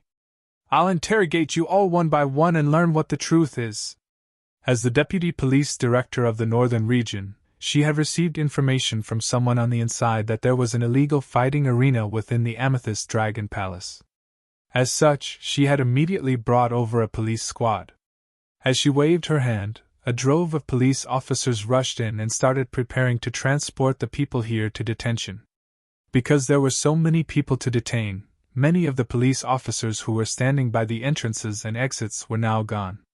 There were only 2 police officers standing at the door, which caused Qin Feng's eyes to light up as he tried to think of a way for Zhang Biao to escape.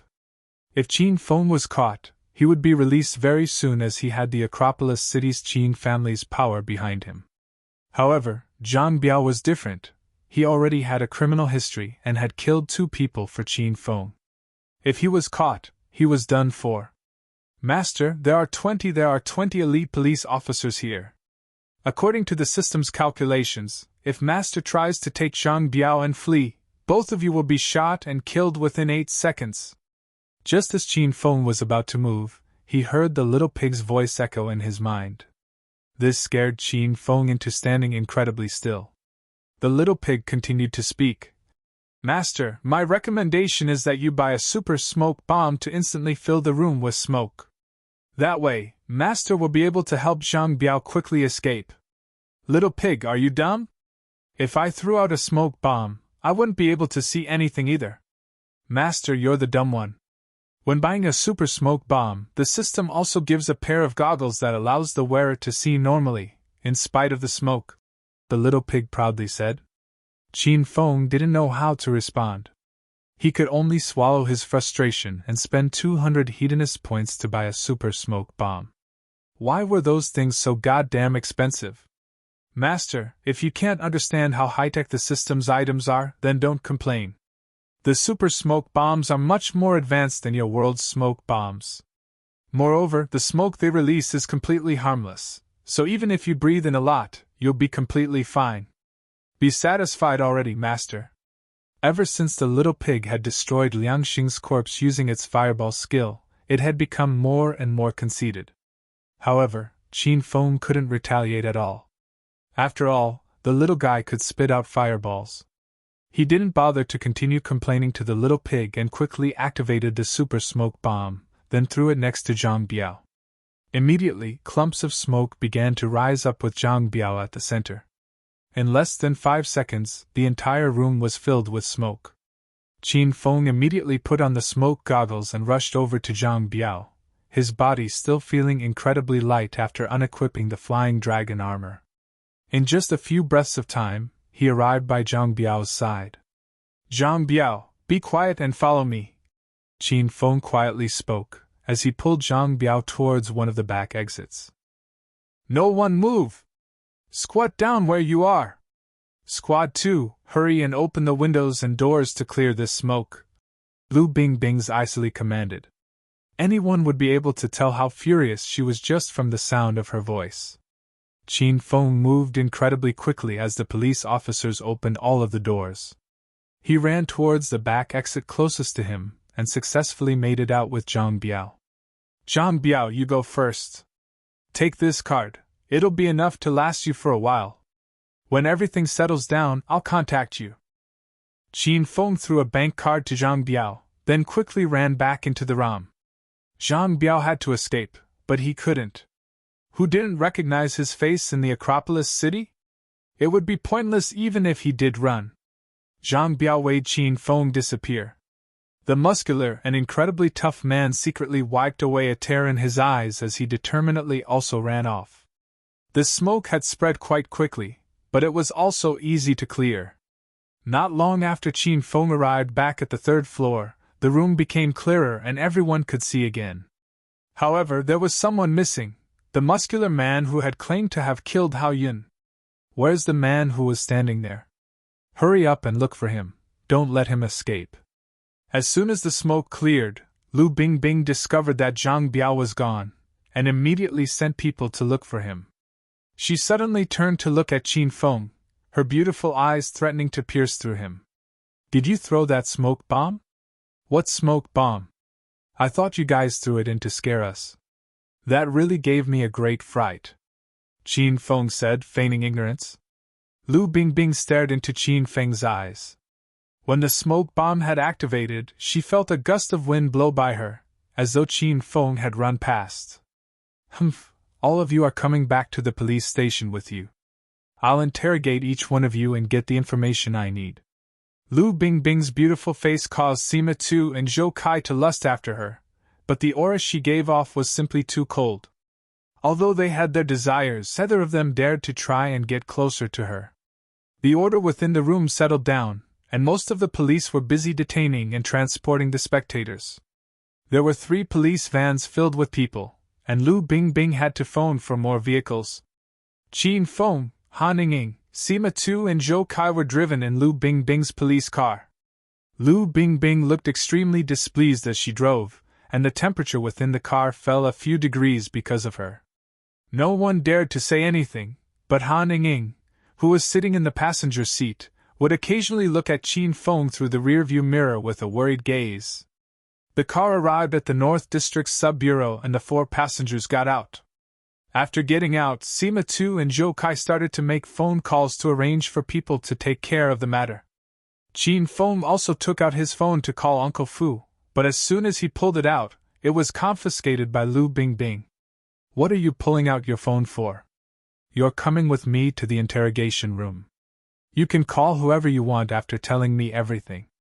Lu Bingbing had already been quite displeased with this young master because of the incident with the luxury car, and now, she had caught him in the illegal fighting arena.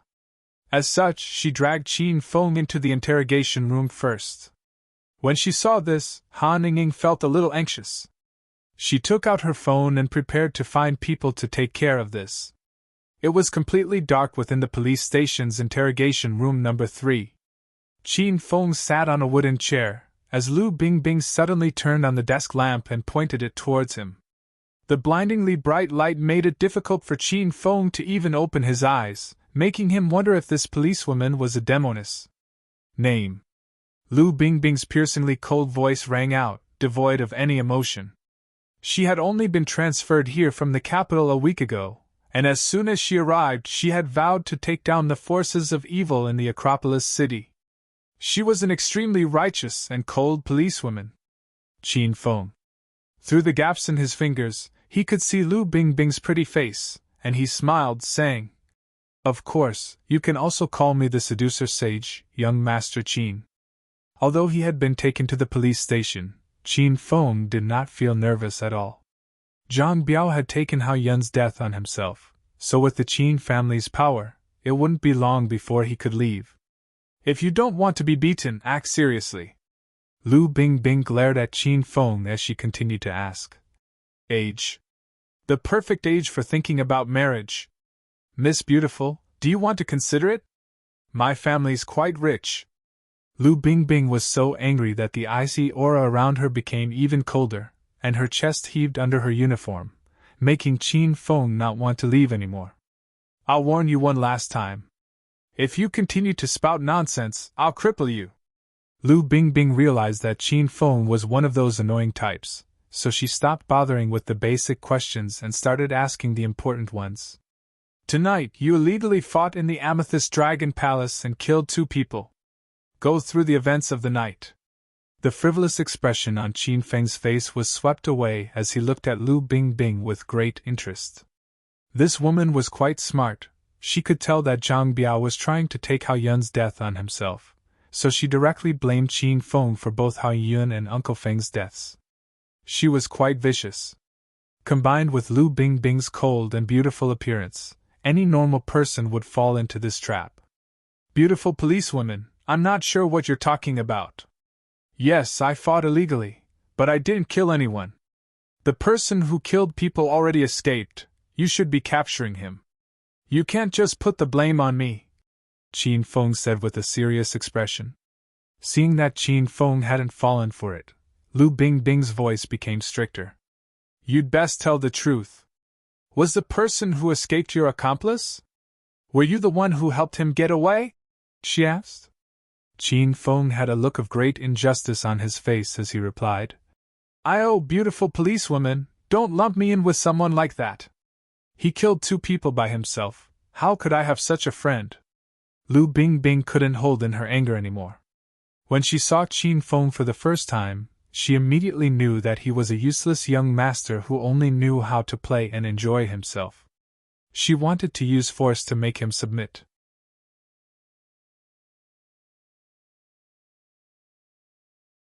Chapter 59. Chapter 59. Is the system crazy? Suddenly, the interrogation room's door was opened, and Officer Xiao Lu walked in with a serious expression. Director Lu, this is some of the evidence we found at the Amethyst Dragon Palace, as well as some of the gamblers' statements. Xiao Lu placed 2 documents onto the interrogation desk. He had looked through the documents, and now weighed Qin Feng as he started to pray for him. Although Lu Bingbing had only arrived a week ago, everyone in the police station had seen her fiery temper and valiant skills. Even if a mass murderer was brought into the police station and fell into Lu Bingbing's hands, all of the police officers in the North District Sub-Bureau would pray for them. This was because Lu Bingbing's methods were simply too frightening. Director Lu, if there's nothing else, I'll be going first, Xiao Lu hesitantly said. Seeing that Lu Bingbing paid no attention to him, he hurriedly exited the room. As he closed the door, he looked at Qin Feng in pity. Lu Bingbing scanned through the 2 documents seriously and her expression darkened. Qin Feng, the underground fighting arena in the Amethyst Dragon Palace was your investment that you opened?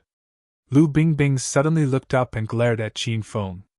Even Qin Feng was dumbfounded by what she said. The Amethyst Dragon Palace doesn't belong to my old man. How could I possibly open a fighting arena there? Beautiful policewoman, you can't just go around unfairly accusing people.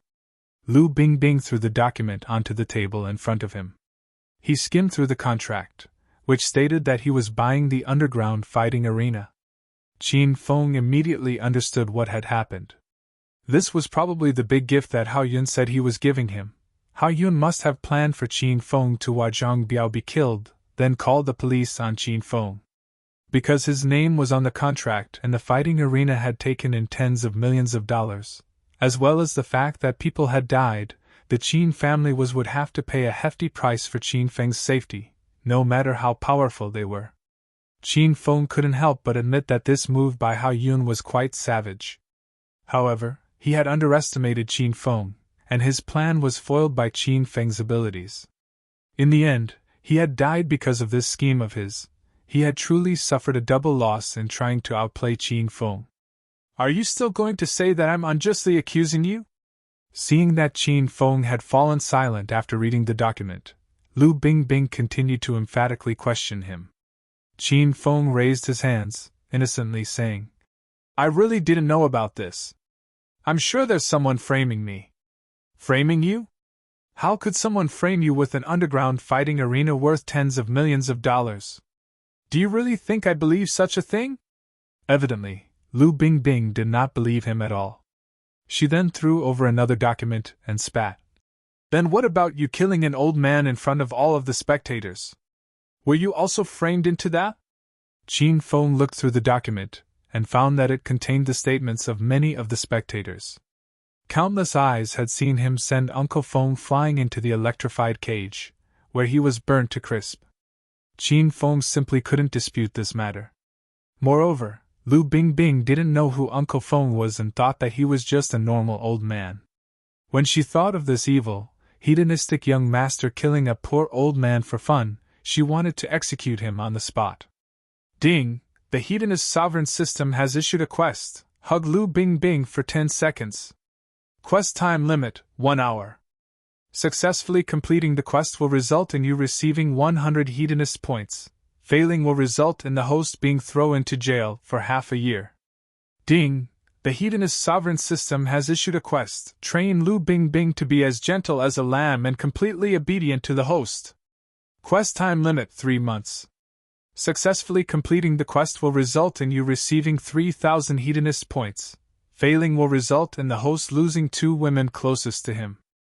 After seeing these quests, Qin Feng couldn't help but inwardly curse, and he started to wonder whether the system was crazy. Train Lu Bingbing? To the point that she was as gentle as a lamb and completely obedient to him? Qin Feng looked at Lu Bingbing in front of him and instantly exploded with complaints. Little pig, why the hell is this quest so ridiculous and weird? Ling Chen complained. Master, the quest to hug Lu Bingbing is based on Master's desires, and I gave it to you for some service. As for the quest to train Lu Bingbing, that was a compulsory quest given by the system and has nothing to do with me. The little pig lazily said, acting as though Qin Feng's life and death had nothing to do with it. Qin Feng felt a bit awkward upon hearing that the little pig had access to his desires. But even so, how could it make a quest like this and call it service? Qin Feng could already imagine the scene of him being crippled by Lu Bingbing after hugging her. You goddamn punk, stop acting dumb with me. I've seen far too many scoundrels like you. I'll ask you one more time, will you confess or not? It was as if Qin Feng had lost his soul. After asking him many times, he had not reacted at all, which caused Lu Bingbing to angrily roar. Qin Feng suddenly came back to his senses.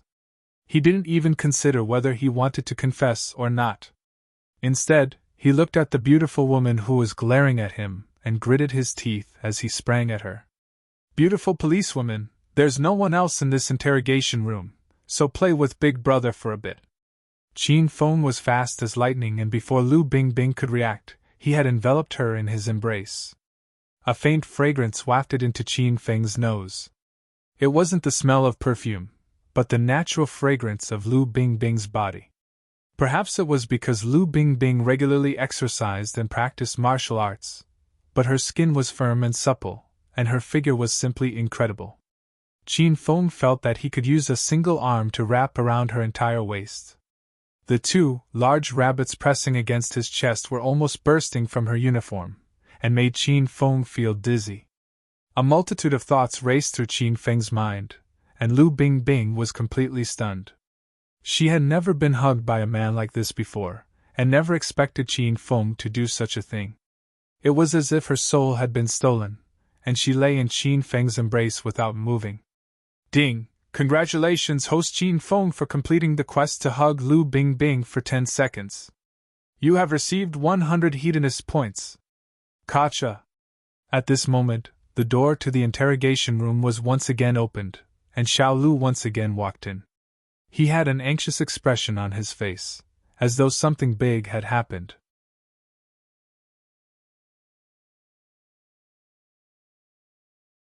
Chapter 60. Chapter 60. So they were dancing. When he saw the scene before him, Xiao Lu was so shocked that he dropped the documents in his hands. His mouth was opened so wide that a goose egg would be able to fit in it. He had expected to see Qin Feng bloodied and bruised when he returned, to the point that he was unrecognizable. However, The incredibly strange scene in front of him was completely different to what he had expected. Why was the #1 cold beauty of the North District Sub-Bureau hugging this loose and dissolute young Master Qin? Had she been tempted by the Qin family's power and wealth? If that was so, he had wrongly judged this Director Lu.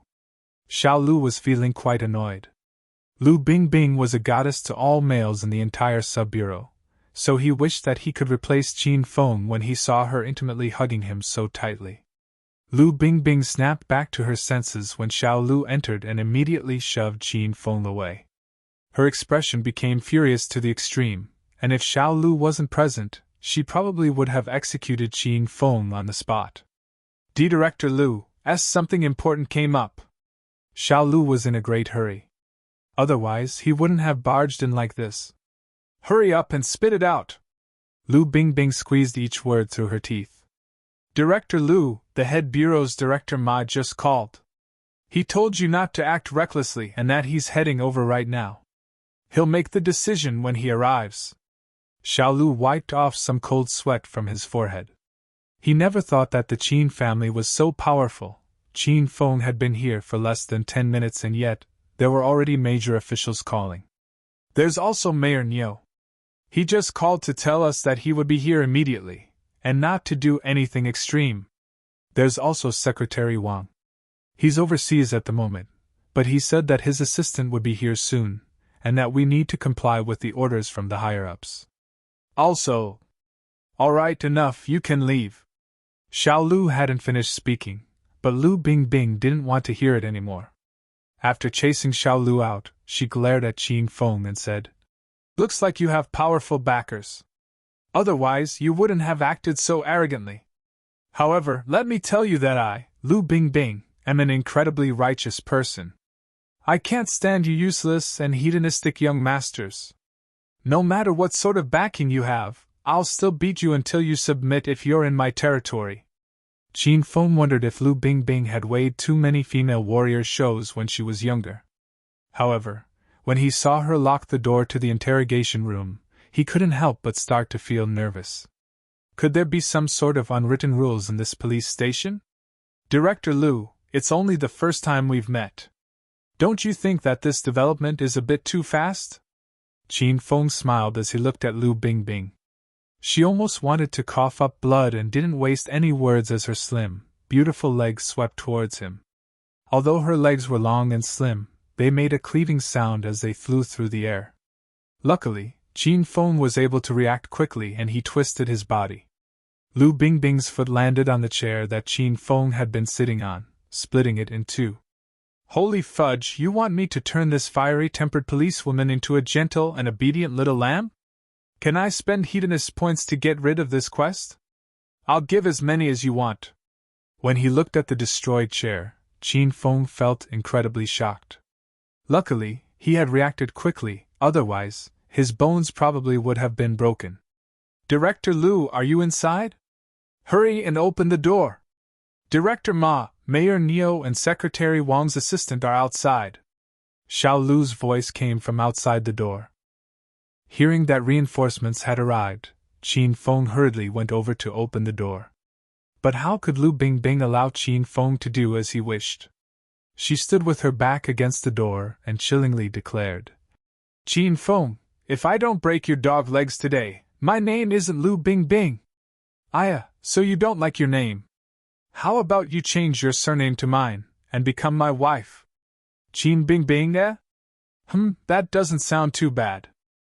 Realizing that this fiery-tempered policewoman wasn't going to let him go, Qin Feng stopped dodging around and decided to fight her head-on. It would be a good opportunity for him to break into Stage 3. You're still spouting nonsense with death staring you in the face. Take this. Lu Bingbing was so angry that the whites in her eyes were showing, and she once again sprang at Qin Feng.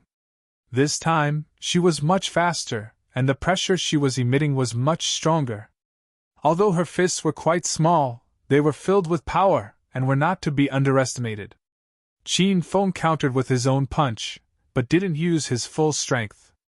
He could tell that Lu Bingbing was a Stage 2 expert, so he only used 3 times a normal person's strength.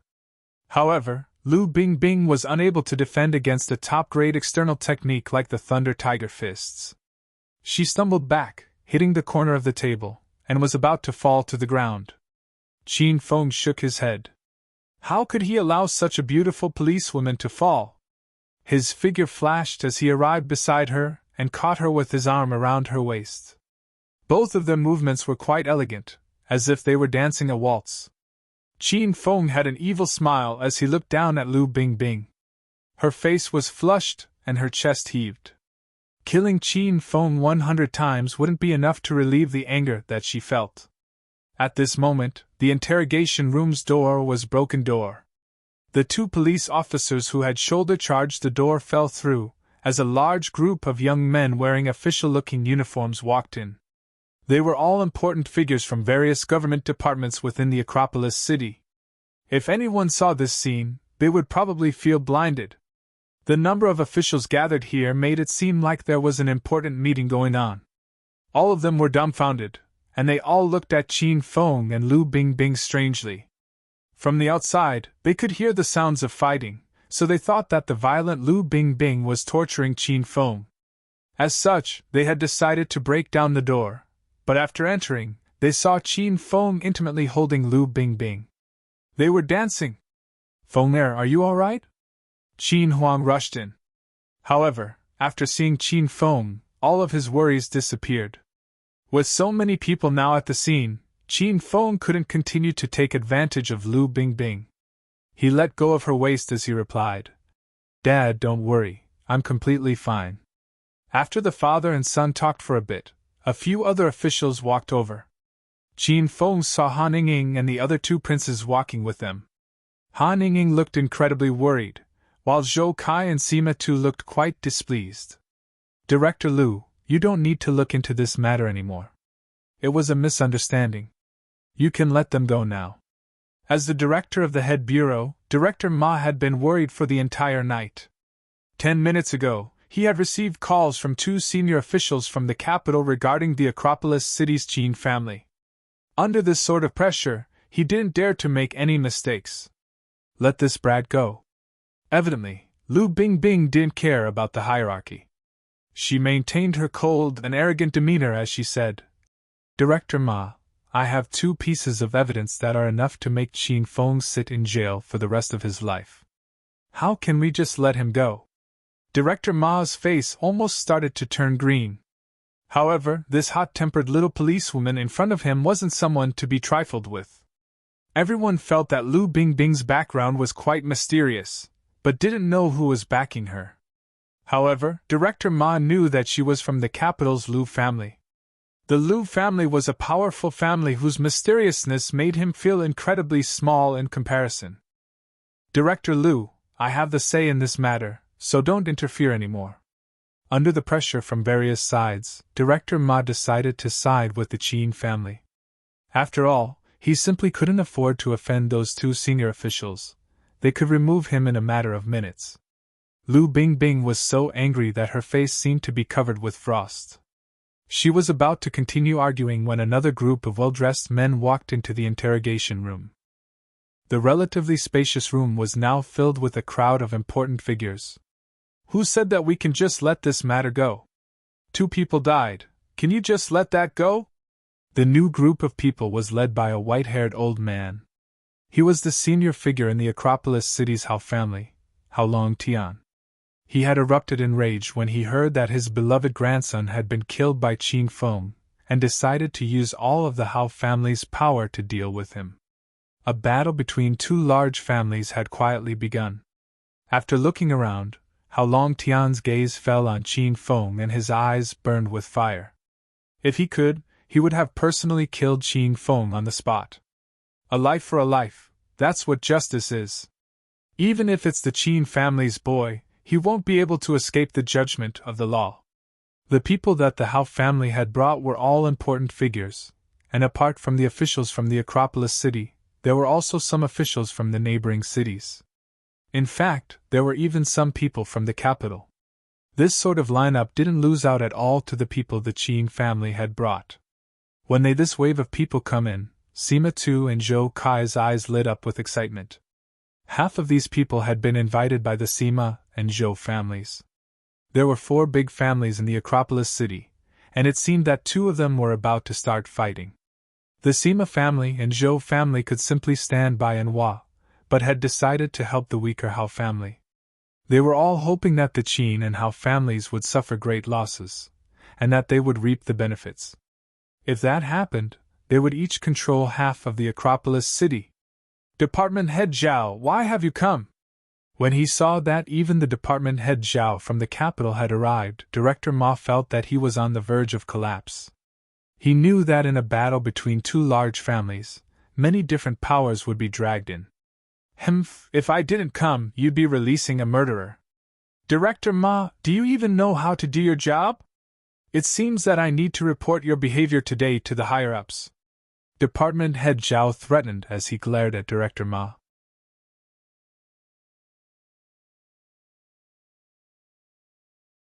Chapter 61. Chapter 61. Educating the Newbie. Director Ma felt torn. Although he wanted to comply with the 2 senior officials' wishes and help the Qin family, Department Head Zhao greatly outranked him. It was simply too difficult to defend Qin Feng. In an instant, the situation greatly changed and swung in the Hao family's favor. "There's nothing left to say. That little bastard Qin Feng killed my grandson Hao Yun, and there's enough evidence to prove he did it. I say we sentence him now. It'll definitely be the death sentence."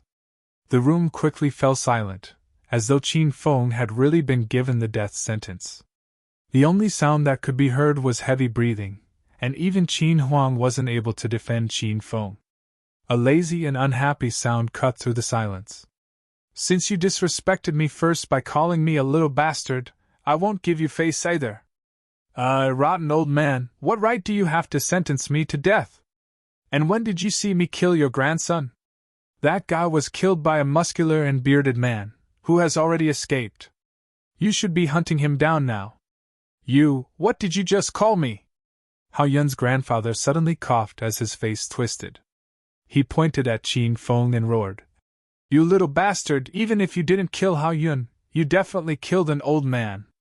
An evildoer like you, who would kill a defenseless old man who didn't even have the strength to truss up a chicken, deserves 100 death sentences." Qin Feng was quite displeased that Hao Yun's grandfather was still calling him a little bastard. "Rotten old man, don't try to play dumb. That dead old man was a top-no expert, don't try to make him sound pitiful. If you asked me, I'd say he was probably a murderer escapee," he replied. Qin Feng wasn't speaking nonsense. He simply didn't believe that Uncle Feng had never killed anyone before. It was likely that he had killed people in the past, and that he was seeking refuge. As such, he had found a backer to hide him as he evaded the police. "Don't you dare slander him. That old man was my family's old butler. He was a kind soul and had no family. He was in terrible health and would be coughing and wheezing after walking only a few steps. I simply don't know how you were able to bring yourself to kill him." A look of shock flashed across Hao Yun's grandfather's face, but an angry gaze quickly replaced it. He had lied so confidently that even Qin Feng was impressed. Qin Huang silently stood at the side, observing everything. When Qin Feng mentioned that the old man was a murderer, Hao Yun's grandfather had appeared flustered for a split second, which didn't escape Qin Huang's notice. He immediately whispered to Uncle Fu next to him, and Uncle Fu disappeared like a gust of wind. "It's very clear that Qin Feng killed 2 people. There's no need to defend him anymore." Department Head Zhao finally spoke. "Director Liu, lock this person up in your North District Sub-Bureau while I report this evil matter to the higher-ups. We'll sentence him tomorrow. I hope you'll keep an eye on him during this time." He could tell that Liu Bingbing vehemently hated Qin Feng, which was perfect for him. He could rest assured with Qin Feng locked up here. With the matter decided, Hao Yun's grandfather left with the people he had brought. Qin Huang and the people he had brought all looked quite distressed. "Feng there, don't worry. I've already asked Uncle Fu to investigate that old man's identity. We'll try to get you out as soon as possible. It'll be hard on you tonight." Qin Huang still couldn't understand how Qin Feng could have killed Hao Yun. However, the situation was too urgent, and he had no time to ask. He comforted Qin Feng for a while before taking the people he had brought and left. The battle between the Acropolis City's Qin family and Hao family had begun. Qin Huang had many things that he needed to prepare.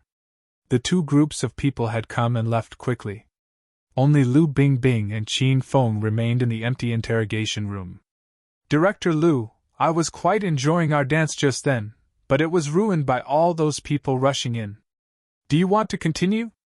Evidently, Qin Feng did not seem worried about his situation at all. After all, Zhang Biao had taken Hao Yun's death onto himself, and the old man definitely had a dark past. Once his father did some investigating, he would be let out. As such, he happily flirted with Lu Bingbing. After all, Qin Feng had no choice. If he didn't start to lay some groundwork now for his quest to train Lu Bingbing, when would he start? When you're sentenced tomorrow, I'll personally shoot you to death. Lu Bingbing had become accustomed to Qin Feng's frivolous and hedonistic personality. She coldly glared at him as she took him to the sub-bureau's dark and damp underground jail. Steel bars surrounded every cell, and each cell was only 20 square meters in area. They were even smaller than Qin Feng's home's toilets. Get in and wait for your death. Lu Bingbing pushed Qin Feng into the innermost cell, then locked the door and left. She didn't want to spend even an extra second with Qin Feng. When she thought about him forcefully hugging her, she felt disgusted. It was completely dark in the cell, and Qin Feng stood at the door for a while as he waited for his vision to adjust. There were 6 other men squatting in this cell. They were all bare-chested and 3 of them had tattoos on their bodies. They all looked over at Qin Feng. When the tattooed men saw Qin Feng, a look of amusement appeared on their faces. Oi, newbie brat, do you know the rules here? The long-haired, tattooed man coldly laughed as he asked Qin Feng. Nope. Qin Feng shook his head. Ha, I didn't expect you to. Your granddaddy will personally educate you on the rules here. The long-haired man's smile grew wider as he walked towards Qin Feng. There hadn't been a newbie in this cell for a long time, and the long-haired man was bored to death. After all, there had been no one to toy with. The 3 tattooed men had long since taken care of the other 3 men. Brat, from the way you're dressed, you're probably some family's young master, eh? The long-haired man felt the clothes Qin Feng was wearing and found that they were incredibly soft and comfortable. It was the first time he had touched such clothes before, and he knew that Qin Feng was definitely a rich young master. Haha, it doesn't matter if you're a rich young master. You can be as unruly as you want outside, but in here, you're this granddaddy's slave. You're going to massage your elder's back and feet every day, and you're going to make me feel comfortable if you don't want to be beaten. When your elder wants it, you'll offer up your cherry willingly, got it? Bullying a young master felt much more satisfying than bullying a normal person, which delighted the long-haired man. Ooh, it's a young master? Long hair, move over, you're too short. These clothes are perfect for my height. Hearing that a rich young master had entered the cell, the remaining 2 tattooed men gave vulgar smiles and hurriedly came over. The 3 of them acted as though Qin Feng was a lamb who had landed in a pack of wolves. They temporarily ignored him and started bickering among themselves as to whose slave he should become. Qin Feng looked at the 3 of them and laughed, feeling that they were complete idiots. He then shifted his attention to the other 3 men. They were still squatting on the ground, and 2 of them looked quite small and weak. They weren't very old either, and they looked quite submissive, not daring to even look over at Qin Feng. It seemed that they had already been trained by the 3 tattooed men. The other one had a resolute-looking face and gave off a domineering air. His eyes looked quite old, as though he had seen and experienced much in the world. His head was slightly lowered, and he didn't look over to where Qin Feng was. His eyes were a little unfocused, as if he was thinking of something. All right, stop fighting. We'll take turns wearing his clothes, and this newbie young master will be our shared slave. That should be fine, yelled the long-haired man.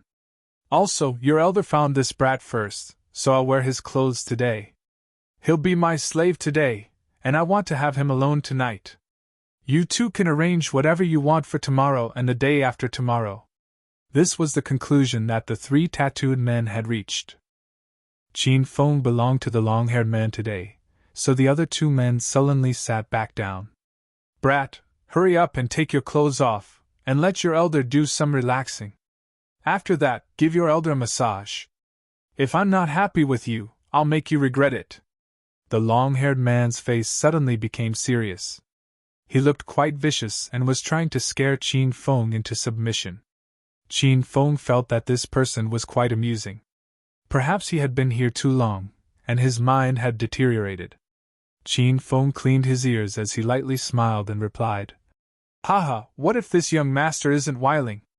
Not willing, haha. Then, your elder will beat you up until you're willing. When he saw that Qin Feng wasn't giving in, the long-haired man didn't become angry, but instead arrogantly laughed. He pointed at the two weak-looking men who were squatting on the ground as he said, Brat, see those two people? When they first came in, they were like you, and were very disobedient. Now, they're completely submissive to your elder. If I tell them to lick my toes, they won't complain at all. Brat, you're not a young master in here. In this cell, you're just a dog. Haha, with your long hair, you look quite like a golden retriever, Qin Feng said as he laughed. The long-haired man's face became sinister as a ruthless look flashed in his eyes. Fudge, you dare to call your elder a golden retriever? I'll kill you!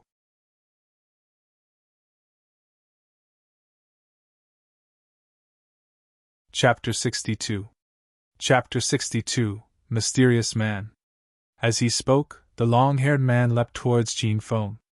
To him, this weak young master was still trying to be arrogant even in here, so he would have to beat some sense into him. Seeing the ferocious long-haired man coming at him, Qin Feng's expression did not change. He stood his ground and did not move until the long-haired man's fist was about to reach his nose. Qin Feng punched out, fast as lightning.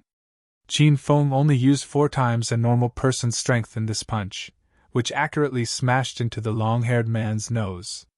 The man was sent flying as his nose shattered, and a stream of blood erupted out of it. The long-haired man crashed onto the ground with a thump. This commotion caused the other people in the cage to look over. Expressions of shock appeared on their faces as they saw the long-haired man lying unconscious on the ground. Qin Feng had acted too quickly, and the others hadn't even seen him attack.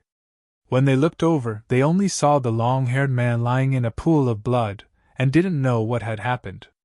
The two weak-looking men reacted as if they had seen a ghost, and they started to tremble. There were 2 tattooed men remaining. One was bald, and the other had a wolf tattooed on his arm. They were feeling quite displeased because they couldn't enjoy Qin Feng tonight. However, they were given a big fright after seeing this scene unfold. However, very soon, the bald-headed man realized what had happened.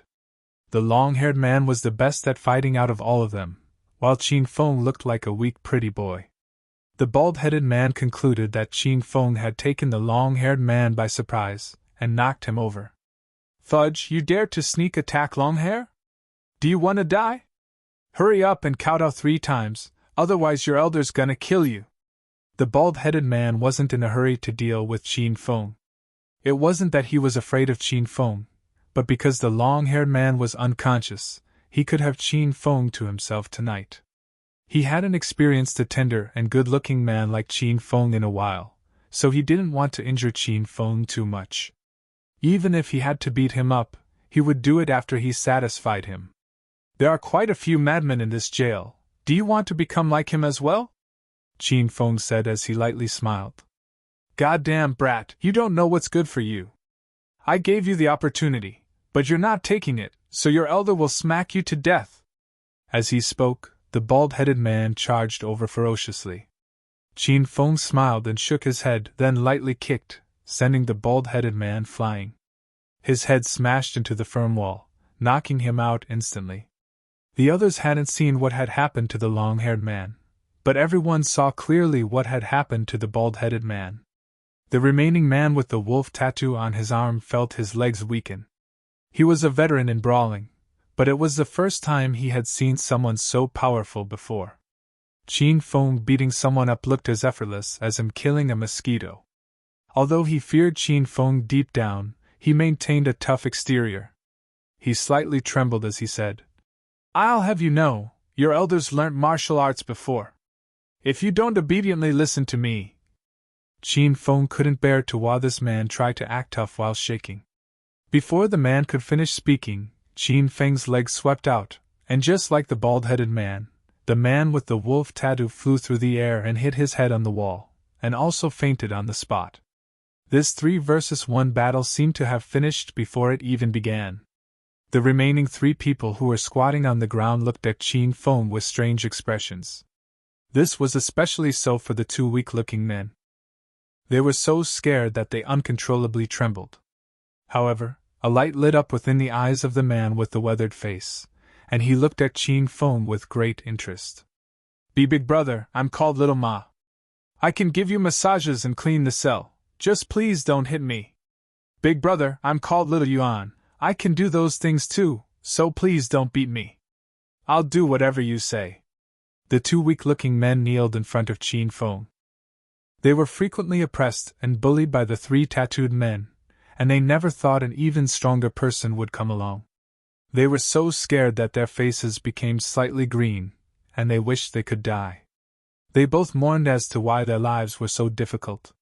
Qin Feng looked at the 2 men and shook his head, and ignored them. He walked over to the man with the weathered face and sat down next to him. "How come you're not begging me like them?" Since Qin Feng had entered the cell, he had been interested in this middle-aged man. He looked about as old as his father, and his face was incredibly weathered, as if he had seen much in life. The man didn't answer Qin Feng's question, and instead asked him, "What's your name?" After staring in surprise for a moment, Qin Feng truthfully replied, "Qin Feng." An expression of shock appeared on the man's face as his unfathomable eyes lit up. He stared at Qin Feng fixedly as he asked, "The capital's Qin family?" Qin Feng suddenly became wary, because his grandfather held the power in the capital's Qin family. It was also why the Acropolis city's Qin family could be so powerful. After hesitating for a moment, Qin Feng shook his head and replied, "The Acropolis city's Qin family." "Acropolis city's Qin family?" After hearing this, the man lapsed into silence for a few moments before replying, "Your father's called Qin Huang? Your grandfather's called Qin Shitian?" It was Qin Feng's turn to be surprised. It wasn't a big deal that this man knew about his dad. After all, he was incredibly famous in the Acropolis city.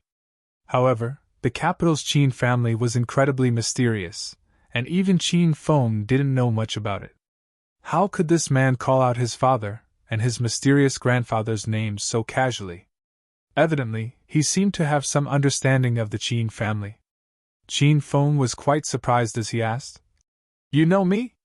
What relationship do you have with my Qin family?" The man let out a long breath, as if he had been relieved from a burden. He carefully reached into his pockets and dug around for a while before taking out a small wooden box and handing it to Qin Feng. "Take this, and keep it safe. It'll save your family when the Qin family faces destruction." After seeing the man dig around in his pockets for a while and take out a crappy-looking wooden box, Qin Feng couldn't help but look down on it. Just as he was about to refuse, he heard the words the man spoke, which caused his sword-like eyebrows to deeply frown. "What's this?" Qin Feng took the black wooden box. He was about to open it when the man suddenly grabbed his hand.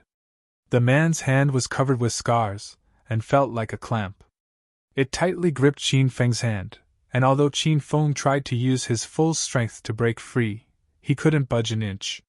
In that instant, Qin Feng felt incredibly dumbfounded. He had 6 times a normal person's strength, and was quite confident in his strength. He had defeated all of the opponents he had faced. However, in front of this mysterious man, Qin Feng felt that he didn't even have the strength to retaliate.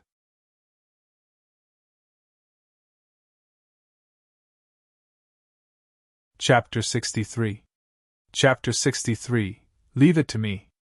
Don't be anxious, I don't bear any ill will towards you.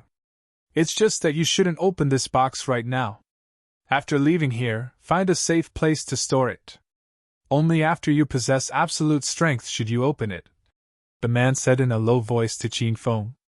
After hearing this, Qin Feng nodded, and the man let go of his hand. Qin Feng looked at the black wooden box in his hand, and couldn't even start to guess what it contained. However, he couldn't just put it in his pocket like the man. Suddenly, the little pig's voice sounded out. Master, master, you can put this black box in the system. It was the first time Qin Feng had seen this lazy little pig so excited.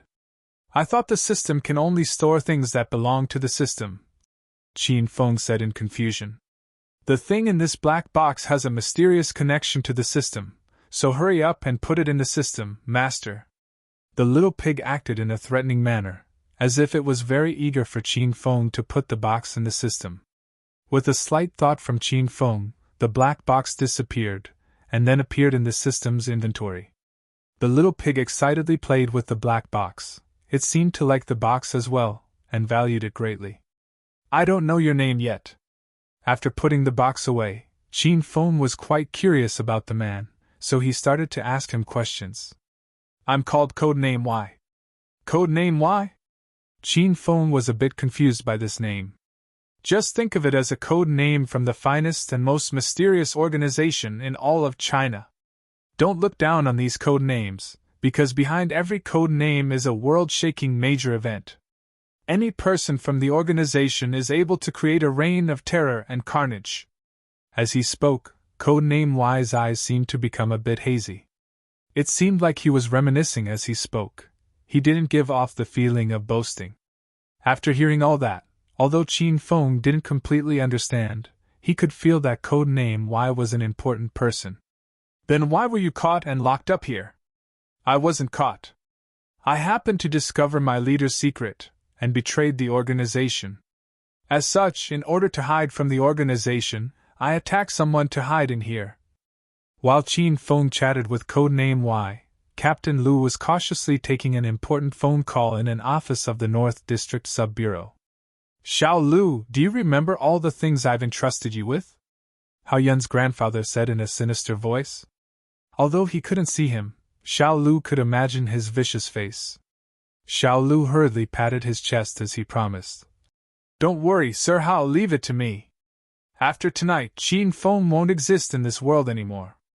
After hearing this reassurance from Xiao Lu, Hao Yun's grandfather gradually calmed down. He knew that Qin Huang was investigating Uncle Feng's background, and with the Qin family's power, he would definitely discover something sooner or later.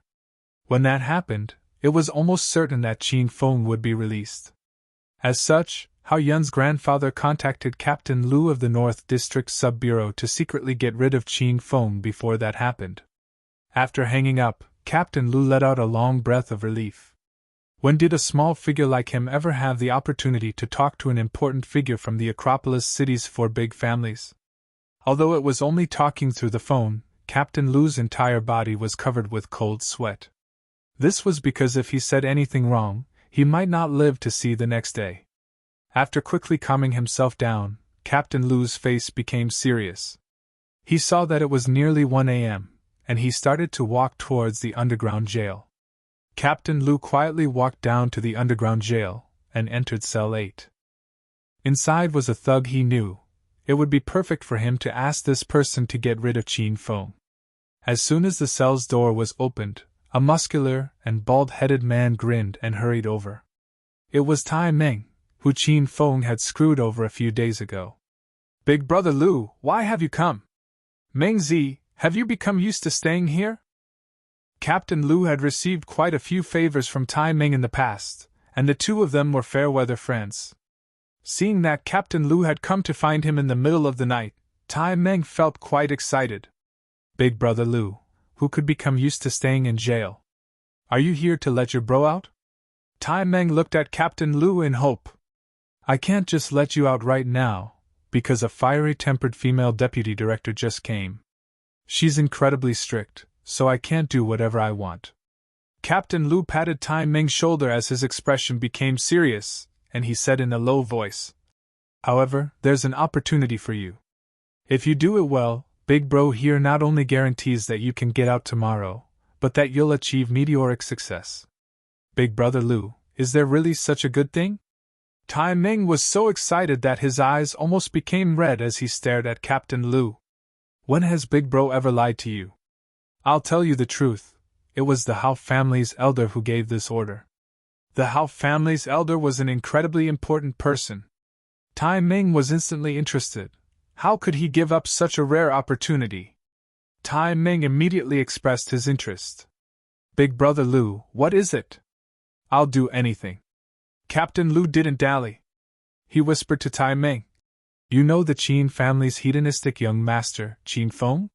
He killed the Hao family's young master Yun, and the Hao family's elder was completely infuriated. He wants us to kill Qin Feng tonight. Qin Feng? Upon hearing this name, Tai Ming reacted as if he had been shocked by lightning. His whole body shuddered. His gaze instantly became dark and cold. He was in jail because of that Qin Feng, and there was an opportunity for him to take revenge, then be released and receive the Hao family's favor. Tai Ming simply had no reason to give up this opportunity that would bring eternal rewards.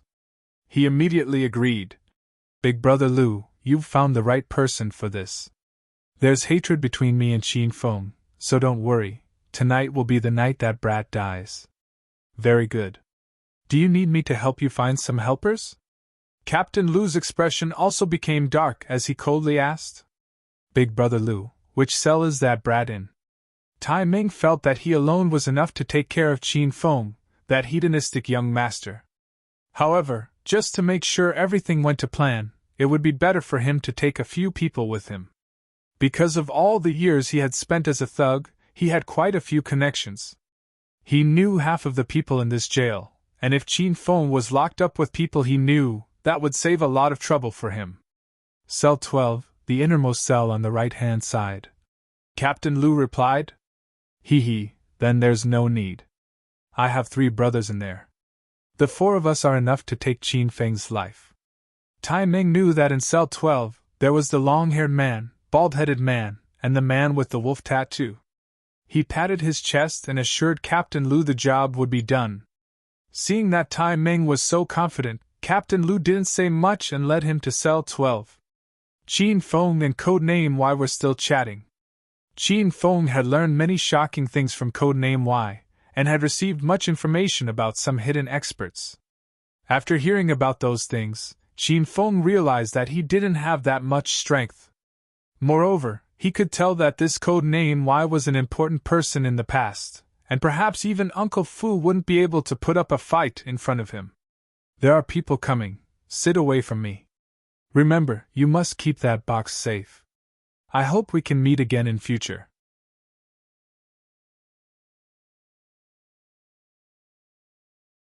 Chapter 64. Chapter 64. Are you all crazy? Only now did Qin Feng hear the footsteps approaching the door. Kacha! The cell's door was pushed open, and Qin Feng saw a tall and well-built man walk in. The man was bald, and his head glimmered in the dark cell. After the bald-headed man walked in, the cell was once again locked. Qin Feng looked at the man's face, and found that it was Tai Ming, the man who had boasted that he had killed people before. In an instant, Qin Feng's expression became cold. This was because he sensed some danger. It was unlikely that Tai Ming had been sent in here at this time of the night for no reason. There was definitely someone who had arranged for him to come here for a purpose. As soon as Tai Ming entered, he looked around, and when he saw Qin Feng, his face lit up with a delighted smile. "Haha, young Master Qin, we meet again!" In Tai Ming's eyes, Qin Feng was just a hedonistic young master who only knew how to play. He believed that Qin Feng was weaker than a girl, and it would take perhaps 2 slaps to kill him. Tai Ming was in jail because of Qin Feng. However, he was not in a rush to teach him a lesson. He wanted to first humiliate this high and mighty young master to satisfy himself. "Ho, so it's Brother Baldy. I never thought we'd be linked by fate, and would even meet here." Qin Feng was even less in a hurry. After all, he wasn't sure what was happening, and wanted to get some information from Tai Ming. "Humph. Qin Feng, oh Qin Feng, I'm surprised by your stupidity. Do you really think your elder was coincidentally placed in this cell? Haha, in a while, you'll really have died without knowing what's going on. After hearing Qin Feng still dared to call him Baldy, Tai Ming's expression darkened as he violently gazed at Qin Feng. At this moment, Qin Feng saw code name Y shoot him a look, silently asking Qin Feng whether he needed his help. Qin Feng quickly shook his head imperceptibly. If code name Y attacked, Tai Ming would die before he even realized what had happened.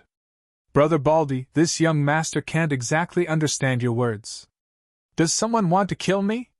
In order to find out the identity of the mastermind behind all this, Qin Feng had to play dumb. The stupid Tai Ming couldn't tell, and started to laugh at Qin Feng's idiocy. Qin Feng, since you're about to die, your elder might as well tell you, the Hao family's elder sent me to get rid of you. Once I do that, I'll be released, and will rise to meteoric success by following him. Ha! Tai Ming started to laugh uproariously in the cell as he looked at Qin Feng with condescension. There's also something else. What I said at the Royal Hotel wasn't a joke. Your elders killed people before, and isn't afraid to do it again. Haha, I'm so afraid, Qin Feng replied as he coldly laughed. It turned out that his guess was right. Tai Ming had been sent by the Hao family. However, Qin Feng didn't believe that Tai Ming would be released after killing him and would achieve meteoric success. With the Hao family's elder's personality, he would be killed to be silenced. Since he had already gained the information he wanted, Qin Feng couldn't be bothered to waste any more words with Tai Ming. After seeing how arrogantly he was acting, Qin Feng decided to teach him a lesson he wouldn't forget. However, Qin Feng didn't even have to act. He kicked the long-haired man on the ground, causing him to wake up. Don't hit me. I was wrong. I was truly wrong. When he woke up, the long-haired man was still thinking about being sent flying by Qin Feng's kick. He crawled up in fear as he begged for mercy. After seeing the long-haired man acting so crazily, Tai Ming went over and hit him. Longhair, why are you acting so crazy at night? Only then did the long-haired man come back to his senses. He completely ignored Tai Ming as he looked around. When he saw Qin Feng sitting there, coldly staring at him, he was so scared that he started to tremble. The commotion the long-haired man caused resulted in the other tattooed men also being woken up. After they woke up, they didn't beg for mercy like the long-haired man, but still hurriedly looked over to Qin Feng and were scared into silence. Tai Ming thought the three of them had fallen asleep.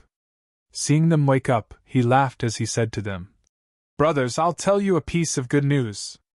A higher-up wants Qin Feng dead, so if the four of us finish this job, we'll be able to get out of jail tomorrow and go drinking together.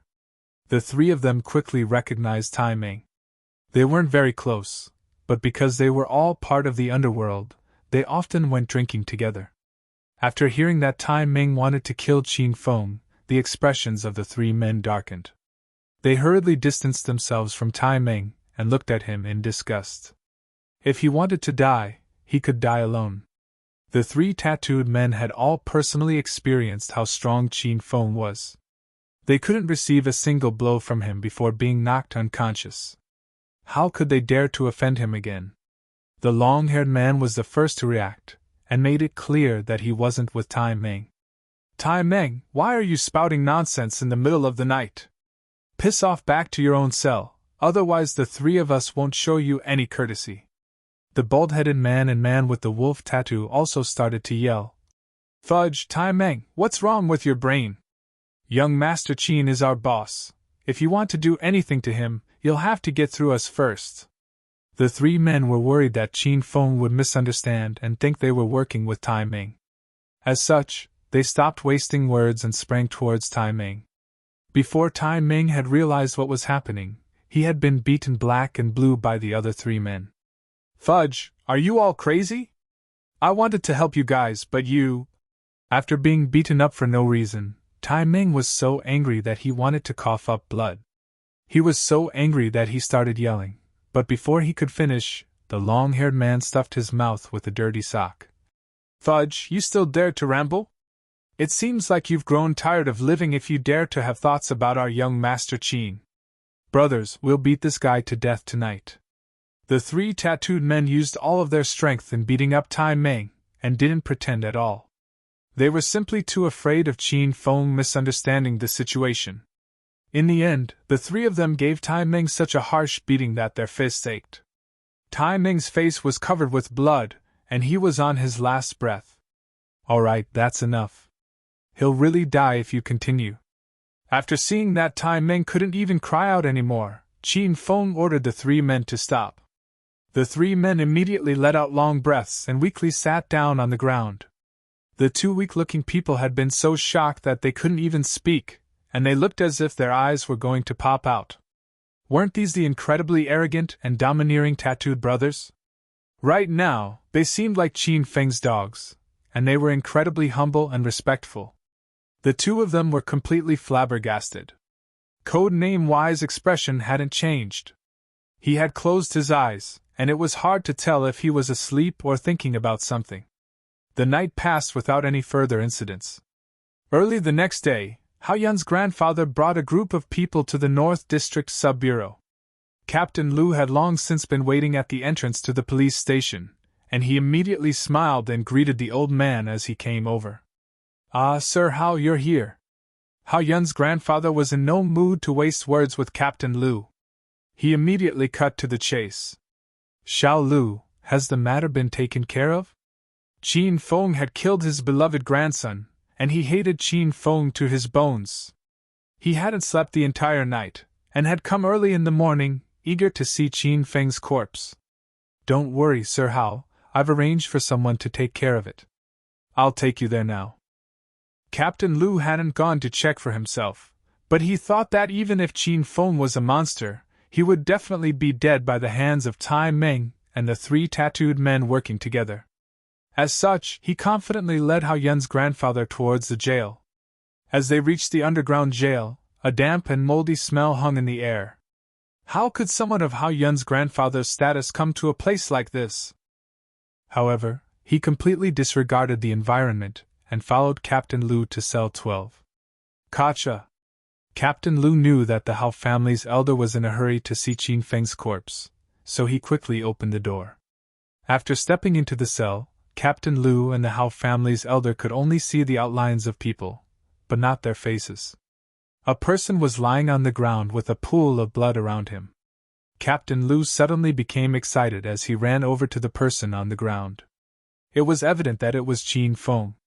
"Look, Sir Hao, this person is definitely Qin Feng since I promised Sir Hao that Qin Feng would die." Seeing the unmoving Qin Feng on the ground, Captain Lu was convinced that Qin Feng had been killed by Tai Meng. "Tai Meng, hurry up and come over, Sir Hao's here. You've done him a great deed by killing Qin Feng." Captain Lu called out to Tai Meng, but received no response. Suddenly, Captain Lu felt that something was off, and he hurriedly flipped over the person on the ground. He looked at his bloodied face, and became so scared that he fell to the ground. At the same time, a cold voice sounded out. "Haha, you old thing, who would have thought that you'd be so concerned about me that you'd come to see this young master so early in the morning? I'm quite touched." Hearing this voice, Hao Yun's grandfather's body trembled. The voice was incredibly familiar. It was Qin Feng. Qin Feng wasn't dead? He wasn't dead?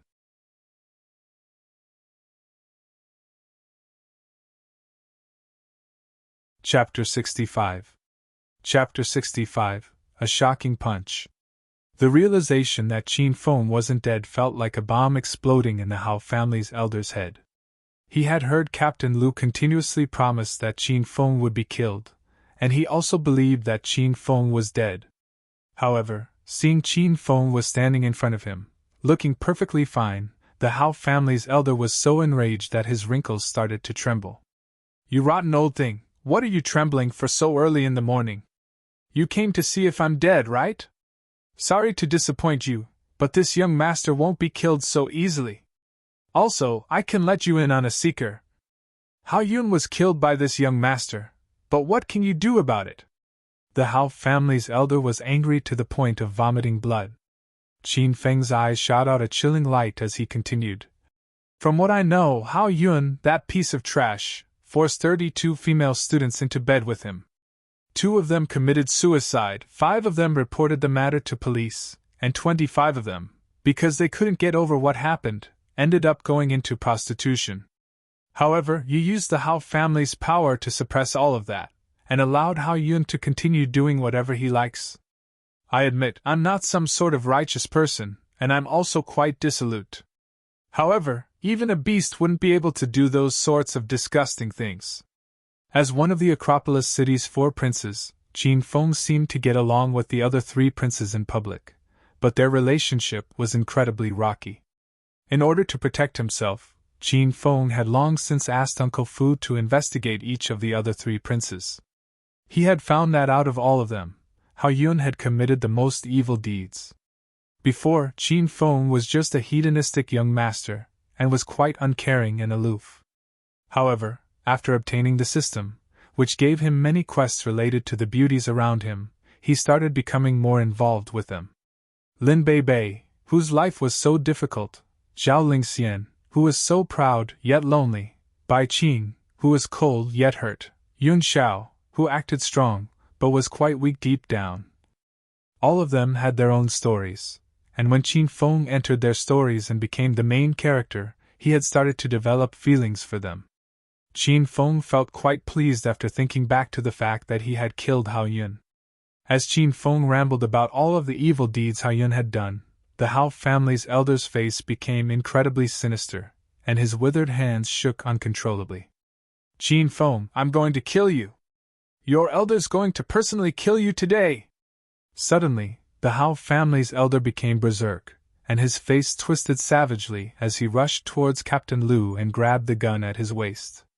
He gripped the gun with both hands and pointed at Qin Feng, then immediately released the safety and pulled the trigger. A muffled bang sounded out. The Hao family's elder had really shot at Qin Feng. The gunshot terrified everyone within the cell, and even Codename Y revealed a rare look of anxiousness as he looked at Qin Feng. However, seeing him standing there, completely fine, he soon calmed down.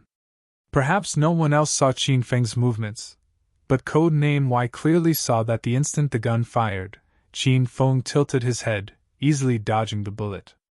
From Codename Y's analysis of Qin Feng's speed, he determined that he was at least a Stage 5 external expert. Codename Y's eyes shone. Qin Feng was still incredibly young, and yet had reached this sort of level. He was a cultivation genius who would only appear once in 100 years. A Stage 5 external expert could release 5 times a normal person's speed. Qin Feng was only a Stage 2 expert, which gave him 2 times a normal person's speed, and the reason he could achieve such a speed was because he had consumed 2 speed potions, which gave him 4 times a normal person's speed.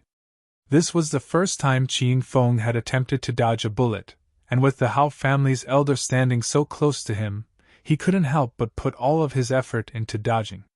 He had taken off the flying dragon armor on his body, releasing 6 times a normal person's speed that shocked even Codename Y.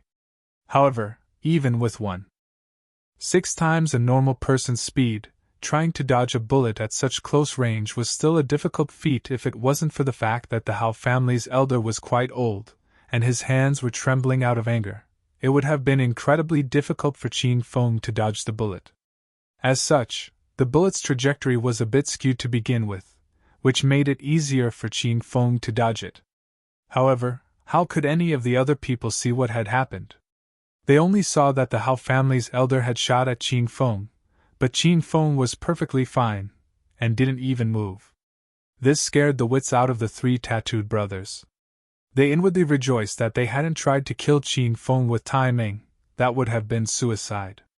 As for the 2 weak-looking men, their eyes rolled up as they fainted. The Hao family's elder looked at Qin Feng aghast. He couldn't believe that Qin Feng was still alive, and looking perfectly fine. Qin Feng suddenly moved, and came to the Hao family's elder in the blink of an eye. He had actually dared to point and shoot a gun at Qin Feng. This made him incredibly furious. The consequences would be severe. He unhesitatingly punched out and smashed into the old man's face. With a bang, the Hao family's elder flew out. The bag of old bones nearly collapsed as he hit the ground.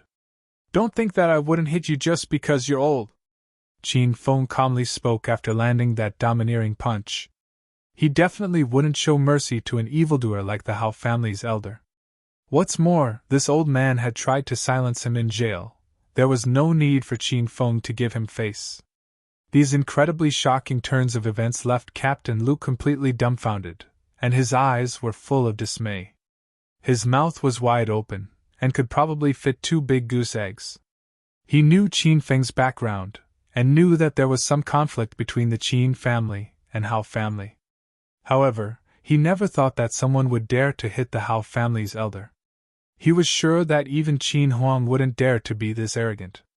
However, Qin Feng had attacked, and savagely at that. He didn't put the Hao family's elder in his eyes at all. Captain Lu looked at Qin Feng's overbearing and domineering figure, and felt that he hadn't punched the old man out of arrogance, but because he possessed the strength to do so. "Qin Feng, why you dare to goddamn punch me?" The Hao family's elder pointed at Qin Feng and roared in disbelief. He was a sorry figure on the ground, and his entire body was covered with dirt and dust. He spat out a few mouthfuls of blood before gradually recovering. At this moment, footsteps rumbled out as a large group of people brought by the Hao family and Qin family rushed over. The people from both parties were dumbfounded after seeing the scene before them. Only after staring in shock for a while did Hao Yun's father, Hao Nan, rush over to the Hao family's elder, Hao Long Tian, and help him up. You're tuning in to the Phoenix Knights YouTube channel. Don't forget to subscribe and join us on this journey to catch the most captivating stories.